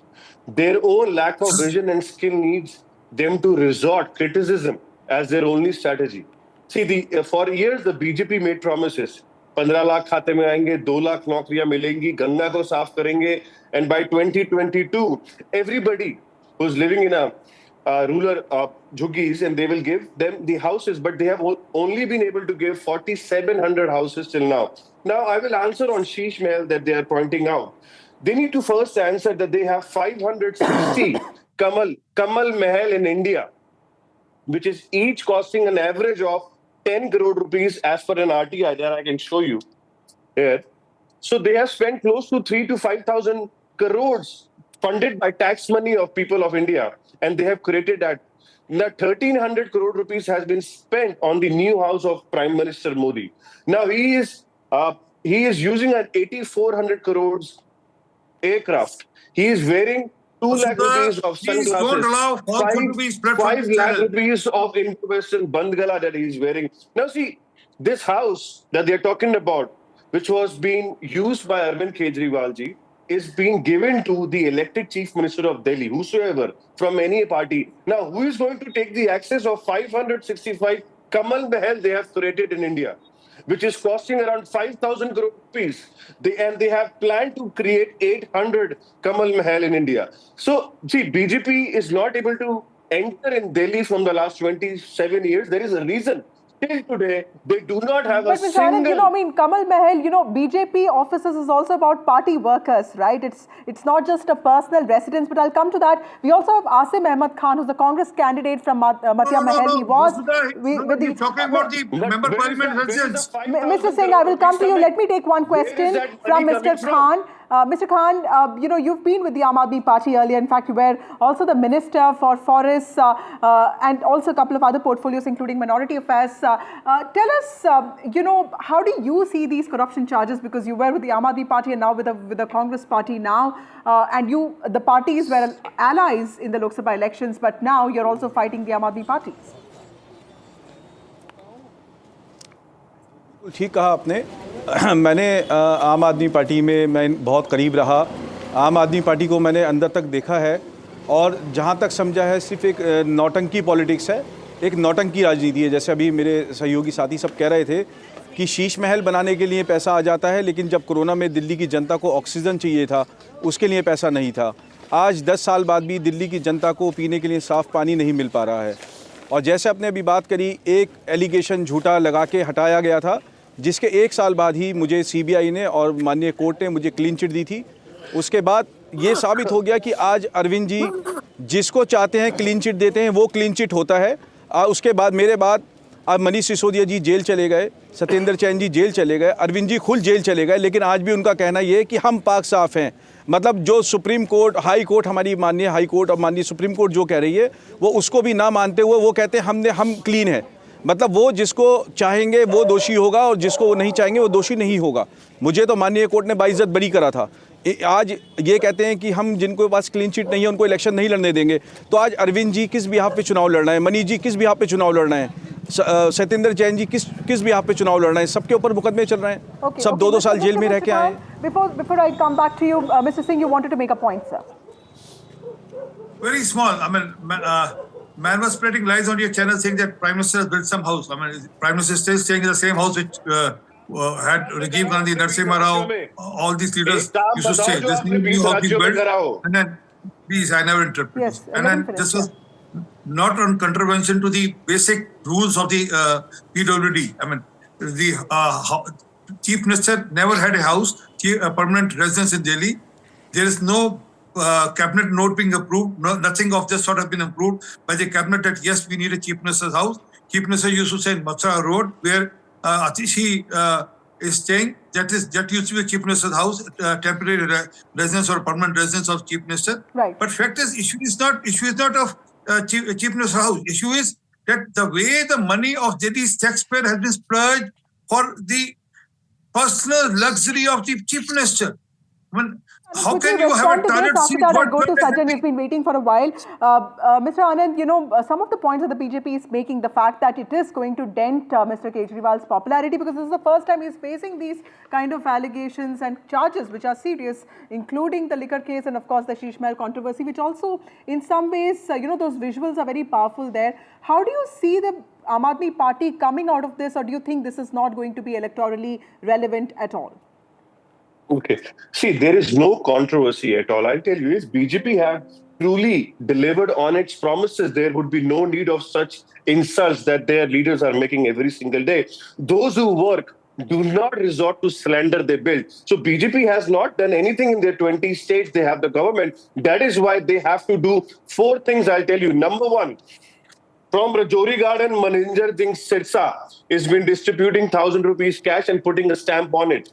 That is illegal. They are not allowed to distribute the money they have received from people like Sharad Reddy in electoral bonds. Number two, the Parvesh Verma is also distributing cash money on the name of NGO in an envelope which has JP Nadda and Modi ji and hologram of BJP. Now they need to understand Ramesh Biduri, the candidate from Galkaji, has been saying wrong things about Priyanka Gandhi as well as the Honorable Chief Minister of Delhi, Atishi. So people like these, they are putting as a candidate for Delhi. People of Delhi have not given a chance to BJP in 27 years. They need to answer where is the money coming from? 565 Kamal Mahal.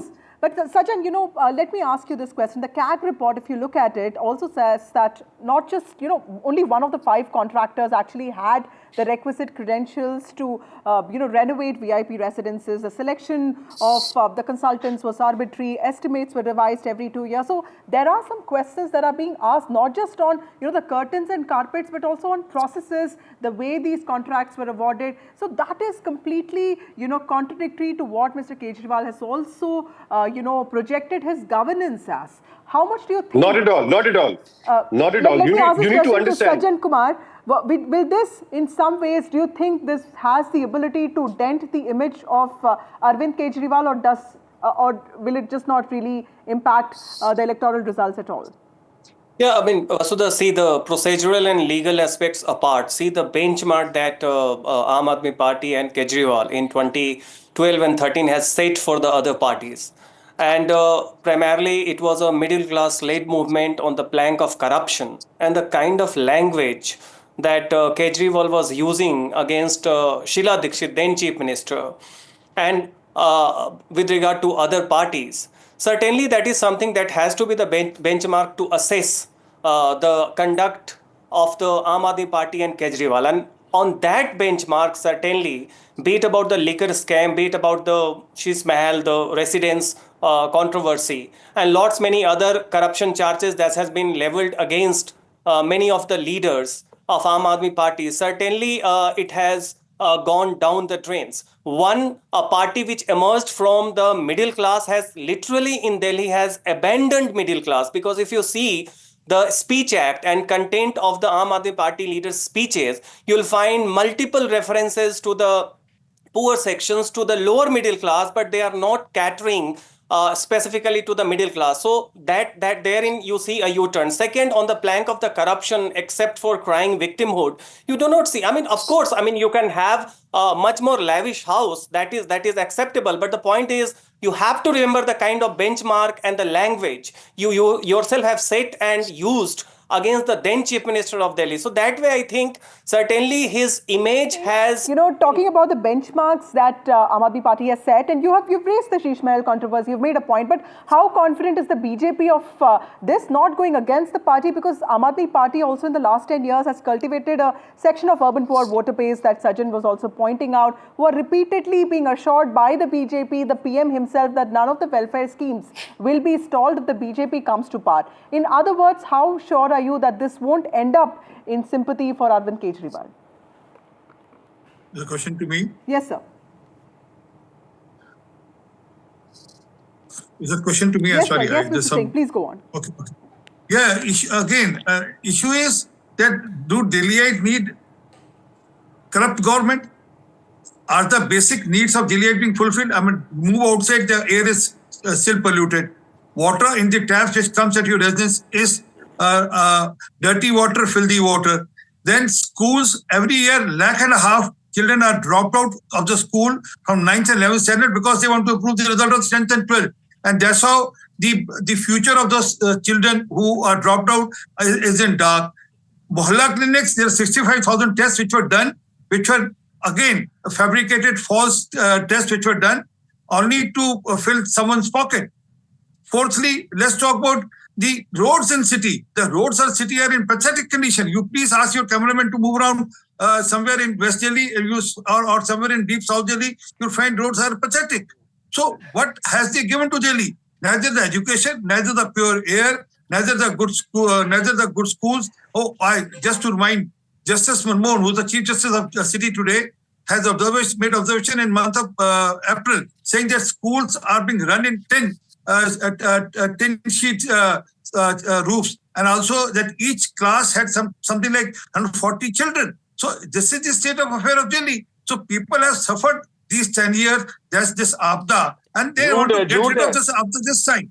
They want to get rid of this Abda this time, and then also no one wants the corrupt government. I mean, one liquor with one bottle free. That's how he has got a mini bar open up in his residence. Nishant Anand, would you like to respond to that, sir? Both Sajjan saying that, the middle class has been completely ignored, and Mr. R.P. Singh also pointing out that infrastructure and growth of what the capital should have seen in the last 10 years, has that been sidetracked because there's a single-minded, focus on a couple of other things, apart from welfare? Do you think that is something that people of Delhi should also be asking Arvind Kejriwal?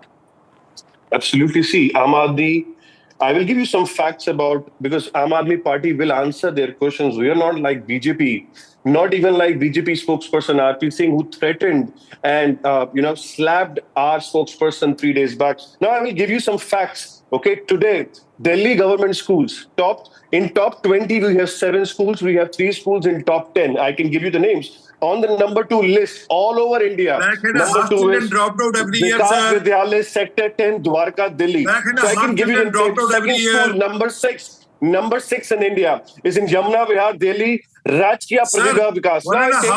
I will give you, please speak. Please speak when you get your chance. I will give you the schools that Aam Aadmi Party has created. Number 1, Sector 18, Rohini, SOSC. Rohini Sector 23, 21, Rana Pratap Park, Guwahati. These are the new schools created by Aam Aadmi Party. Now I'll give you a few facts. We have 533. Please, let me complete myself. Because you want to do the result of 10th and 12th. आप electoral bonds में पैसा लेते हो. About the 65,000 fabricated tests which was selected in Mola Clinic. How about those 3 children who died because of the wrong medicine prescribed by the Mullah Clinic? Okay, I'm giving the last word to Sajjan. Sajjan, how do you see this playing out? You have to let me complete. You have to let me complete. Why are IAS aspirant who died because of negligence of the Delhi government? How about those garbage dumps which Sajjan, how do you see this playing out, Sajjan? Because at the end of the day, politics is so much about optics and perception. While this controversy is going on, do you see the election results as being, in some ways, the last testament to what Arvind Kejriwal stands for? If he wins Delhi for the 4th time or the 3rd time, then probably this controversy will not see the light of another day. But if BJP manages to improve its performance and win, clearly corruption charges are sticking to the Aam Aadmi Party, isn't it? See, there are a couple of takeaways. One, at this juncture, certainly BJP's tally will improve. How much is something yet to be seen, because you do see an increase and intensification in the middle class antagonism. 2, unless and until Congress doesn't perform relatively better, the consolidation of Aam Aadmi Party votes among the poor and the lower middle class section is difficult to be dealt with, because they have a dilemma. 1, to go against the increasing dent in the image of Aam Aadmi Party, and 2, abandoning the kind of material benefits that are there. So crucial point would be how strong Congress is performing. Are they able to cut, say, for example, 10-15,000 votes in 2025 constituency? But the corruption charges, as far as it is concerned, even Aam Aadmi Party voters, they also now accept a significant section that the image that Kejriwal used to have in the past is no more what. Okay. But that is not enough, abandon Aam Aadmi Party for the poor section. Thank you so much, Sajjan. Thank you, Mr. Singh. Thank you, Mr. Anand, for joining me on this broadcast. A CAG report detailing exorbitant expenditures on the renovation of the Delhi Chief Minister's official residence has, of course, ignited a heated political debate ahead of the Delhi elections. This report, which has not been officially tabled, reveals some staggering overspending on the project, with opposition parties, particularly BJP, using these findings. But Aam Aadmi Party has dismissed all of these as exaggerations and a political conspiracy. What do people of Delhi think? That is something we will get to know in the next few weeks as election happens in the capital of India. Moving on, as the temperatures dip and fog engulfs the national capital, NDTV and Uday Foundation's blanket donation drive. 60,000 blankets are needed to help save lives and keep those less fortunate warm during harsh winters. The blankets can be dropped off at this location on your screen. Bring your blanket donations to Uday Foundation Sarvodaya Enclave in New Delhi.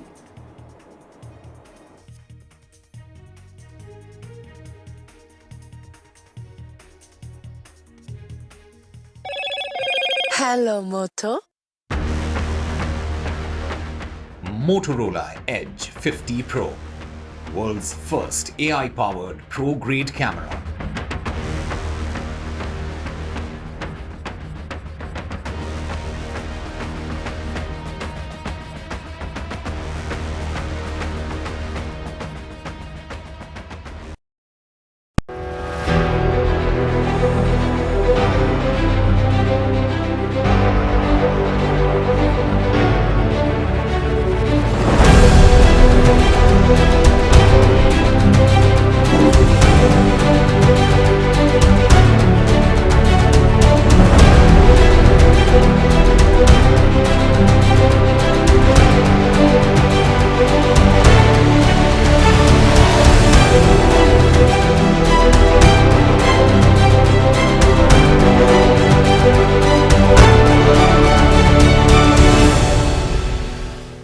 In today's interconnected world, India's voice is more crucial than ever. When India speaks, the world listens. At NDTV World, we are that voice, bringing you intelligent and insightful news from India and beyond. From geopolitics and diplomacy to economic shifts, migrations, tech disruptions, and the stories of our diaspora. We cover the news that shapes our global future. NDTV World, your new home for global news is here.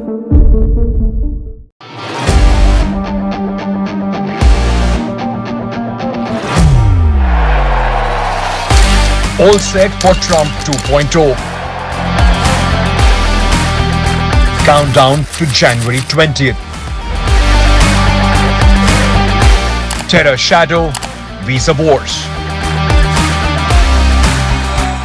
All the twists and turns. Tracking Trump takeover. Every day at 10:30 p.m. only on NDTV 24/7.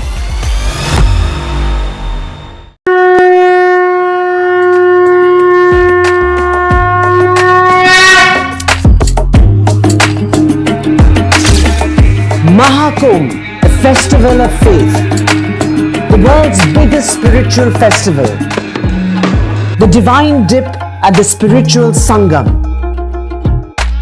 a sacred confluence of faith, culture and heritage. NDTV's mega coverage of the Mega Fest. NDTV at Mahakumbh 2025.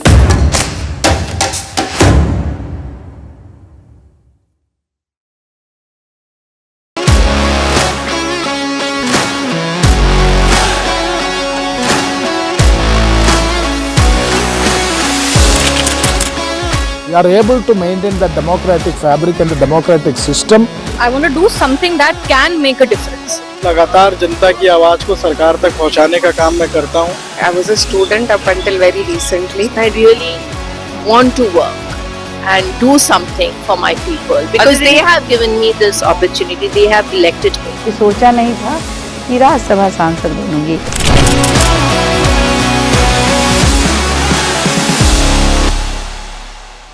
I've been reporting on all issues big and small from Andhra Pradesh, Telangana, rest of South India, bringing you all the action, all that you need to know, all that you want to know. The energy of Maximum City is infectious. I bring in that energy in our news coverage from financial capital Mumbai. Covering from the southernmost part of India over the last 23 years, I bring in-depth and 360-degree coverage from the Dravidian heartland. The land of Mishti is also known for its bitter politics. I have seen much water flow under the Howrah Bridge, covering Bengal in all its vivid colors.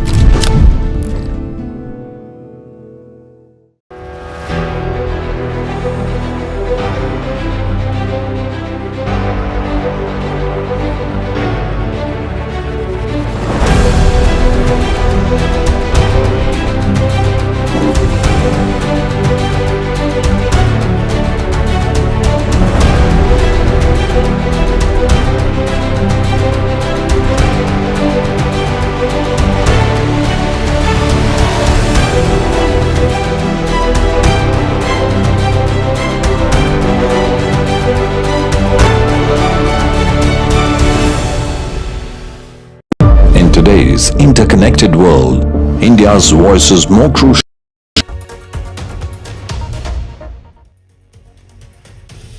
Hello and welcome. You're watching the news. I'm Gargi Rawat. Stay with us for all the news you need to know. 9 killed in a naxal attack in Chhattisgarh. We'll get you all the details. In Delhi, Aam Aadmi Party hits out over voter list manipulation again. And as some cases of HMP virus emerge in India, nothing to panic about, says the Health Ministry. Let's take a look at the headlines. 8 jawans and a driver who were returning from an operation were killed in Chhattisgarh's Bijapur district when Maoists used an IED to blow up their vehicle. Chhattisgarh Chief Minister says their sacrifices will not go in vain. The BJP doubles down on their attack against Arvind Kejriwal over funds spent on the Chief Minister's residence after details emerged from the central auditor, while Aam Aadmi Party hits out again over voter list manipulation, claiming certain voters are being removed, others are being added. Political parties gun for the women's vote with competing schemes after past successes that have been seen. The Congress announces the Pyari Didi scheme with 2,500 a month promised for women after Aam Aadmi Party's Mahila Saman scheme, which promised 2,100. Tamil Nadu Assembly winter session starts on a dramatic note. Governor R.N. Ravi walks out without making the customary address, this over the anthem, while opposition parties stage a protest inside the Assembly. The Chief Minister Stalin called the governor's move as childish. No need to panic over the HMP virus as the center after cases are detected in infants in Bengaluru and Ahmedabad. The Health Minister Nadu says it's not a new virus. The Karnataka Health Minister says no surge, no need for panic.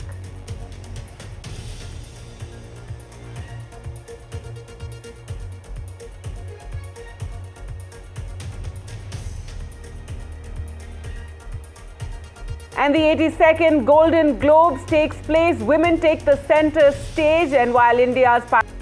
Our top story now, 8 jawans and a driver were killed in Chhattisgarh's Bijapur district when Maoists used an improvised explosive device to blow up their vehicle.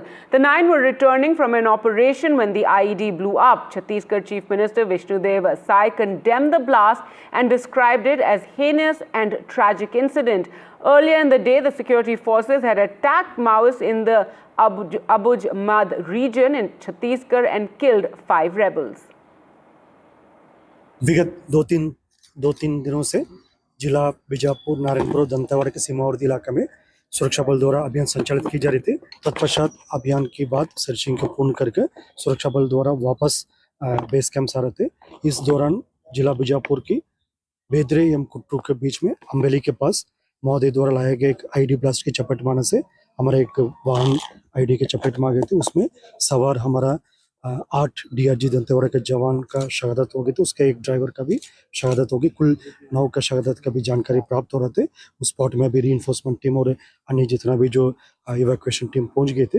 अभी तक जो प्राथमिक जानकारी अनुसार कुल सुरक्षा बल का 8 एवं एक ड्राइवर, कुल 9 लोग का इस घटना में शहादत हो गए थे। DRG दंतेवाड़ा के 8 जवान सर्चिंग से वापस आ रहे थे और आईडी ब्लास्ट में उनका वाहन उड़ गया और सभी 8 जवान शहीद हो गए। साथ में जो वाहन का चालक था वो भी शहीद हो गया। शहादत को मैं नमन करता हूं, उनको विनम्र श्रद्धांजलि अर्पित करता हूं। उनके शोक संतप्त परिवार को इस गहन शोक को सहने की ताकत दें और उनका शहादत बेकार नहीं जाएगा। नक्सली लगातार जिस तरह से उनकी पराजय हो रही है उससे बौखलाए हुए हैं और एक कायराना हरकत कर रहे हैं।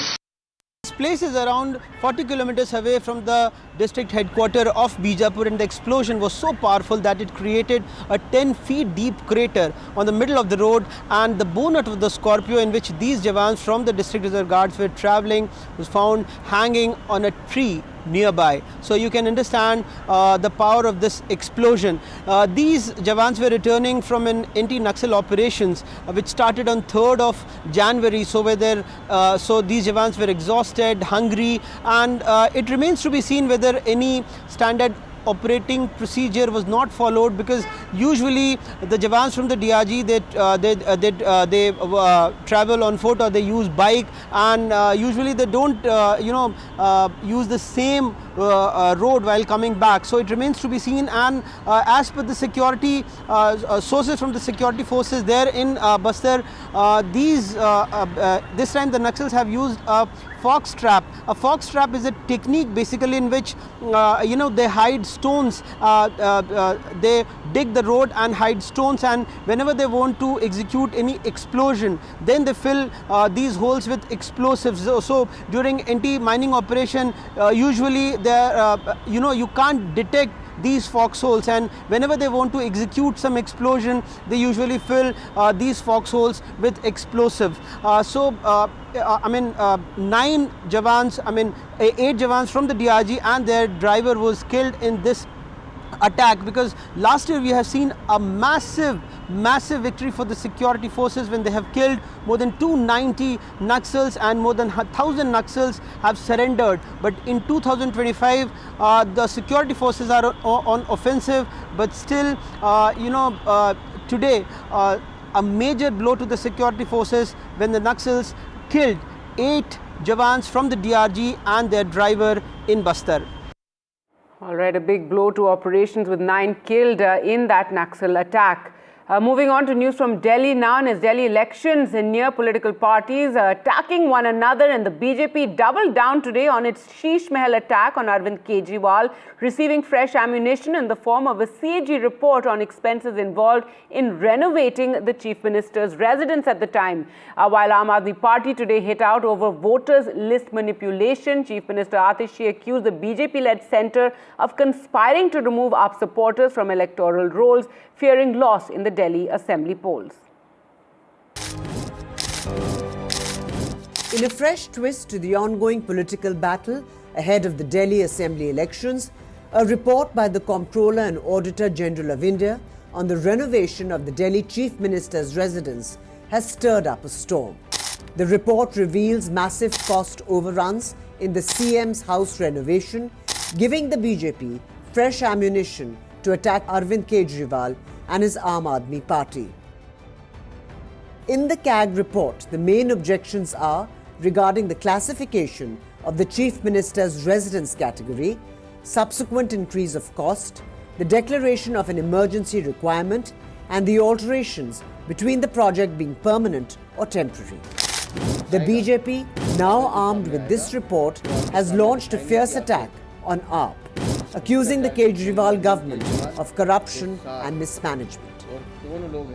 इस बंगले को बनाते समय जिस तरह से भ्रष्टाचार किया गया है, ये 2022 तक की सीएजी की रिपोर्ट बता रही है। लेकिन हमारा सवाल ये है कि ये 33 करोड़ तक नहीं रुक रहा है।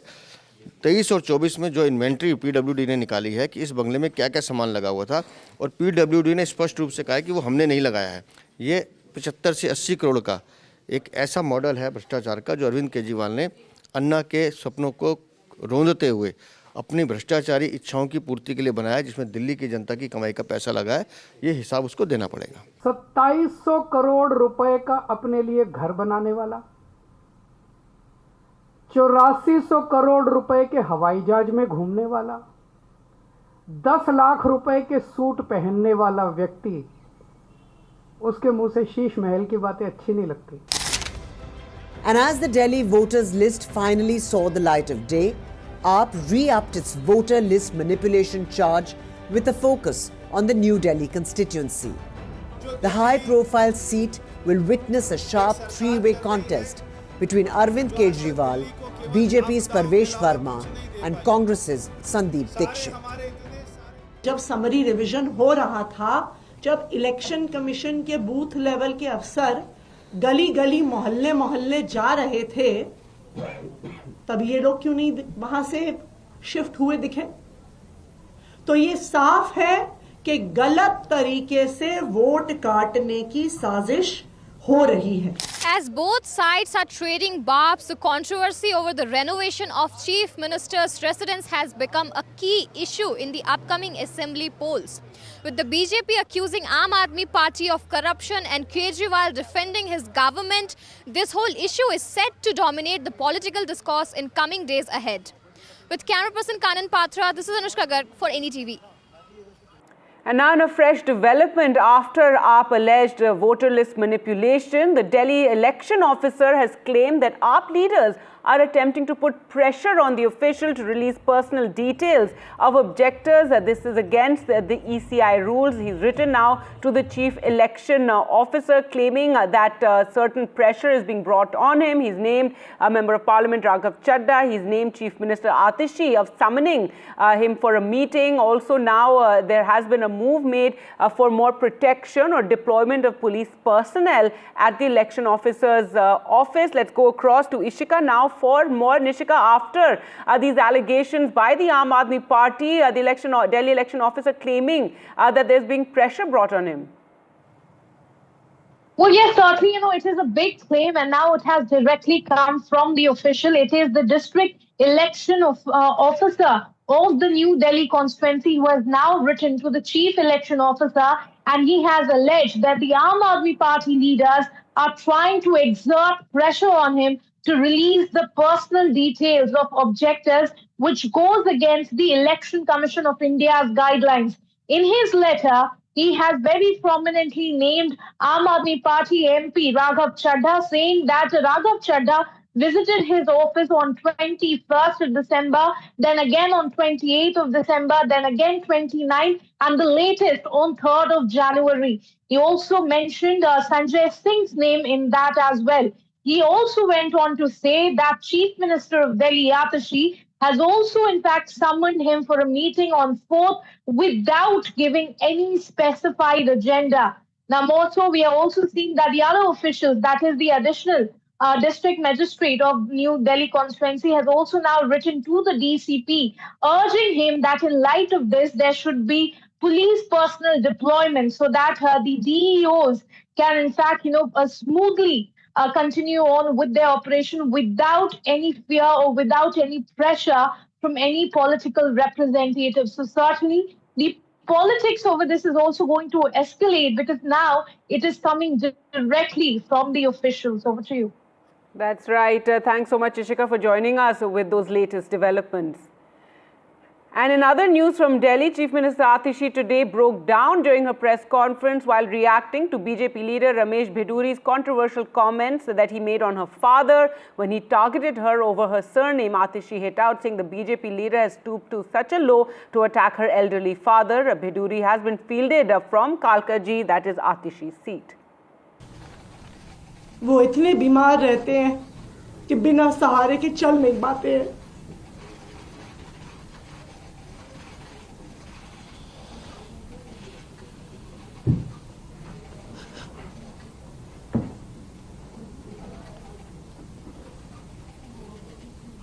आप चुनाव के लिए इतनी घटिया हरकत करेंगे? कैसे बुजुर्ग व्यक्ति को गालियां देने पे उतर आएंगे?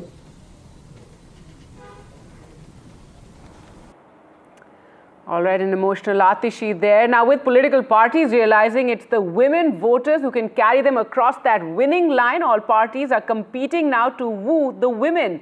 If AAP announced the Mahila Samman Yojana scheme, where women would receive 2,100 rupees a month, Congress today has outdone them, announcing the Pyari Didi Yojana, promising 2,500 every month.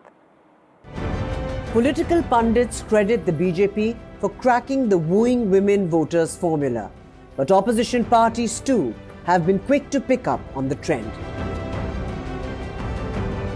As Delhi rolls up its sleeves to decide on the next government, Congress announced the Pyari Didi scheme for women in Delhi, promising 2,500 rupees per month.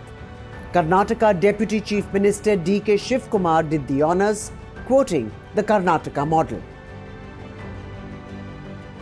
Whatever the decision has been taken in Karnataka on the same model, 2,500 rupees, this Pyari Didi Yojana will be implemented. Remember, the Congress rode home in Karnataka on the back of the Griha Lakshmi scheme, promising the same amount to women in the state. Mahalakshmi, which means rupees 2,500. More recently in Telangana, the Mahalakshmi scheme proved lucky for Revant Reddy. In Delhi, AAP took the lead, sprinting off the block in the race to woo women voters. The party revised the payout to women to 2,100 rupees under the Mahila Samman Yojana. महंगाई बहुत ज़्यादा कर दी है केंद्र सरकार ने उनकी नीतियों ने उनको घर का खर्चा चलाने में मदद मिलेगी. In 2020, with a record turnout of 62.5%, women bridged the gap with men. AAP swept the polls, winning 62 seats. The free bus scheme for women is what caught the imagination in the last Vidhan Sabha polls in Delhi.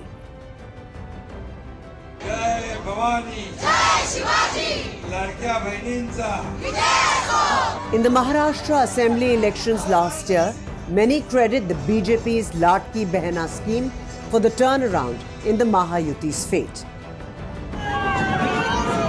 The tried and tested formula worked for JMM in Jharkhand with the Maiya Samman Yojana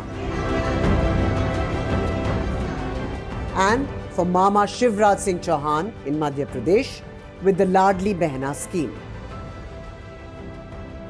Women voters in Jharkhand took the lead in 2024, clocking 5% higher turnout as men at 70.5%.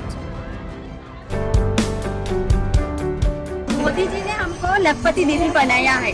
Modi ji के वजह से हम आज Prime Minister Narendra Modi's Lakhpati Didi scheme, targeted at women's self-help groups in the 2024 Lok Sabha elections, hit bullseye for the BJP.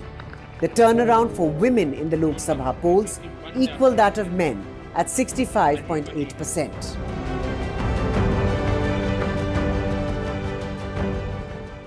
Every political party now vies for women vote. There is a race among parties to dole out attractive SOPs for women ahead of the upcoming elections.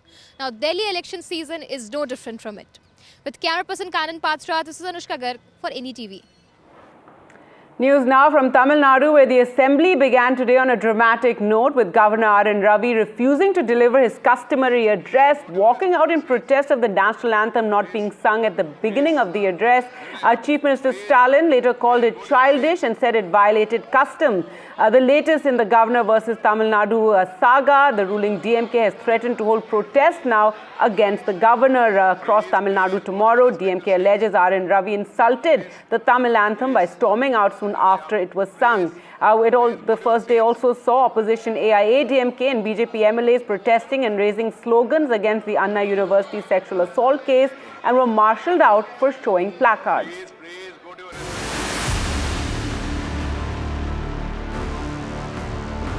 Once again, Tamil Nadu Governor R.N. Ravi walked out of the State Assembly without making the customary governor's address to the House.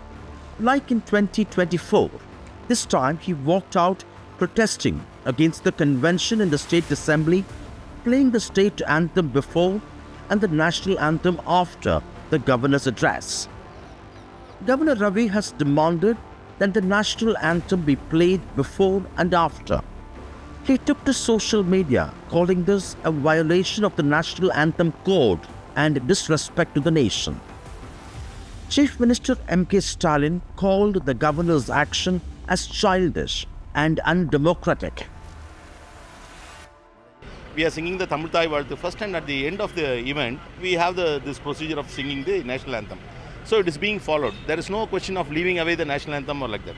So when we are going to recite the national anthem at the end of the event, we do not know where comes the issue for the governor. Meanwhile, there was more drama in the House. Taking on the ruling DMK over the alleged Anna University sexual assault, the principal opposition AIADMK raised slogans and waved placards demanding justice. The involved person is the DMK office bearer. So government is supporting that, and how many government, we want the transparent inquiry. It is not politicizing. It is reflecting the sentiment of the people. It is raising the issue of the safety of the women of this state. Amid a worrying trend of drama and acrimony becoming the norm from the parliament to state assemblies, Governor R.N. Ravi's boycott revives the debate on the relevance of the Raj Bhavan. And politically, the AIADMK is set to turn the heat on the ruling DMK on issues of women's safety and law and order. In Chennai with Suresh, Sam Daniel, for NDTV. Now, focus on the HMP virus, and 3 cases were reported in the country today. 2 cases in Bengaluru, a 3-month-old baby who's been discharged and an 8-month-old who's recovering. Meanwhile, a 2-month-old infant in Ahmedabad has also been diagnosed with the virus. Now, HMPV has been in the news because of increase in cases in China. However, Union Health Minister JP Nada said it is not a new virus. This is something doctors too have been saying that it spreads every winter and that it's children, infants and elderly who are more susceptible. Also, there's no reason to panic. The center is monitoring very closely. On recent reports, the cases of HMPV in China, the Health Ministry, the Indian Council for Medical Research and the National Center for Disease Control are keeping a close watch on the situation in China as well as in the neighboring countries. No surge in any of the common respiratory viral pathogens is observed in India. Joint Monitoring Group meeting was held under the chairmanship of Director General for Health Services on 4th of January 2025 to review the situation. The health systems and surveillance networks of the country remain vigilant, ensuring the country is ready to respond promptly to any emerging health challenges. There is no reason to worry. So no need to panic. HMPV is not a new virus, says the center. And finally, some entertainment news. The 82nd Golden Globe Awards kicked off the 2025 award season in grand fashion and in Los Angeles. Hosted by Nikki Glaser, the star-studded ceremony honored the year's most critically acclaimed films, TV shows and performances. Women dominated the event, while India's Payal Kapadia didn't get an award, but she certainly won hearts.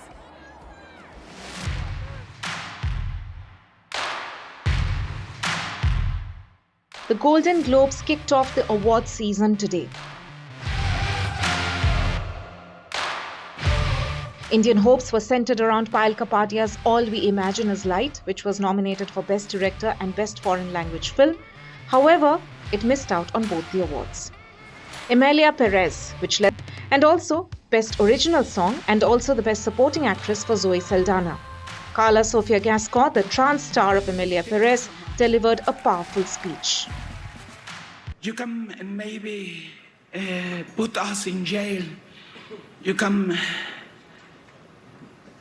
beat us up, but you never can take away our soul, our existence, our identity. And I want to say to you, raise your voice, freedom,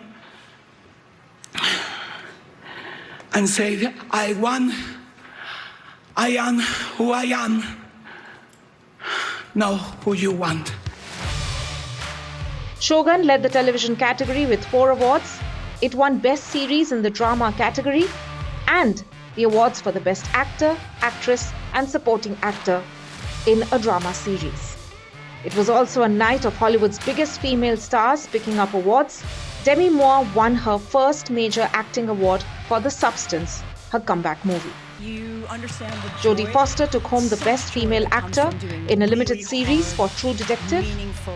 Nikki Glaser also made history as the first solo woman Golden Globes host. Her monologue included political digs at President-elect Donald Trump and more. Most importantly, the wins at the Golden Globes give a big hint as to who might be ahead in the Oscars race. With Abira Dhar, Bureau Report, NDTV. And with that, it's a wrap from me. News updates continue right here on NDTV.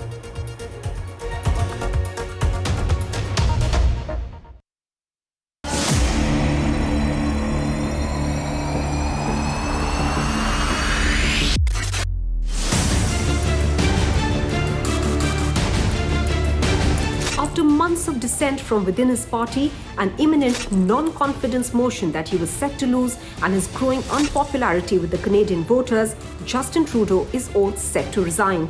This big story from Canada, all day on NDTV.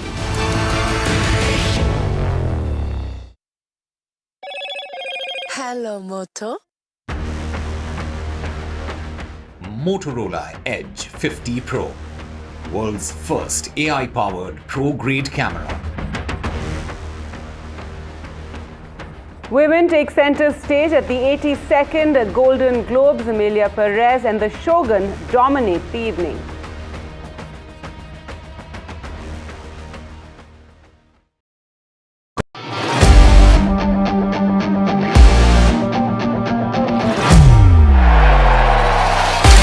All set for Trump 2.0. Countdown to January 20th. Terror Shadow, Visa Wars. All the twists and turns. Tracking Trump takeover. Every day at 10:30 p.m. only on NDTV 24/7.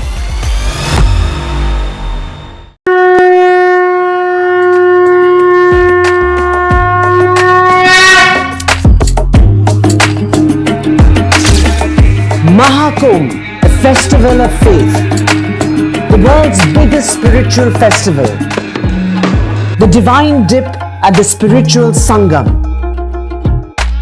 a sacred confluence of faith, culture and heritage. NDTV's mega coverage of the Mega Fest. NDTV at Mahakumbh 2025.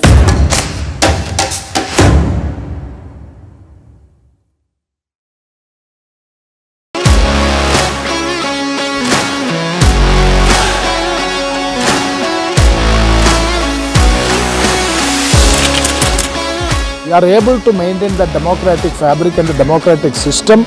I want to do something that can make a difference. लगातार जनता की आवाज को सरकार तक पहुंचाने का काम मैं करता हूं.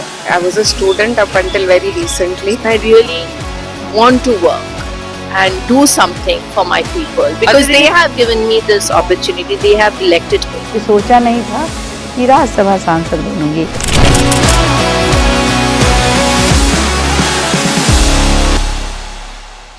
I've been reporting on all issues, big and small, from Andhra Pradesh, Telangana, rest of South India, bringing you all the action, all that you need to know, all that you want to know. The energy of Maximum City is infectious. I bring in that energy in our news coverage from financial capital Mumbai. Covering from the southernmost part of India over the last 23 years, I bring in-depth and 360-degree coverage from the Dravidian heartland. The land of Mishti is also known for its bitter politics. I have seen much water flow under the Howrah Bridge, covering Bengal in all its vivid colors.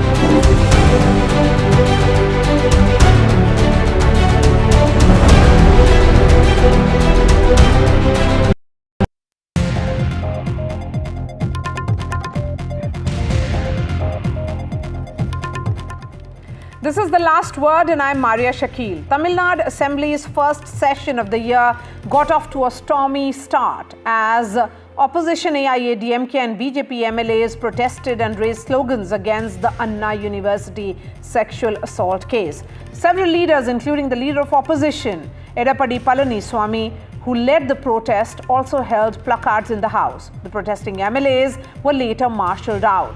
Following this, the PMK, which is also an alliance partner in opposition, and the BJP leaders walked out of the assembly.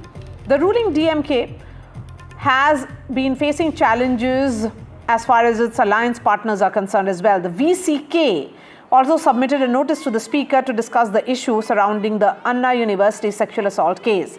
What played out today was also a familiar face-off between the Governor, R.N. Ravi, and State's Chief Minister, Mr. M.K. Stalin. Governor Ravi refused to deliver his customary address to the assembly and walked out in protest of the national anthem not being sung at the beginning of the address. As per the tradition, the state anthem, that is Tamil Thai Velthu, is sung when the house meets, and the national anthem is at the end. But Governor Ravi has taken exception to this norm and has said that the national anthem should be sung at both times. MK Stalin said that governor had made it a custom to violate the assembly's tradition and called his actions childish. First the story, then I bring in the guests.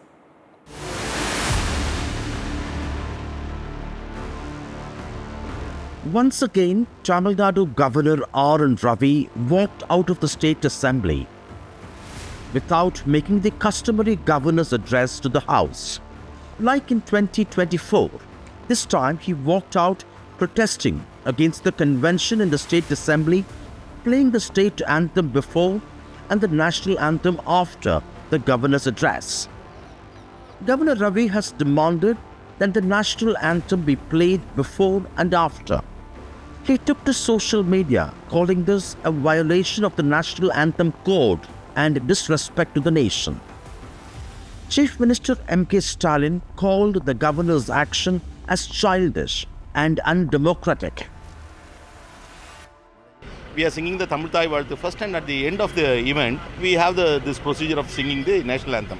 So it is being followed. There is no question of leaving away the national anthem or like that. So when we are going to recite the national anthem at the end of the event, we do not know where comes the issue for the governor. Meanwhile, there was more drama in the House. Taking on the ruling DMK over the alleged Anna University sexual assault, the principal opposition AIADMK raised slogans and waved placards demanding justice. The involved person is the DMK office bearer.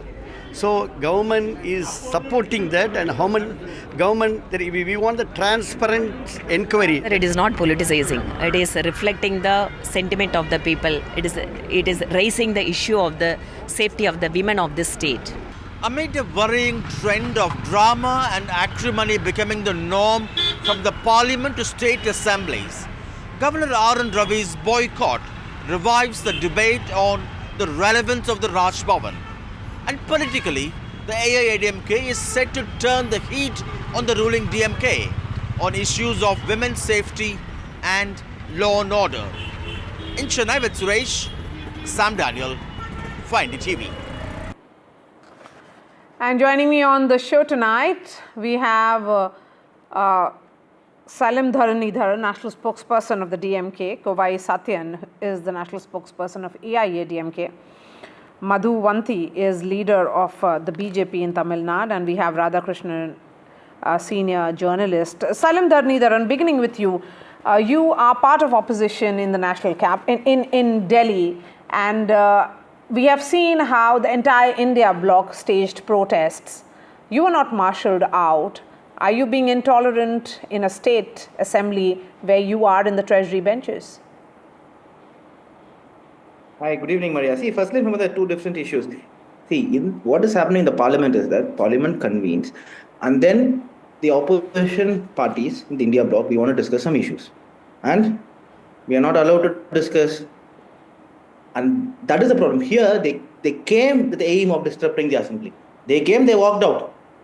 Right? Unparliamentary behavior cannot be accepted. They came in with an unparliamentary behavior. They came with who's the sir here written, right? That is the problem. I think there are two different issues. Our chief minister has always been someone who believes in democracy, who believes in discussion. Even after the Hooch tragedy, he convened the assembly and discussion on Hooch tragedy took place. The chief minister is willing to discuss, but opposition should come and sit in the assembly, no? In the parliament, we are sitting, but they don't want to discuss. They want, when Adani issues blown out of proportion, in assembly, the prime minister announcing bills after bills. Without discussion, he wants to pass them. What is becoming clear is that you have different rules when you are in opposition and completely different when you are part of the government. And R.K. Radhakrishnan, because he is smiling, perhaps he is in agreement with me. Sir, two events playing out in Tamil Nadu as the session began today. Of course, one was what will be seen as high-handedness of the ruling DMK. The second was the regular, frostiness of equation which is playing out between the Raj Bhavan and the Chief Minister's office. Absolutely, Maria. You put it very rightly. See, it could have been easily, the DMK on the back foot today, if the governor had not pulled this past one. ADMK had come prepared, as Dharnidharan has very clearly pointed out. The campaign was very clear. As you mentioned, that documentary earlier mentioned that the VCK has given notice. All of that together, it was the time to put pressure on the DMK on this particular case. And then the entire thing flips on its head. And now I was on a TV channel in Tamil. I think Dharani also was on another channel. So Satyan would have been on another channel discussing what the governor did and what the government's response was. We should be discussing the safety and security of women in campuses and women in Tamil Nadu. Instead of that, we are discussing something else completely different, and governor sidetracked it, and that is a huge problem. The government was let off the hook, and right now we are forced to, people like me are forced to defend the government because what the governor did was completely off the mark. He did this last year itself, and the speaker had very clearly written to him saying that we follow traditions. And the tradition here in Tamil Nadu has been that since 1991, when Jayalalitha came to power, has been that we sing the Tamil Thai Valthu initially, and then at the end of the proceedings, we sing the national anthem. This should not be a controversy at all. We should be discussing what is in the presidential address. We should be discussing the security and safety of our women. Absolutely. We should be discussing the fact that the vice chancellor is not being appointed to universities in Tamil Nadu. Yes. So, Madhuvanti, I would agree with Mr. Radhakrishnan here that it is the governor's conduct, and a familiar one, he does this every now and then, has actually let the DMK government off the hook. Today was the day that we saw the entire opposition and also a part of the government, an alliance partner of the government, question them on a very important issue, that is women's security. Good evening, Maria, and to my fellow panelists, wish you all a very happy new year as well. As a woman, I have been asking these questions time and again about the safety and security of women in the state of Tamil Nadu. Pun intended, the state of Tamil Nadu is in I don't know what to call it. I really don't know if there's something called law and order in Tamil Nadu in the first place. Dharan, don't put up your hand yet. I waited till you finished. Allow me to complete. Thank you. So, having said that, my point here is, if the governor asked for the national anthem to be played, which he had already requested and which is part of the rule book that has been sent by the Home Ministry across all functions, across all states in India, what was the problem in singing it after the Tamil Thai Valthu? Why make it such a big issue? And what tradition are they talking about? 1970, Kalaignar Karunanidhi wanted the Tamil Thai Valthu to be sung across all the state government functions. Nobody followed it until 1991. 1991, it was Madam J. Jayalalitha who brought it back into the culture. And in 91, let me make it very clear, both the Tamil Thai Valthu and the national anthem were sung at the beginning of the assembly. Just to, kindle Mr. Radhakrishnan's memory, because he said only Tamil Thai Valthu was sung in the beginning and then the national anthem at the end. No, both were sung. Now, what is the problem if you sing the national anthem?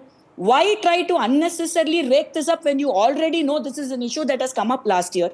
So who was trying to divert the entire attention from the opposition, causing asking them questions? And what are they talking about? Opposition doing drama. They hold the pocket books of the constitution and walk in and out of the parliament. They jaywalk in and out of the parliament. They hold pictures of Ambedkar and jaywalk in and out of the parliament. And they talk about drama being presented here. I don't understand. It's one rule for them in Delhi and another rule for them in Chennai. I really don't understand how this works. And what tradition, what norm? I don't understand. It's a rule. Just follow the rule and get the assembly going. Why unnecessarily rake up this whole point? I don't understand. It's ridiculous. Okay. Will you respond to this, Salim? See, firstly and foremost, the same governor 2 years back walked away when the national anthem was being sung. So he wants drama. So he will find one reason or the other. Right? Like a child. Mother will make dosa, he will say, I want puri. Mother will make puri, he will say, no, I don't want both. So he basically wants drama. Today I woke up in the morning at 6:30. Last year reminder came on Facebook. You know what was the reminder? Governor digressing the norms in the assembly. So he needs a reason. 3 years back also, first Tamil Thai Valthu was sung. Then national anthem or song, why did not protest? Why did not protest last year? So basically, this man wants drama and BJP wants to blow up things out of proportion. I'll tell you one example. See, this incident in Anna University is unfortunate. But BJP is trying to showcase as if Tamil Nadu has become like an Afghanistan. Tamil Nadu is still the safest city for women in the country. What is happening in UP? Number of rapes happening in UP is 20 rapes happening per day in UP. Right? 70%. Let's not get into this whataboutery. Mr. Dharmidanan, let's not get into this whataboutery. The government of the day cannot get away by saying that what's happening in UP, what's happening in other BJP ruled states. Let's talk about your own responsibility on administration and law and order. So let me bring in Kovai Satyan. Mr. Satyan, the governor in the past has raked up issues which have given you political dividends. But today, he hijacked what was your issue or your day when you were raising, concerns about law and order. Shouldn't you be worried about that now? Good evening. See, whenever the incompetence of MK Stalin-led DMK government is under fire, their savior is this governor. This is not the first time. And today again, when the incompetence of MK Stalin was under fire inside the assembly, who is this sir? Governor enacted a drama. It looks like national anthem has become a matter of convenience with respect to pride. Last year, he delivered the address without the national anthem being sung in the beginning. He had already set a precedent. And today, because of the newfound love between DMK and BJP, both of them had to their convenience play to the gallery. He walks out and DMK rakes this issue, and tomorrow they are going to hold a statewide protest. What is more shameful is the person, the molester who is accused in the Anna Nagar University is a DMK member. Neither the chief minister nor the deputy chief minister have made out one statement so far. And they are so scared to even speak it out in the open. And the same fear is now getting into the assembly as well. So they need some way or other. They were looking out for a savior because of their secret understanding with BJP. Governor has come as a savior at another time. And he walks out of the assembly. Okay, Madhuvanti, will you say the same? Because if you look at it, the governor and the chief minister has been playing out for the last 2.5 years. Ever since he has taken as the Tamil Nadu governor in 2021, there has been frosty ties between MK Stalin and Mr. R.N. Ravi. And he has spoken about it, and there has been this tug of war playing out not just over bills but about his repeated statements as well, and of course what played out even today. So last February also the governor had refused to deliver the customary address to the assembly and had said that there were several passages in the speech which are misleading and far from truth. Yes, I am aware of what the governor said the last time, and I'm also amazed at the fact that Kovai Satyan, my very good friend, is saying that there is this secret relationship between BJP and DMK. I really don't know who is doing the drama and writing the screenplay and script for the ADMK off late. Really, truly, it's amazing to hear that today on this debate, because the same DMK was the one questioning the governor on passing 11 bills. And you know what they were? To make the chief minister chancellor of all the universities, including Anna University. Now, when the governor said, I cannot pass those bills and sat on them, the same DMK is now saying it's the fault of the governor because he is the chancellor of Anna University, and that is why there has been a law and order problem in Anna University, and that is why this whole mess has happened. I mean, ma'am, please look at the entire hypocrisy and dichotomy here. I really want to know who's being childish, who's behaving like an LKG student, who's behaving like a 3-year-old. God forbid if this is going to continue in Tamil Nadu. I shudder to wonder what's going to happen for the safety and security of any woman in Tamil Nadu, leave alone the women students. I am worried about the safety and security of women in Tamil Nadu in general. Okay, Mr. Dharmidanan, may I interfere here? Yes, I want you to respond. I want to respond. I'll come to you. I haven't replied to him yet. So let me inform us, I'll tell you this. Firstly, any socio-economic metric, you compare with BJP rule state, let BJP rule these states for 20-25 years. Not even a single metric, including inclusive industrial growth, these states do better than Tamil Nadu. So and even in law and order, they own NCRB data. And coming to Kovai Satyan, it's baffling that someone who have seen Edapadi's AIDMK can talk about incompetence. We have to go and sleep at night. As spokesperson, we have to defend the party, but we have to sleep at night. The state's revenue to GDP reduced by 2%. The state's That's your GDP is problem. 25 lakh crores. 2% loss You is sleep, 50 you lakh, don't sleep. 50,000 crores. 50,000 crores. Administrative capacity of Tamil Nadu was destroyed in the 4 years. Loot and pillage. This chief minister comes and says, when he was chief minister party, that I saw people being killed while watching TV. He did not know what happened. Only I was loot and pillage. They built buildings everywhere, half built, took the money. That they can't talk about incompetence, right? That's completely not unacceptable. Why the chief minister should have the chancellorship is simply because these universities are run by the state government money, not the union government money. And why we are blaming the BJP government is registrar was appointed by the governor. Registrar is an RSS person, and registrar runs the university. Anna University is autonomously run, funded by the Tamil Nadu government. Without vice chancellor, registrar runs it. So this kind of, and last time you told me what about it? I don't think it's a what about it. I said Tamil Nadu, the incident should not have happened, but to showcase as if Tamil Nadu is unsafe. May I come in? And yes, it's like a top. It's the worst place to live in India. It's completely wrong, yes. and it's a And then I'll give the last word to Mr. propaganda. Radhakrishnan. Yes. May I come in? Yes. Go ahead. No, what is the irony is the DMK leader who is so spineless, they don't take ownership and accountability. The person who is arrested is a DMK office bearer. Gnanasekhar is a DMK office bearer. And there is one more person involved in it, and they are trying to shield him because he has connected in the ministerial level. And a commissioner is coming out and lying in the open, minister is lying. Rather than facing the reality and bringing in transparency and delivering justice. Dharmendran, don't shout. I heard you speak. I heard you speak. Now you keep quiet. It's my time. It's my time. It's my time. It's my time. You please have. You want to sleep, you don't sleep, it's your problem. You have to listen to others, please. You have to listen to others, please. Assaults wherein your ministers are involved. One is Raghupati, another one is Raj Kannappan. 2 more sexual assault cases are there. You are still not able to take accountability for the Anna University episode. Shame on you people. Shame on your leader. Not able to face the media, not able to make out one statement in this Anna University issue. You and BJP are interested to play politics to the gallery. Have some courage, have some spine, stand up and take up responsibility. Ask your leader to stand up. Show some courage. Take up the responsibility. Sack that Gnanasekhar from your party. He was arrested. Have some shame. He is not DMK. Don't protect the sexual offenders. He was arrested in 3 hours. Don't protect the sexual offenders. Are you a party for sexual offenders? Don't you have a element of shame? Are you a party for sexual offenders? Wherein everybody has a freedom in this DMK government. Any lawbreaker has a freedom. SP Velmani was seen with that person. SP Velmani shielding that person who was involved in the sexual harassment of Pollachi. There is challenges in the court. Tomorrow I will file a case on you for taking SP Velmani's name. If you have the courage and guts, come to and face in the court. Your Prince Udayanidhi came and apologized in High Court. Your Prince Udayanidhi came and apologized in High Court for taking the name of our leaders. Yeah, fine. Know the history. First of all, for the Pollachi issue, you ran helter and skelter. You played dirty politics. You ran helter and skelter. Your Prince came and apologized in the High Court. Has done so much corruption. SP Velmani has done so much corruption. I tell you what, your 10-year girl got molested. Your 10-year girl got molested.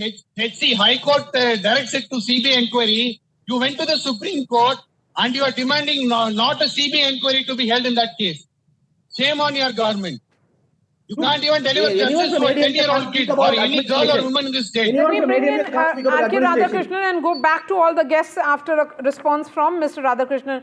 Mr. Radhakrishnan, there seems to be several fault lines in Tamil Nadu politics and an emergence of a new face as well. But the larger question is, what is this secret alliance that is being spoken about on this show? Is it just rhetoric or is there some truth to it? No, there is no way that the DMK can strike any secret alliance with the BJP for the simple reason that if they do that, they are going to lose big time into any election that they go into in Tamil Nadu. It can be a local body election, it can be even a Scouts and Guides election, they're going to lose it. So the DMK will never do that for the simple reason that they will lose votes. And there is this huge anti-BJP, sentiment in Tamil Nadu, so to speak. And both the ADMK and the DMK are trying to cultivate that particular vote bank, which is significant. It cuts across caste, it cuts across class. It's because of people like R.N. Ravi being governor that the problem gets accentuated. And now you have somebody like Annamalai, who instead of taking out a procession or condemning or doing some other kind of protest against this Anna University episode, he started flogging himself and made the whole thing about himself. There too, I think the BJP lost out. So the faces of the BJP in Tamil Nadu have a serious crisis of identity, serious crisis of connect with the people of Tamil Nadu, and also connect with the issues of Tamil Nadu. I think that is the defining problem in Tamil Nadu, and that is why both the DMK and ADMK are doing so well with the number of votes and with the number of seats that they have. And specifically to Madhuvanti's point about national anthem being sung, I've been inside the assembly from 1991 to 2009. I can tell you with a fair amount of certainty that the Tamil Thai Valtu was being sung. It was introduced by Jayalalitha, and then national anthem was sung at the end. We have had 8 or 9 governors from the 1991, including Channa Reddy to R.N. Ravi. Not a single governor, including Purohit, including Vidyasagar Rao. These are BJP governors that I am naming. Have never had a problem with Tamil Thai Valtu being sang initially and the national anthem being sang in the end. I was a reporter in the assembly. So please don't start teaching me lessons on how the assembly was being run. Thank you. I'm not teaching you any lessons, sir. I'm only stating what was minuted in the Legislative Assembly's book in 1991, that Tamil Thai Valtu and national anthem were sung back to back. I am not saying this. It is there in the minutes. I am sure you have been attending the assembly for many years. I have never entered the assembly, so to say. That's not the point. I am only telling you what has been minuted as per the legislative book of the assembly. Madam, no, 1991. Please go check your records, sir. You seem to have a problem with the records. 1991, Jayalalitha's time. It has been there, sir. I can even tweet it for you and I can tag you on Twitter, sir. Absolutely no problem. Okay, you can take this conversation perhaps off the show as well, but the last comment I'll give it to Mr. Dharnidharan and Kovai Satyan. Mr. Dharnidharan, you'll have much to explain, so Kovai, go ahead. Yeah, I think. So due respect to our senior RK sir. Listen, I have to speak, right?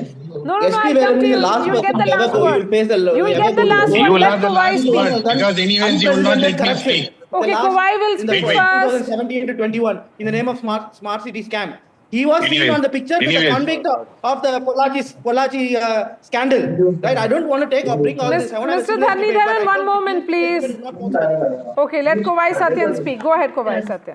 DMK can't stand the truth. They always scream in debates. It's a known now. So with due respect to RK sir, who understands politics better than many here, sir, what is the need for Durai Murugan, the senior most minister, to take a night flight 10:30 on a Sunday to go to Delhi when the ED raid was happening in his place?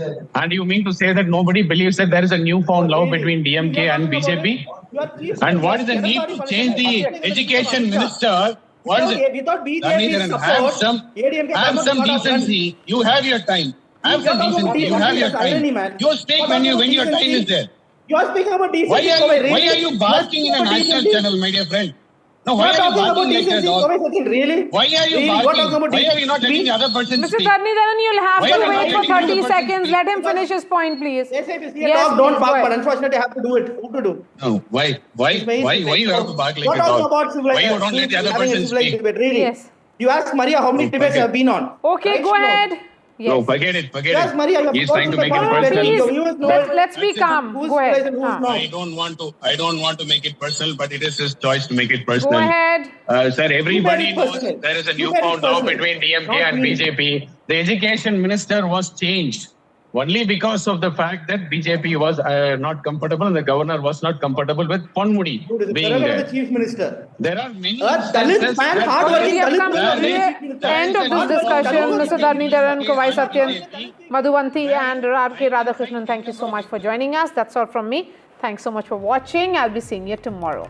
And we have Vishnu Shom right here in the studio. Well, in just about 15 odd minutes from now, we expect a live press conference from the Canadian Prime Minister Justin Trudeau, where he's expected to announce, Maria, that he's going to step down as leader of his party. Just a matter of time, it seems, that he's going to step down as Prime Minister, perhaps delaying that announcement until there's a successor. Also, very sadly, 8 jawans have been killed in a naxal attack in Chhattisgarh. We'll be bringing our viewers all the latest details on that. That's up after this short break.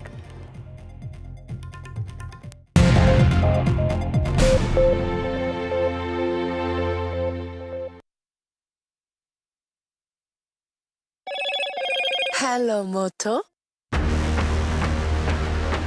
Motorola Edge 50 Pro, world's first AI-powered pro-grade camera.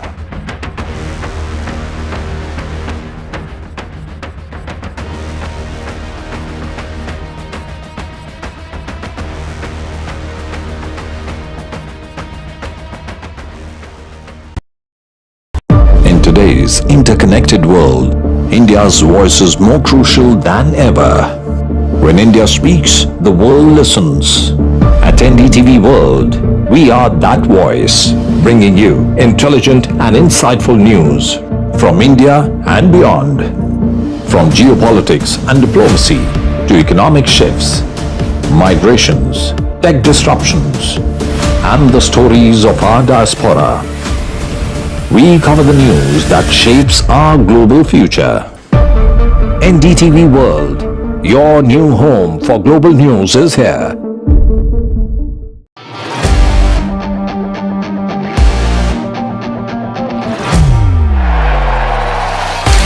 All set for Trump 2.0. Countdown to January 20th.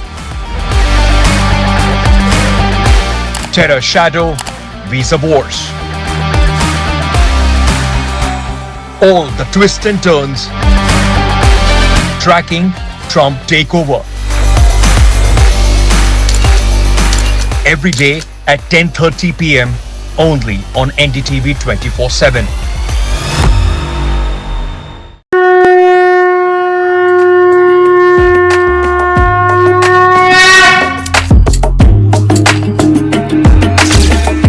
Mahakumbh, a festival of faith, the world's biggest spiritual festival, the divine dip at the spiritual Sangam, a sacred confluence of faith, culture and heritage. NDTV's mega coverage of the Mega Fest. NDTV at Mahakumbh 2025.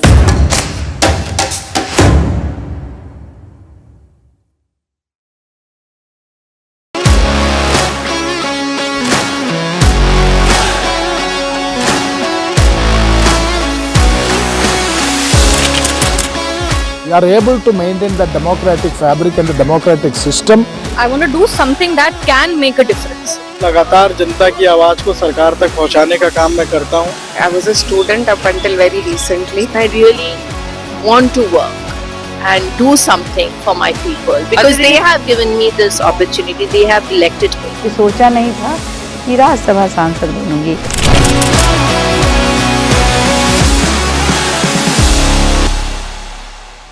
I've been reporting on all issues, big and small, from Andhra Pradesh, Telangana, rest of South India, bringing you all the action, all that you need to know, all that you want to know. The energy of Maximum City is infectious. I bring in that energy in our news coverage from financial capital Mumbai. Covering from the southernmost part of India over the last 23 years, I bring in-depth and 360-degree coverage from the Dravidian heartland. The land of Mishti is also known for its bitter politics. I have seen much water flow under the Howrah Bridge, covering Bengal in all its vivid colors.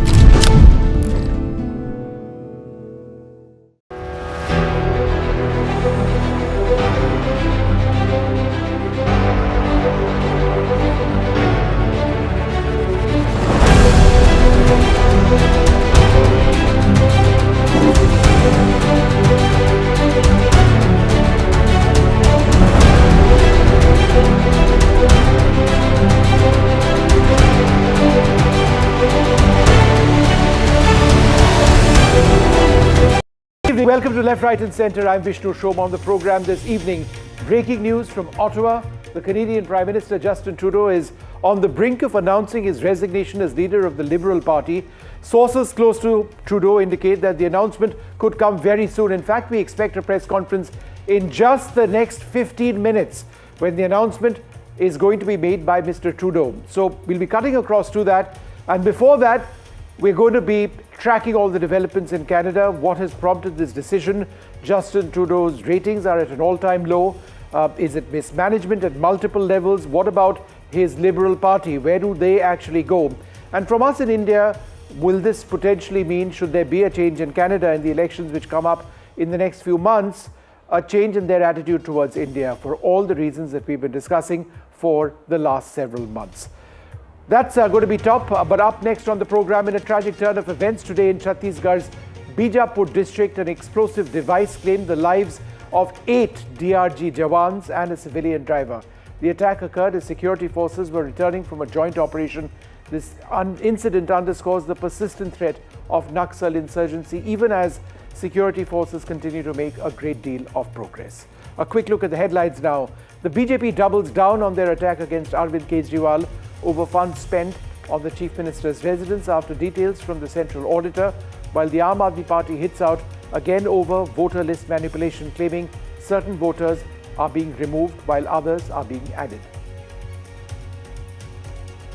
Political parties gun for the women vote with competing schemes after past success. The Congress announces the Pyari Didi scheme with 2,500 a month for women after the Aam Aadmi Party's Mahila Samman scheme with 2,100 rupees promised. The Tamil Nadu Assembly winter session started on a dramatic note, with the Governor R.N. Ravi walking out without making the customary address and opposition parties staging protests inside the Assembly. The Chief Minister called the Governor's move childish. No need to panic over the HMPV virus, says the centre, after cases are detected in infants in Bengaluru and in Ahmedabad. The Health Minister says it's not a new virus. The Karnataka Health Minister says there is no surge. But let's quickly move on now to our top story, and we expect dramatic developments in Ottawa, Canada. In the next 15 minutes or so, a press conference where Justin Trudeau is expected to announce that he is stepping down as leader of his party. This would be a move which precedes him stepping down as Prime Minister of Canada at a time when his leadership when he has come under a great deal of scrutiny, both within his party and outside as well. For us here in India, as India and Canada go through the worst phase in bilateral relations over the issue of Khalistanis and the threat of Khalistanis from Canadian territory, the big question is this: if Justin Trudeau does depart, that is expected very widely, what will that potentially mean for India-Canada relations?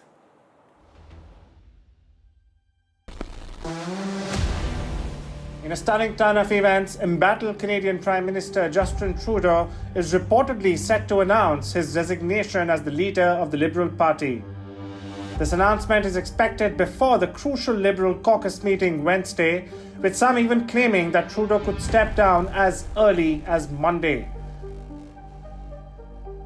The development comes amid a growing caucus revolt and plummeting public opinion that sees Trudeau's party on the brink of being swept away by Pierre Poilievre's Conservatives. Trudeau's leadership, once seen as a beacon of progressive change, now faces intense pressure. Media reports reveal that Trudeau is aware that he can't delay his decision much longer. His struggle to maintain control is underscored by mounting calls from MPs, particularly in Quebec, Ontario, and the Atlantic provinces, who have signalled their lack of support. These regions, responsible for the bulk of the Liberal caucus, now represent Trudeau's biggest challenge. While Trudeau's inner circle is reportedly debating the logistics of his exit, questions linger about whether he will step down immediately or stay on as the Prime Minister until a leadership contest is held. The prospect of prolonged leadership race, which could stretch over months, poses its own set of constitutional and political hurdles, including the looming March 28 vote on government supply. It is not only Trudeau's own lawmakers. According to a recent poll by Ipsos, 73% of Canadians think that he should resign as the leader of the Liberal Party, including 43% Liberal voters. Meanwhile, names like Chrystia Freeland, Melanie Joly, and even former BC Premier Christy Clark have been floated as potential leaders who could revive the party's fortunes. As Trudeau prepares to make a final decision, Canada's political landscape is on the cusp of a major shift, one that could reshape the future of the Liberal Party and the nation's leadership. Bureau Report, Arjun Samar Mahindran, NDTV. Well, let's go across to NDTV's Maha Siddiqui, who's in Canada and joins us live now. Maha, thanks very much for being with us. So in about 15 odd minutes from now, in fact less than that, in about 13 odd minutes from now, we expect Justin Trudeau to step down as leader of his party, but not step down presently as Prime Minister. Is that right? At least that's what media reports are suggesting. In Canada, those who have been able to speak to some of their sources, these are anonymous sources, let me point out, which are being quoted as saying that Prime Minister Trudeau will announce that he will step aside as the leader of the Liberal Party, calls for which have been made for over last 6 months, with his own members of parliament voicing their concern, and many of them, in fact, even backstepping from fighting the elections, the federal elections this year, saying that they cannot fight the elections under his leadership because they are bound to lose. So the situation was becoming very precarious for him to continue as the leader of the Liberal Party. He's expected to step aside and then continue as caretaker prime minister. At least that's what reports are suggesting at the moment. He's also expected to suggest that the parliament session, which is supposed to start on the 27th of January, be prorogued till end of March. That is because that will give the Liberal Party some time to consolidate under its new leadership and then go ahead into a parliament session where the NDP, which is Jagmeet Singh's party, which has already said that they will bring a non-confidence motion against the government, the Liberal government. Jagmeet Singh had said that he is not going to step back from his decision of bringing a non-confidence motion, even if there is a change of leadership of the Liberal Party. But the Liberal Party will perhaps hope that if they get those 2 months and they are able to project that things are improving and that their steps that they are taking on the fiscal front are working, then the NDP might not push for early elections and might not bring down their government. But at the moment, Justin Trudeau, we are waiting for that announcement from Ottawa that Justin Trudeau is stepping aside as the leader of the Liberal Party. So big changes expected there. Just 7 minutes away now, if it is on time. In fact, we should be cutting across to that in a little while. Maha, once he does step down as Prime Minister, who would replace him? At the moment, it is unclear whether he will give the reins right away to somebody else or continue as the caretaker prime minister for some time, and whether that will then lead to early elections and a new prime minister is chosen by the country at large. If he decides to step aside and actually hand over the reins to somebody else to become the prime minister, there are several reports and several names are cropping up. The first name that cropped up is the present finance minister, LeBlanc. It was reported that Justin Trudeau spoke to him and suggested that he take over as the prime minister, but perhaps this is a very difficult period for anyone to take over that charge, and there were suggestions that he might not want to take up that position. Chrystia Freeland, the former finance minister, in fact, who pretty much walked out on Justin Trudeau, a close ally, putting that nail in the coffin there for him in December. When she resigned from the cabinet, she still remains a Liberal MP. She's again a front runner for the position of a Liberal Party leader. Melanie Joly, who is the Foreign Minister of Canada, could also be in the running. Apart from that, the former Premier of British Columbia, Christy Clark, is another front runner. There is another person who is being spoken about here, Mark Carney. He is not a politician, he's an economist. He is a banker who has worked both in Canada and in England. And many people believe that the Liberal Party could get a fresh lease of life if somebody who is not totally connected with the government can be drafted in as a fresh face. So several names doing the rounds here at the moment, Vishnu, but the situation is fluid. We'll have to see exactly what Justin Trudeau says. All right, Maha, thanks very much for being with us. I'm now joined by Ujjwal Dosanjh, former Minister of Health of Canada. Thanks, Mr. Dosanjh, very much for being with us. What specific factors, in your opinion, like, for example, the resignation of Chrystia Freeland or deteriorating poll numbers, have most influenced Trudeau's decision to step down, as is widely expected in the next few minutes? Well, I think that there's an almost total lack of support from most of the liberals, elected or otherwise. And add to that the situation, the fiscal situation. He's totally shattered the fiscal situation in the country, broken the immigration consensus that used to exist in this country. So the country seems to be adrift under his leadership, and people want him out.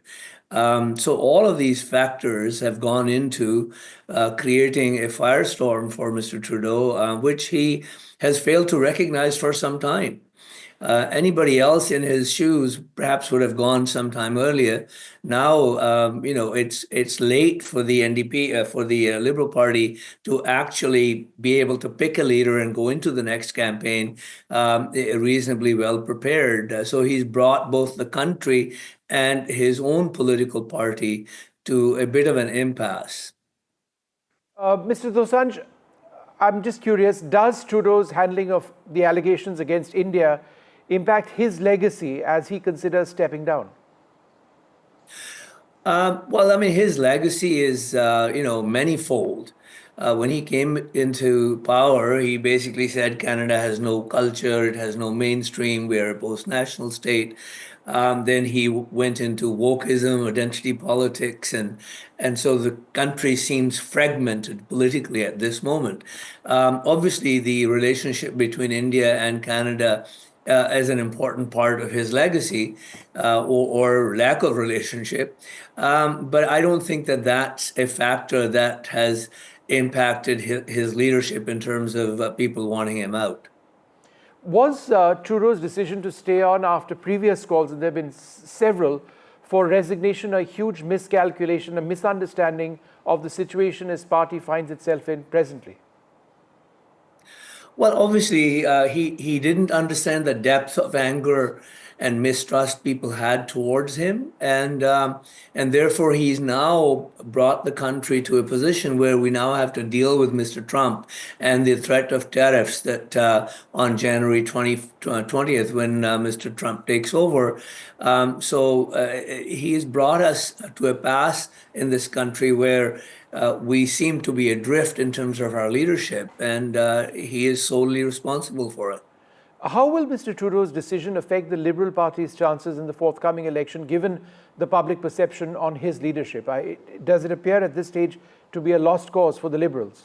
It seems like a lost cause. I think if someone new comes in, you might gain 5 or 10 percentage points in terms of polls, but generally speaking, these kinds of situations, they never really improve. I was in one when I was the Premier of British Columbia. I took over a party that was polling at 11%, which is almost where Mr. Trudeau is, and we were able to bring it to 21%, but we lost badly. And I think Mr. Trudeau's party, which is my party, I was federally Liberal, faces that kind of a prospect.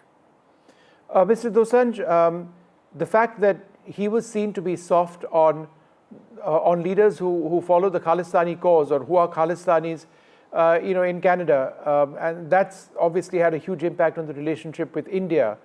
Some would say that these were just narrow vote bank politics, but in the process, he's let loose a political force, a potentially terrorist force, which Canada hasn't really been able to control. Would that be fair for me to say?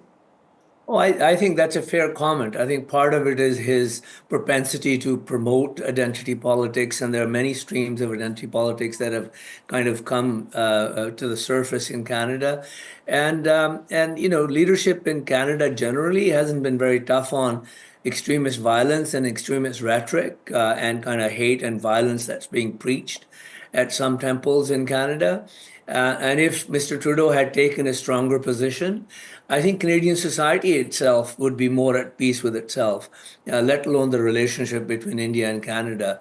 Part of his problem now is that he's brought Canadians to a point where majority of Canadians don't want as much immigration anymore as they used to. Right. So he's broken the immigration consensus in Canada.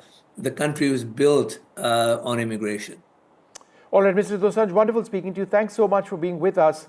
I'm joined now by Dean Baxendale, a senior columnist, Terry Miluski, Dr. Tara Kartha. Thank you all very much for being with us. Dean Baxendale, How do you expect it to sort of turn out in the next little while from now? Do you expect him to just step down as leader of the Liberals, or do you expect him to step down as Prime Minister as well? I think he will step down as leader. I think he will continue his role if the rumors are to be believed out of Ottawa, and that he will be, continue on as Prime Minister until until a leader is chosen through a leadership contest, which I think allows the Liberals to get some much needed attention on new leadership, new policies for the party, in hopes that it might be able to revive it. However, with the polls looking the way that they are, and forecasts of under 10 seats for the Liberal Party, this could be a devastating time, naturally, for the Liberal Party. So we expect some form of resignation and a plan for how this will roll out, and whether or not he prorogues until March to allow for that process to unwind, we shall see. Now, Trudeau was avoiding this. He'd been told earlier on as well by some of his closest political associates that, look, it is time for you now to step down. It is time for the Liberals to think ahead. And he'd been defiant. He decided to carry on. What was the immediate cause, perhaps in the last couple of weeks, that got him to this stage? Dean. Is that directed at me? Yeah, Dean, go ahead. Well, listen, I think the devastation of Chrystia Freeland's resignation on the Monday morning before she was about to deliver the interim financials for the government speaks loudly and clearly of the dissent and contempt for Trudeau's leadership at this particular point in time by devout, Liberals and people that he helped, who supported him for the past 9 years. So that speaks to just the crumbling nature of his relationships with many within the Liberal caucus, and ultimately, I believe this drove, him to the final resolution. But this has been in the offing for some time. There was no chance for him to carry on as leader, given all of the events that have been taking place, from foreign interference, as well as the scandals inside his own party. Well, just for the benefit of our viewers, we expect a press conference being addressed by Justin Trudeau to begin any time now. In fact, those are live shots coming in from Ottawa. We expect him to step down those steps and then address, what would certainly be an international audience watching in on this development. Terry Belusky, how has Trudeau's government failed to balance the right to free speech, which is such an integral part of Canada's constitution, its beliefs, with the need to, for example, maintain diplomatic relations, particularly in the context of Khalistani activism in Canada? Well, it's a very touchy question. It's the right question to ask, too, because the Liberals have done very little about this question. Over the years, they've been content to stand back and allow pretty much anything goes, to include, for example, things that wouldn't be accepted in many democratic countries, like, for example, glorification of terrorists, murderers. Assassins like Talvinder Singh Parmar is publicly glorified in Canada as a great hero of the people. That would fall, for example, in a friendly country. In Britain, for example, that's contrary to their anti-terrorism act. That's the glorification of terrorism, and it's illegal. But in Canada, it's legal. It's perfectly legal. And something could have been done about this. Reasonable people can disagree about the fine points of this question. But the Liberals under Trudeau have done nothing about it. They basically let the Khalistanis antagonize the Indian government with activities like that and others. They're burning the Indian flag and so on. So it'll be interesting to see if the new Conservative government that the polls tell us to expect, if they will approach this question differently and try to mend fences with the Indian government. There is a problem, though, and that is, it's off your question, but it's important. The problem is that the police have acted on the murder of Nijjar. They've got 4 people charged. They've got allegations and charges against 30 different suspects, connected those suspects with the Indian High Commission, and it's very hard for any new prime minister to roll that back. The horse is out of the barn, So we can't expect a revolution in relations between Canada and India. As bad as they are, it's not going to get better in a hurry. But on the question that you raise of freedom of speech, then that will be, I think, an important question for the new government, and it may lead to some improvement. Let me ask you another question, Terry Milewski. Assuming that Pierre Poilievre becomes the next Prime Minister of Canada, and that is, of course, an assumption on my part, how do you see the relationship with India progressing? Or do you believe that, it's going to be much of the same? I think it's not going to, it's going to feel better. I'm sure that any incoming Conservative Prime Minister or any incoming Prime Minister will try to mend fences with the government of Narendra Modi. And it will try to make things nice. But on the substance of the question, because these charges have been made public, targeting Indian diplomats, and these charges have been made, remember, by the Royal Canadian Mounted Police, which is not a political organization. They're not dancing to any politician's tune. They act independently, and they have a very good reputation for that. Because they have made their allegations public, but really a sweeping crime wing organized by Indian diplomats, allegedly, 6 of whom were kicked out of the country. I don't see how you roll that back. You can come in and make nice noise and say, well, let's have a talk about this. I'm sure we can smooth out the bumps in our relationship. But it's more than a bump when you're kicking diplomats out of the country and calling them criminals. I don't see how any new prime minister can make that better. Dr. Tarakarta, how did Trudeau's approach to the India-Canada diplomatic standoff reflect perhaps a lack of strategic foresight, especially considering the economic and geopolitical implications for Canada? Well, I think he had a lot of political foresight because if you remember, the whole thing started with the allegations of Chinese interference. That's how this whole thing. And in April, he very reluctantly started this whole Foreign Interference Commission inquiry. And when he was asked that the Chinese government wanted a minority liberal government, that is an intelligence report, he says, oh, I haven't seen that report. Okay, so that was in April. In May came the first commission, the first initial report, in which it says that India possibly interfered but did not meet the criteria for criminal investigations. That was in May.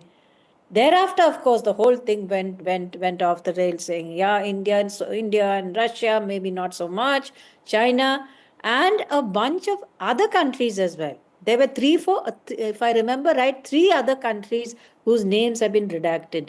Essentially what happened was this furor overtook that focus on Chinese interference. And remember, Trudeau has been very friendly with China. The trade has been immense. And despite US pressure, back in 2018 when Meng Zhao was arrested, despite that relationship has prospered.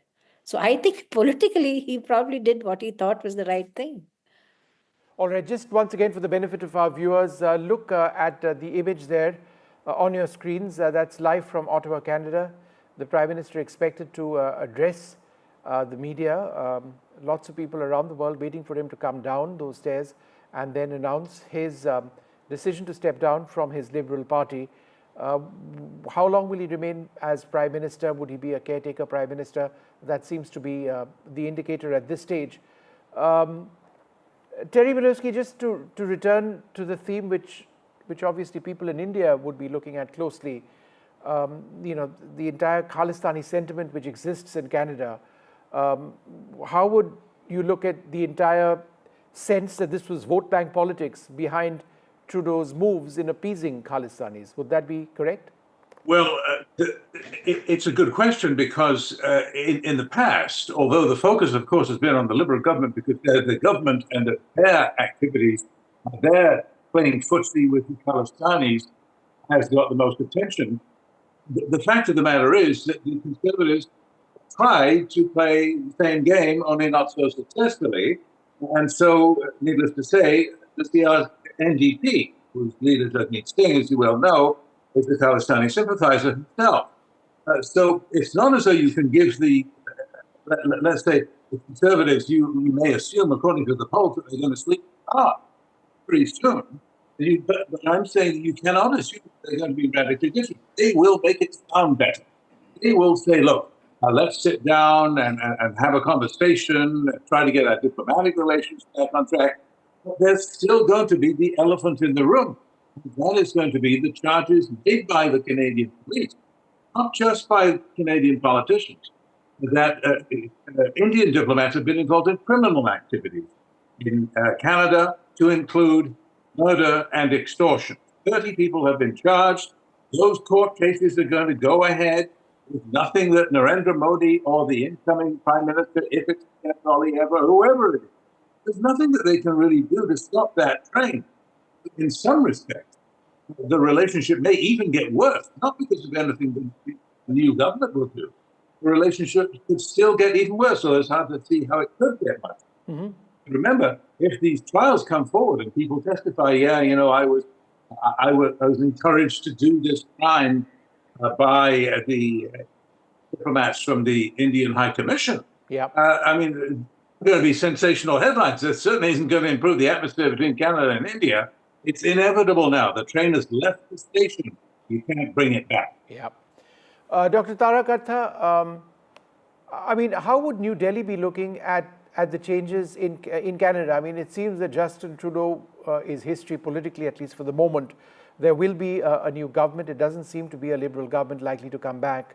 Would New Delhi be looking at this as an opportunity to rebuild the relationship with Ottawa? Or as Terry suggests, do you believe that this might be a process which might go on for a period of time, given the cases which have been lodged?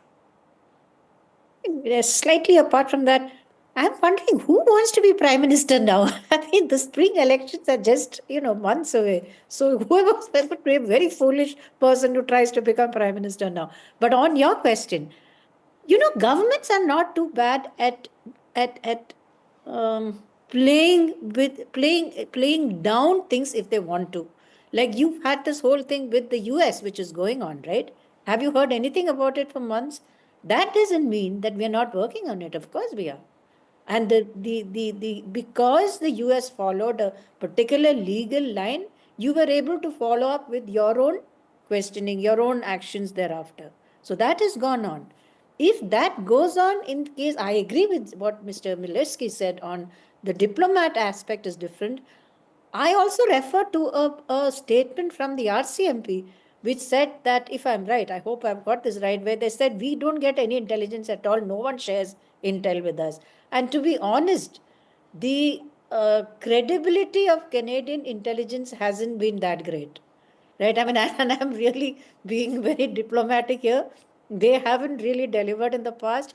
Let's see how this plays down. But in my experience, when governments want to make things happen towards the better, they can, notwithstanding these very serious charges. All right. So once again, those images that you see on your screen are from Rideau Cottage in Ottawa, where Justin Trudeau will be making an announcement and taking questions from reporters. We expect him to come down. That's the Prime Minister's official residence in Canada. We will, for the moment, take a short break, come back to this story. Stay tuned. In today's interconnected world, India's voice is more crucial than ever. When India speaks, the world listens. At NDTV World. Hello, Moto.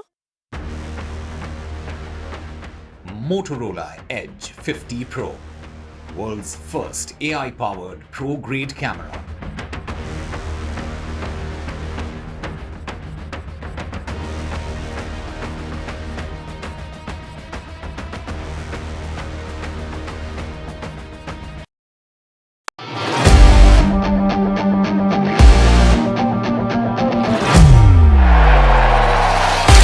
All set for Trump 2.0. Countdown to January 20th. Terror shadow, visa wars. All the twists and turns. Tracking Trump takeover.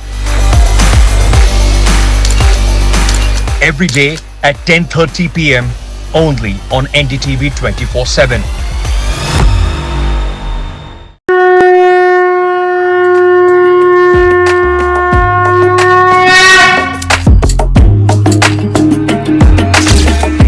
Mahakumbh, a festival of faith, the world's biggest spiritual festival, the divine dip at the spiritual Sangam, a sacred confluence of faith, culture and heritage. NDTV's mega coverage of the Mega Fest. NDTV at Mahakumbh 2025.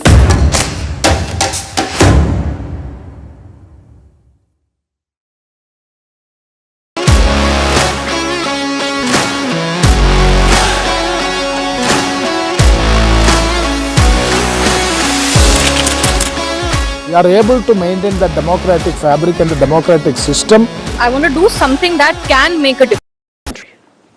For you to strengthen and grow the middle class. Why we rallied to support each other through the pandemic, to advance reconciliation, to defend free trade on this continent, to stand strong with Ukraine and our democracy, and to fight climate change and get our economy ready for the future. We are at a critical moment in the world. Mes chers Canadiens, à chaque matin, je me suis réveillé en tant que Premier ministre, inspiré par la résilience, la générosité et la détermination qui nous caractérisent si bien en tant que Canadiens. C'est ce qui me motive à chaque jour où j'ai le privilège de servir dans ce poste. All right, Justin Trudeau over there at the Rideau Cottage, that's the official residence of the Prime Minister of Canada, stepping down, coming down those stairs to announce what we expect to be an announcement where he says he's stepping down as leader of the Liberal Party. Will he continue as Prime Minister or not? We don't know at this stage. He could be caretaker Prime Minister. Now, he's speaking in French presently. He was speaking in English as well. In Canada, they speak, or he certainly does, both languages. So he will dip in and out of English and French. Let's go across to NDTV's Maha Siddiqui. Very briefly, Maha, we've just heard him come down, say a few words in English. For the benefit of our viewers, what did he say? Vishnu, let's just wait for another couple of minutes because he's going to take 2 questions in English and 2 questions in French after he finishes that announcement in French as well. So we'll get to know more about what's the way ahead after he steps down as the leader of the Liberal Party, whether he's going to continue as caretaker Prime Minister, because what we are hearing is that there has been a request made to prorogue the Parliament till the 24th of March. Been paralyzed for months after what has been the longest session of a minority parliament in Canadian history. That's why this morning I advised the Governor-General that we need a new session of Parliament. She has granted this request, and the House will now be prorogued until March 24th. Over the holidays, I've also had a chance to reflect and have had long talks with my family about our future. Throughout the course of my career, any success I have personally achieved has been because of their support and with their encouragement. So last night over dinner, I told my kids about the decision that I'm sharing with you today. I intend to resign as party leader, as Prime Minister, after the party selects its next leader through a robust, nationwide, competitive process. Last night, I asked the President of the Liberal Party to begin that process. This country deserves a real choice in the next election, and it has become clear to me that if I'm having to fight internal battles, I cannot be the best option in that election. Mes chers amis, comme vous savez, je suis un fighter. Dans mon fort intérieur, all right, so that's the breaking news. Justin Trudeau, the Canadian Prime Minister, announcing that he's resigning as party leader and that he will step down as Prime Minister, and he is essentially a caretaker Prime Minister now until such time as his party The Liberals in Canada select another Prime Minister. The House has been prorogued till the 24th of March. He says, and Maha, let me bring you in on this very briefly before we go back to what he says, that there are internal battles within his party which Trudeau says he cannot fight. That's why he's taken this decision. Go ahead, Maha. That's absolutely correct. There were at least 20 members of parliament from the Liberal Party who had been voicing open concern about his leadership, and many of them, in fact, had said that they would not want to contest the federal election under his leadership because they were bound to lose. Then you had his close ally, the former finance minister, Chrystia Freeland, who also resigned from the cabinet. This was when Justin Trudeau was trying to reshuffle the cabinet. And that really gave an indication that the situation for him internally within the party was untenable, and that at some stage he will have to step down. And that's exactly what has happened now. Parliament has been prorogued, as he said, till the 24th of March. Otherwise, it would have met on the 27th of January. And Vishnu, we knew that the NDP, that is the party that had been supporting them on a case-by-case basis after withdrawing outside support in September to this minority government, that they would have brought in a non-confidence motion, which this government would have lost in any case. So there were a couple of reasons for this push, the final push for Justin Trudeau to take that call to step down as the leader of the Liberal Party and resign later on as the Prime Minister once a new leader of the Liberal Party is chosen. Now, as per the constitution of the Liberal Party, 90 days is the time given within the party to choose a new leader once the leader, that is the current leader, steps down. So we should expect that process to start right away. As Justin Trudeau pointed out, that he's already informed his party that he is stepping down. He did that last evening, and therefore the process is already in motion now. We're expecting big candidates for that position. Chrystia Freeland, in fact, interestingly, is one of them. In fact, there were a lot of reports that had also suggested that maybe Justin Trudeau at some point felt that there were questions about her loyalty because her name was being thrown up as one who could take over his position. And therefore, that was one of the reasons he wanted to shuffle her out of a position, a very strong one, as the finance minister. Democracy. A new Prime Minister and leader of the Liberal Party will carry its values and ideals into that next election. I'm excited to see the process unfold in the months ahead. We were elected for the third time in 2021 to strengthen the economy post-pandemic and advance Canada's interests in a complicated world. And that is exactly the job that I and we will continue to do for Canadians. Merci beaucoup, mes amis. Thank you, Prime Minister. We'll now go to questions, starting with Laurence Martin, Radio-Canada. Bonjour, Monsieur Trudeau. Vous vouliez le faire, ce combat contre Pierre Poilievre. Des batailles internes, il y en a dans votre parti depuis plusieurs mois déjà. Pourquoi est-ce que vous décidez d'abdiquer maintenant? Qu'est-ce qui vous a fait changer d'avis? Comme vous savez, je ne suis pas quelqu'un qui recule facilement devant un combat. All right, we'll go back to Maha for the moment. He'll be taking a couple of English questions as well, French and English questions. But just in terms of what he finally said over there in English, Maha, where he said that these are battles that will continue. He expects the new leadership to take up the challenges which he's faced. But given the recent polls in Canada, do the Liberals have much of a chance? Well, the Liberals felt that they do not have a chance at all under his leadership, and that is why they wanted a leadership change.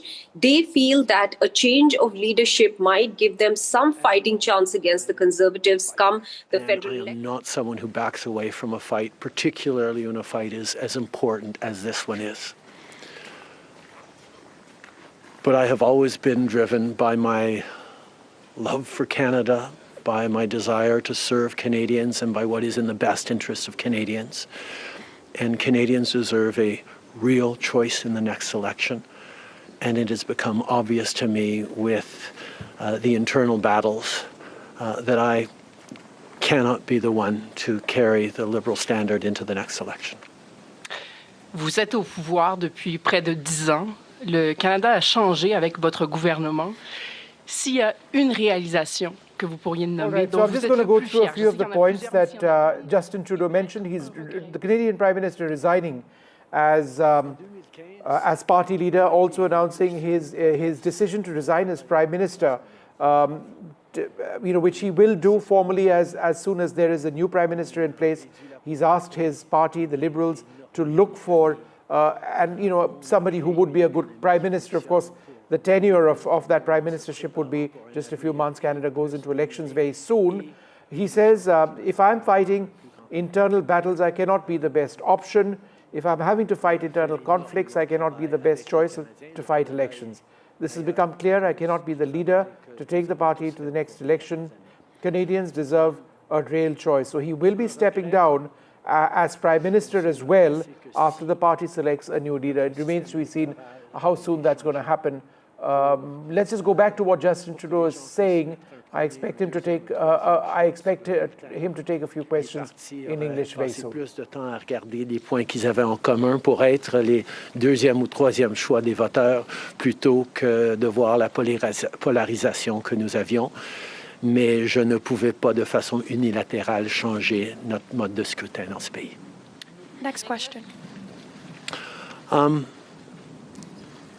We got elected in 2015 to fight for the middle class, and that's exactly what we've done over the past years. We reduced their taxes, we increased the benefits to families, we made sure the economy was focused on working for everyone and not just a few, and that has changed. That has dropped poverty rates in Canada, that has brought more people into the workforce, that has moved us forward on reconciliation in a way that has deeply improved the opportunities and success of Canadians despite the incredibly difficult times the world is going through right now. There's lots more work to be done, and I know that this party and this country and Canadians will keep doing it. If I have one regret, particularly as we approach this election, well, there are probably many regrets that I will think of, but I do wish that we'd been able to change the way we elect our governments in this country so that people could simply choose a second choice or a third choice on the same ballot, so that parties would spend more time trying to be people's second or third choices, and people would have been looking for things they have in common instead of trying to polarize and divide Canadians against each other. I think in this time, figuring out how to pull together and find common ground remains something that is really important for democracies. But I could not change unilaterally without support of other parties our electoral system. That wouldn't have been responsible. Prochaine question. Tonda McCharles, Toronto Star. Prime Minister, up until 3 weeks ago, you were intending to stay, and it seems that the event 3 weeks ago of Ms. Freeland coming out and saying you were firing her as your finance minister was the catalyst that brought us here today. So can you explain your side of what happened there? Chrystia has been by my side for close to 10 years now. She has been an incredible political partner through just about everything we have done as a government and as a party over the past decade. I had really hoped that she would agree to continue as my Deputy Prime Minister and take on one of the most important files that not just this government but this country is facing, but she chose otherwise. In regards to what actually happened, I am not someone who's in the habit of sharing private conversations. Chrystia a été depuis presque 10 ans maintenant à mes côtés. All right, let me go back to Maha Siddiqui. So Maha, Justin Trudeau will be stepping down eventually as Canadian Prime Minister. He's going to be caretaker Prime Minister for now until such time as his party finds a replacement for him. Lots of key points essentially saying that, look, there are too many problems within the party and he cannot continue as Prime Minister now. How soon, realistically, before we see a new Canadian Prime Minister?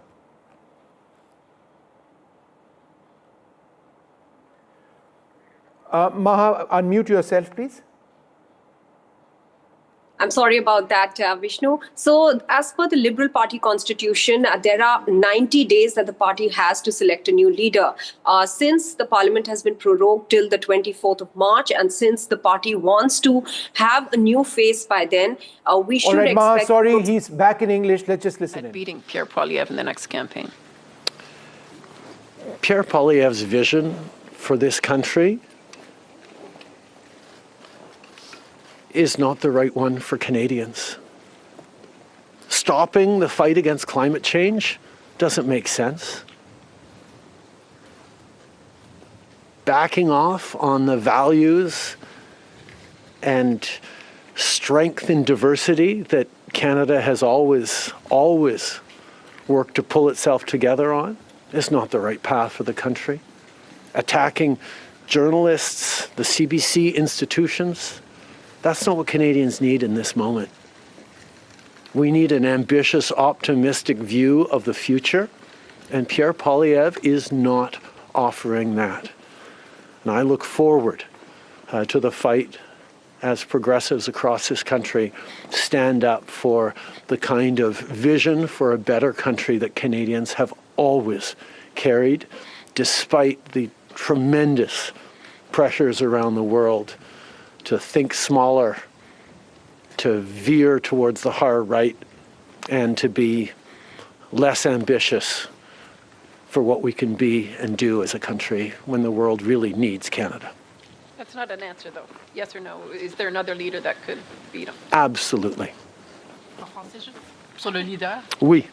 Est-ce que vous Pierre Poilievre. en français, s'il vous plaît, merci. Pierre Poilievre a une vision profondément petite et erronée pour ce pays, si même on accepte qu'il ait une vision, de reculer sur les droits fondamentaux, d'arrêter la défense, la lutte contre les changements climatiques, de ne pas investir dans une économie plus verte, plus inclusive, de toujours chercher des divisions entre les Canadiens plutôt que de rassembler pour faire face à l'avenir de façon optimiste et ambitieuse. C'est pas le bon choix pour les Canadiens.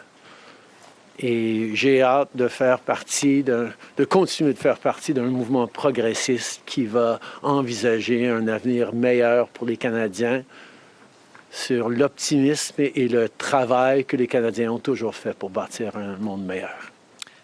Next question. Hélène Buzetti, les corps d'information.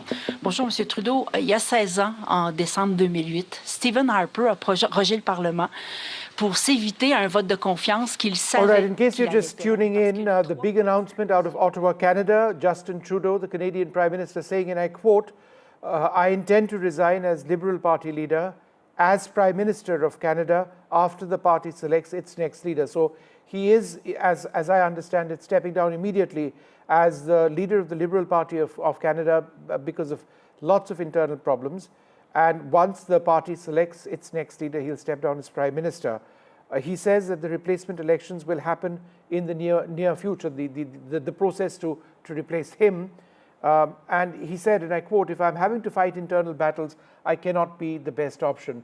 But by the same token, hitting out at his primary political adversary, the Conservative leader, Pierre Poilievre, saying that Pierre Poilievre is not the right choice for Canadians. But that's perhaps something he would say. Justin Trudeau is on a very, very thin wicket, shaky wicket, and has been that for a very long period of time. He's been a Canadian Prime Minister for several terms, but the popularity has just disappeared completely. Maha, come in over here. I keep interrupting you when he starts speaking in English, but do go ahead with what you were saying. Yes, so it's pretty clear now that he's already informed the Liberal Party that he's stepping down last evening, and therefore the process to select a new leader for the Liberal Party has already gone underway. As per the Liberal Party constitution, they have 90 days to select a new leader. But since the Parliament is prorogued till the 24th of March, it was supposed to reconvene on the 27th of January, and the party would have faced an uphill task because the NDP was bringing in a non-confidence motion, which they would have inevitably lost because Bloc Québécois, the other party that was supporting the Liberals on a case-by-case basis in Parliament on certain bills, had also said that they will support a non-confidence motion. So at least they have a breather now for the next 1.5 months. Will Jagmeet Singh still bring in a non-confidence motion once the Parliament reconvenes on the 24th of March? We'll have to wait for that announcement from Jagmeet Singh, because earlier he had said that even if there is a change in the leadership of the Liberal Party, he believes that time is up for this government. Right. Now, hang on. He's continue. speaking in English once again. Let's listen in. In the passing of supply that will allow Parliament to weigh in on confidence in a way that is entirely in keeping with all the principles of democracy and the workings of our strong institutions. Mais avec respect, M. Trudeau, y a-t-il pas quelque chose un peu antidémocratique de suspendre la possibilité du Parlement Go de across to Tara Karta as we're running out of time on this broadcast. The Canadian Prime Minister announcing his decision to step down from the post of Prime Minister of Canada. That won't happen immediately. There'll be a replacement that could take a little bit of time, but he is stepping down as leader of the Liberals. Tara Karta, your thoughts? Well, it's been going downhill since October, right? I mean, in fact, in December, the Toronto Star, which is the Liberals, so newspaper was saying, time to go. So that is finally when he's a bit limpet-like, he doesn't want to go. And now he's totally lost support from among his own party. And I think 4 by-elections that the party has lost recently. The last one was, I think, British Columbia. So there's a lot which is, really pushing him out. In terms of a new government, there was all that blah about the Pierre Poilievre not attending the Diwali function. I think that was a bit overblown, because the party hasn't really said anything adverse against India. They have not made any comment. So it's been, I think, going forward, it's going to be a better time in India-Delhi relations. Delhi-Canada relations, in terms of the trade that we've enjoyed, in terms of the fact that Canada is, after all, an extremely liberal democracy. They are a very fine country, like I've said before on your show. We have no problems with Canada. We have problems with Trudeau. That's the difference. And indeed with, any policies which prop up Khalistanis, which is such a problem, not just for India, but perhaps for Canada as well. Let's just listen into Justin Trudeau before we start wrapping this up. Le reset nécessaire pour le Parlement. En anglais, mais si vous pouvez dire pourquoi pas une élection, vous l'avez pas dit. The parliamentary press gallery, and anyone who's been watching politics closely over the past months will know that Parliament has been entirely seized by obstruction and filibustering and a total lack of productivity over the past few months. We are right now the longest serving minority government in history, and it's time for a reset. It's time for the temperature to come down, for the people to have a fresh start in Parliament, to be able to navigate through these complex times, both domestically and internationally. And the reset that we have. All right, well, there you have it. Justin Trudeau is effectively history. He's going to cease being the Prime Minister of Canada in a short period of time. He announces his decision to step down as Prime Minister.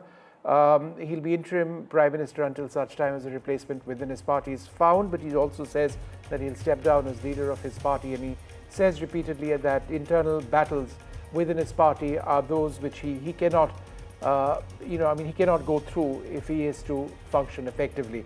We'll leave it over there, come back with a lot more from the entire left, right and center team. Good night.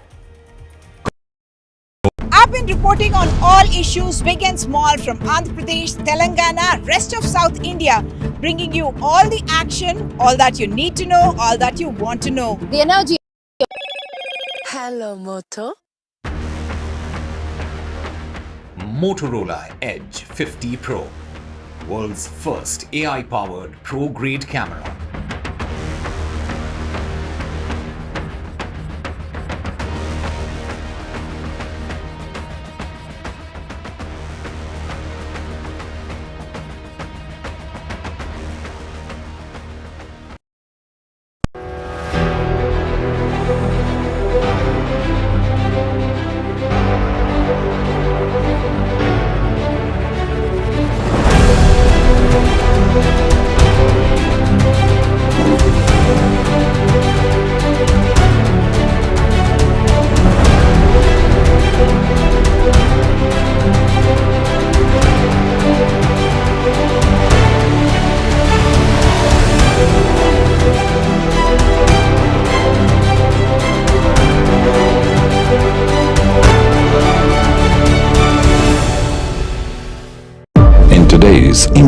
interconnected world, India's voice is more crucial than ever.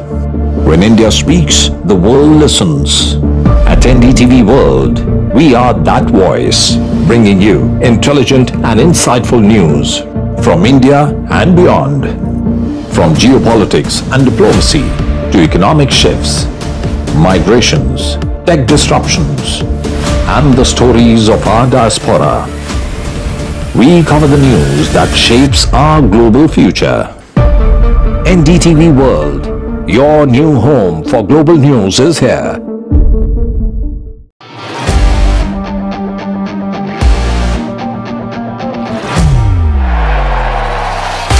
All set for Trump 2.0.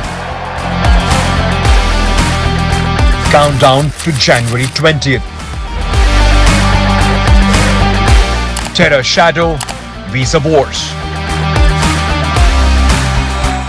All the twists and turns. Tracking Trump takeover. Every day at 10:30 p.m. only on NDTV 24/7.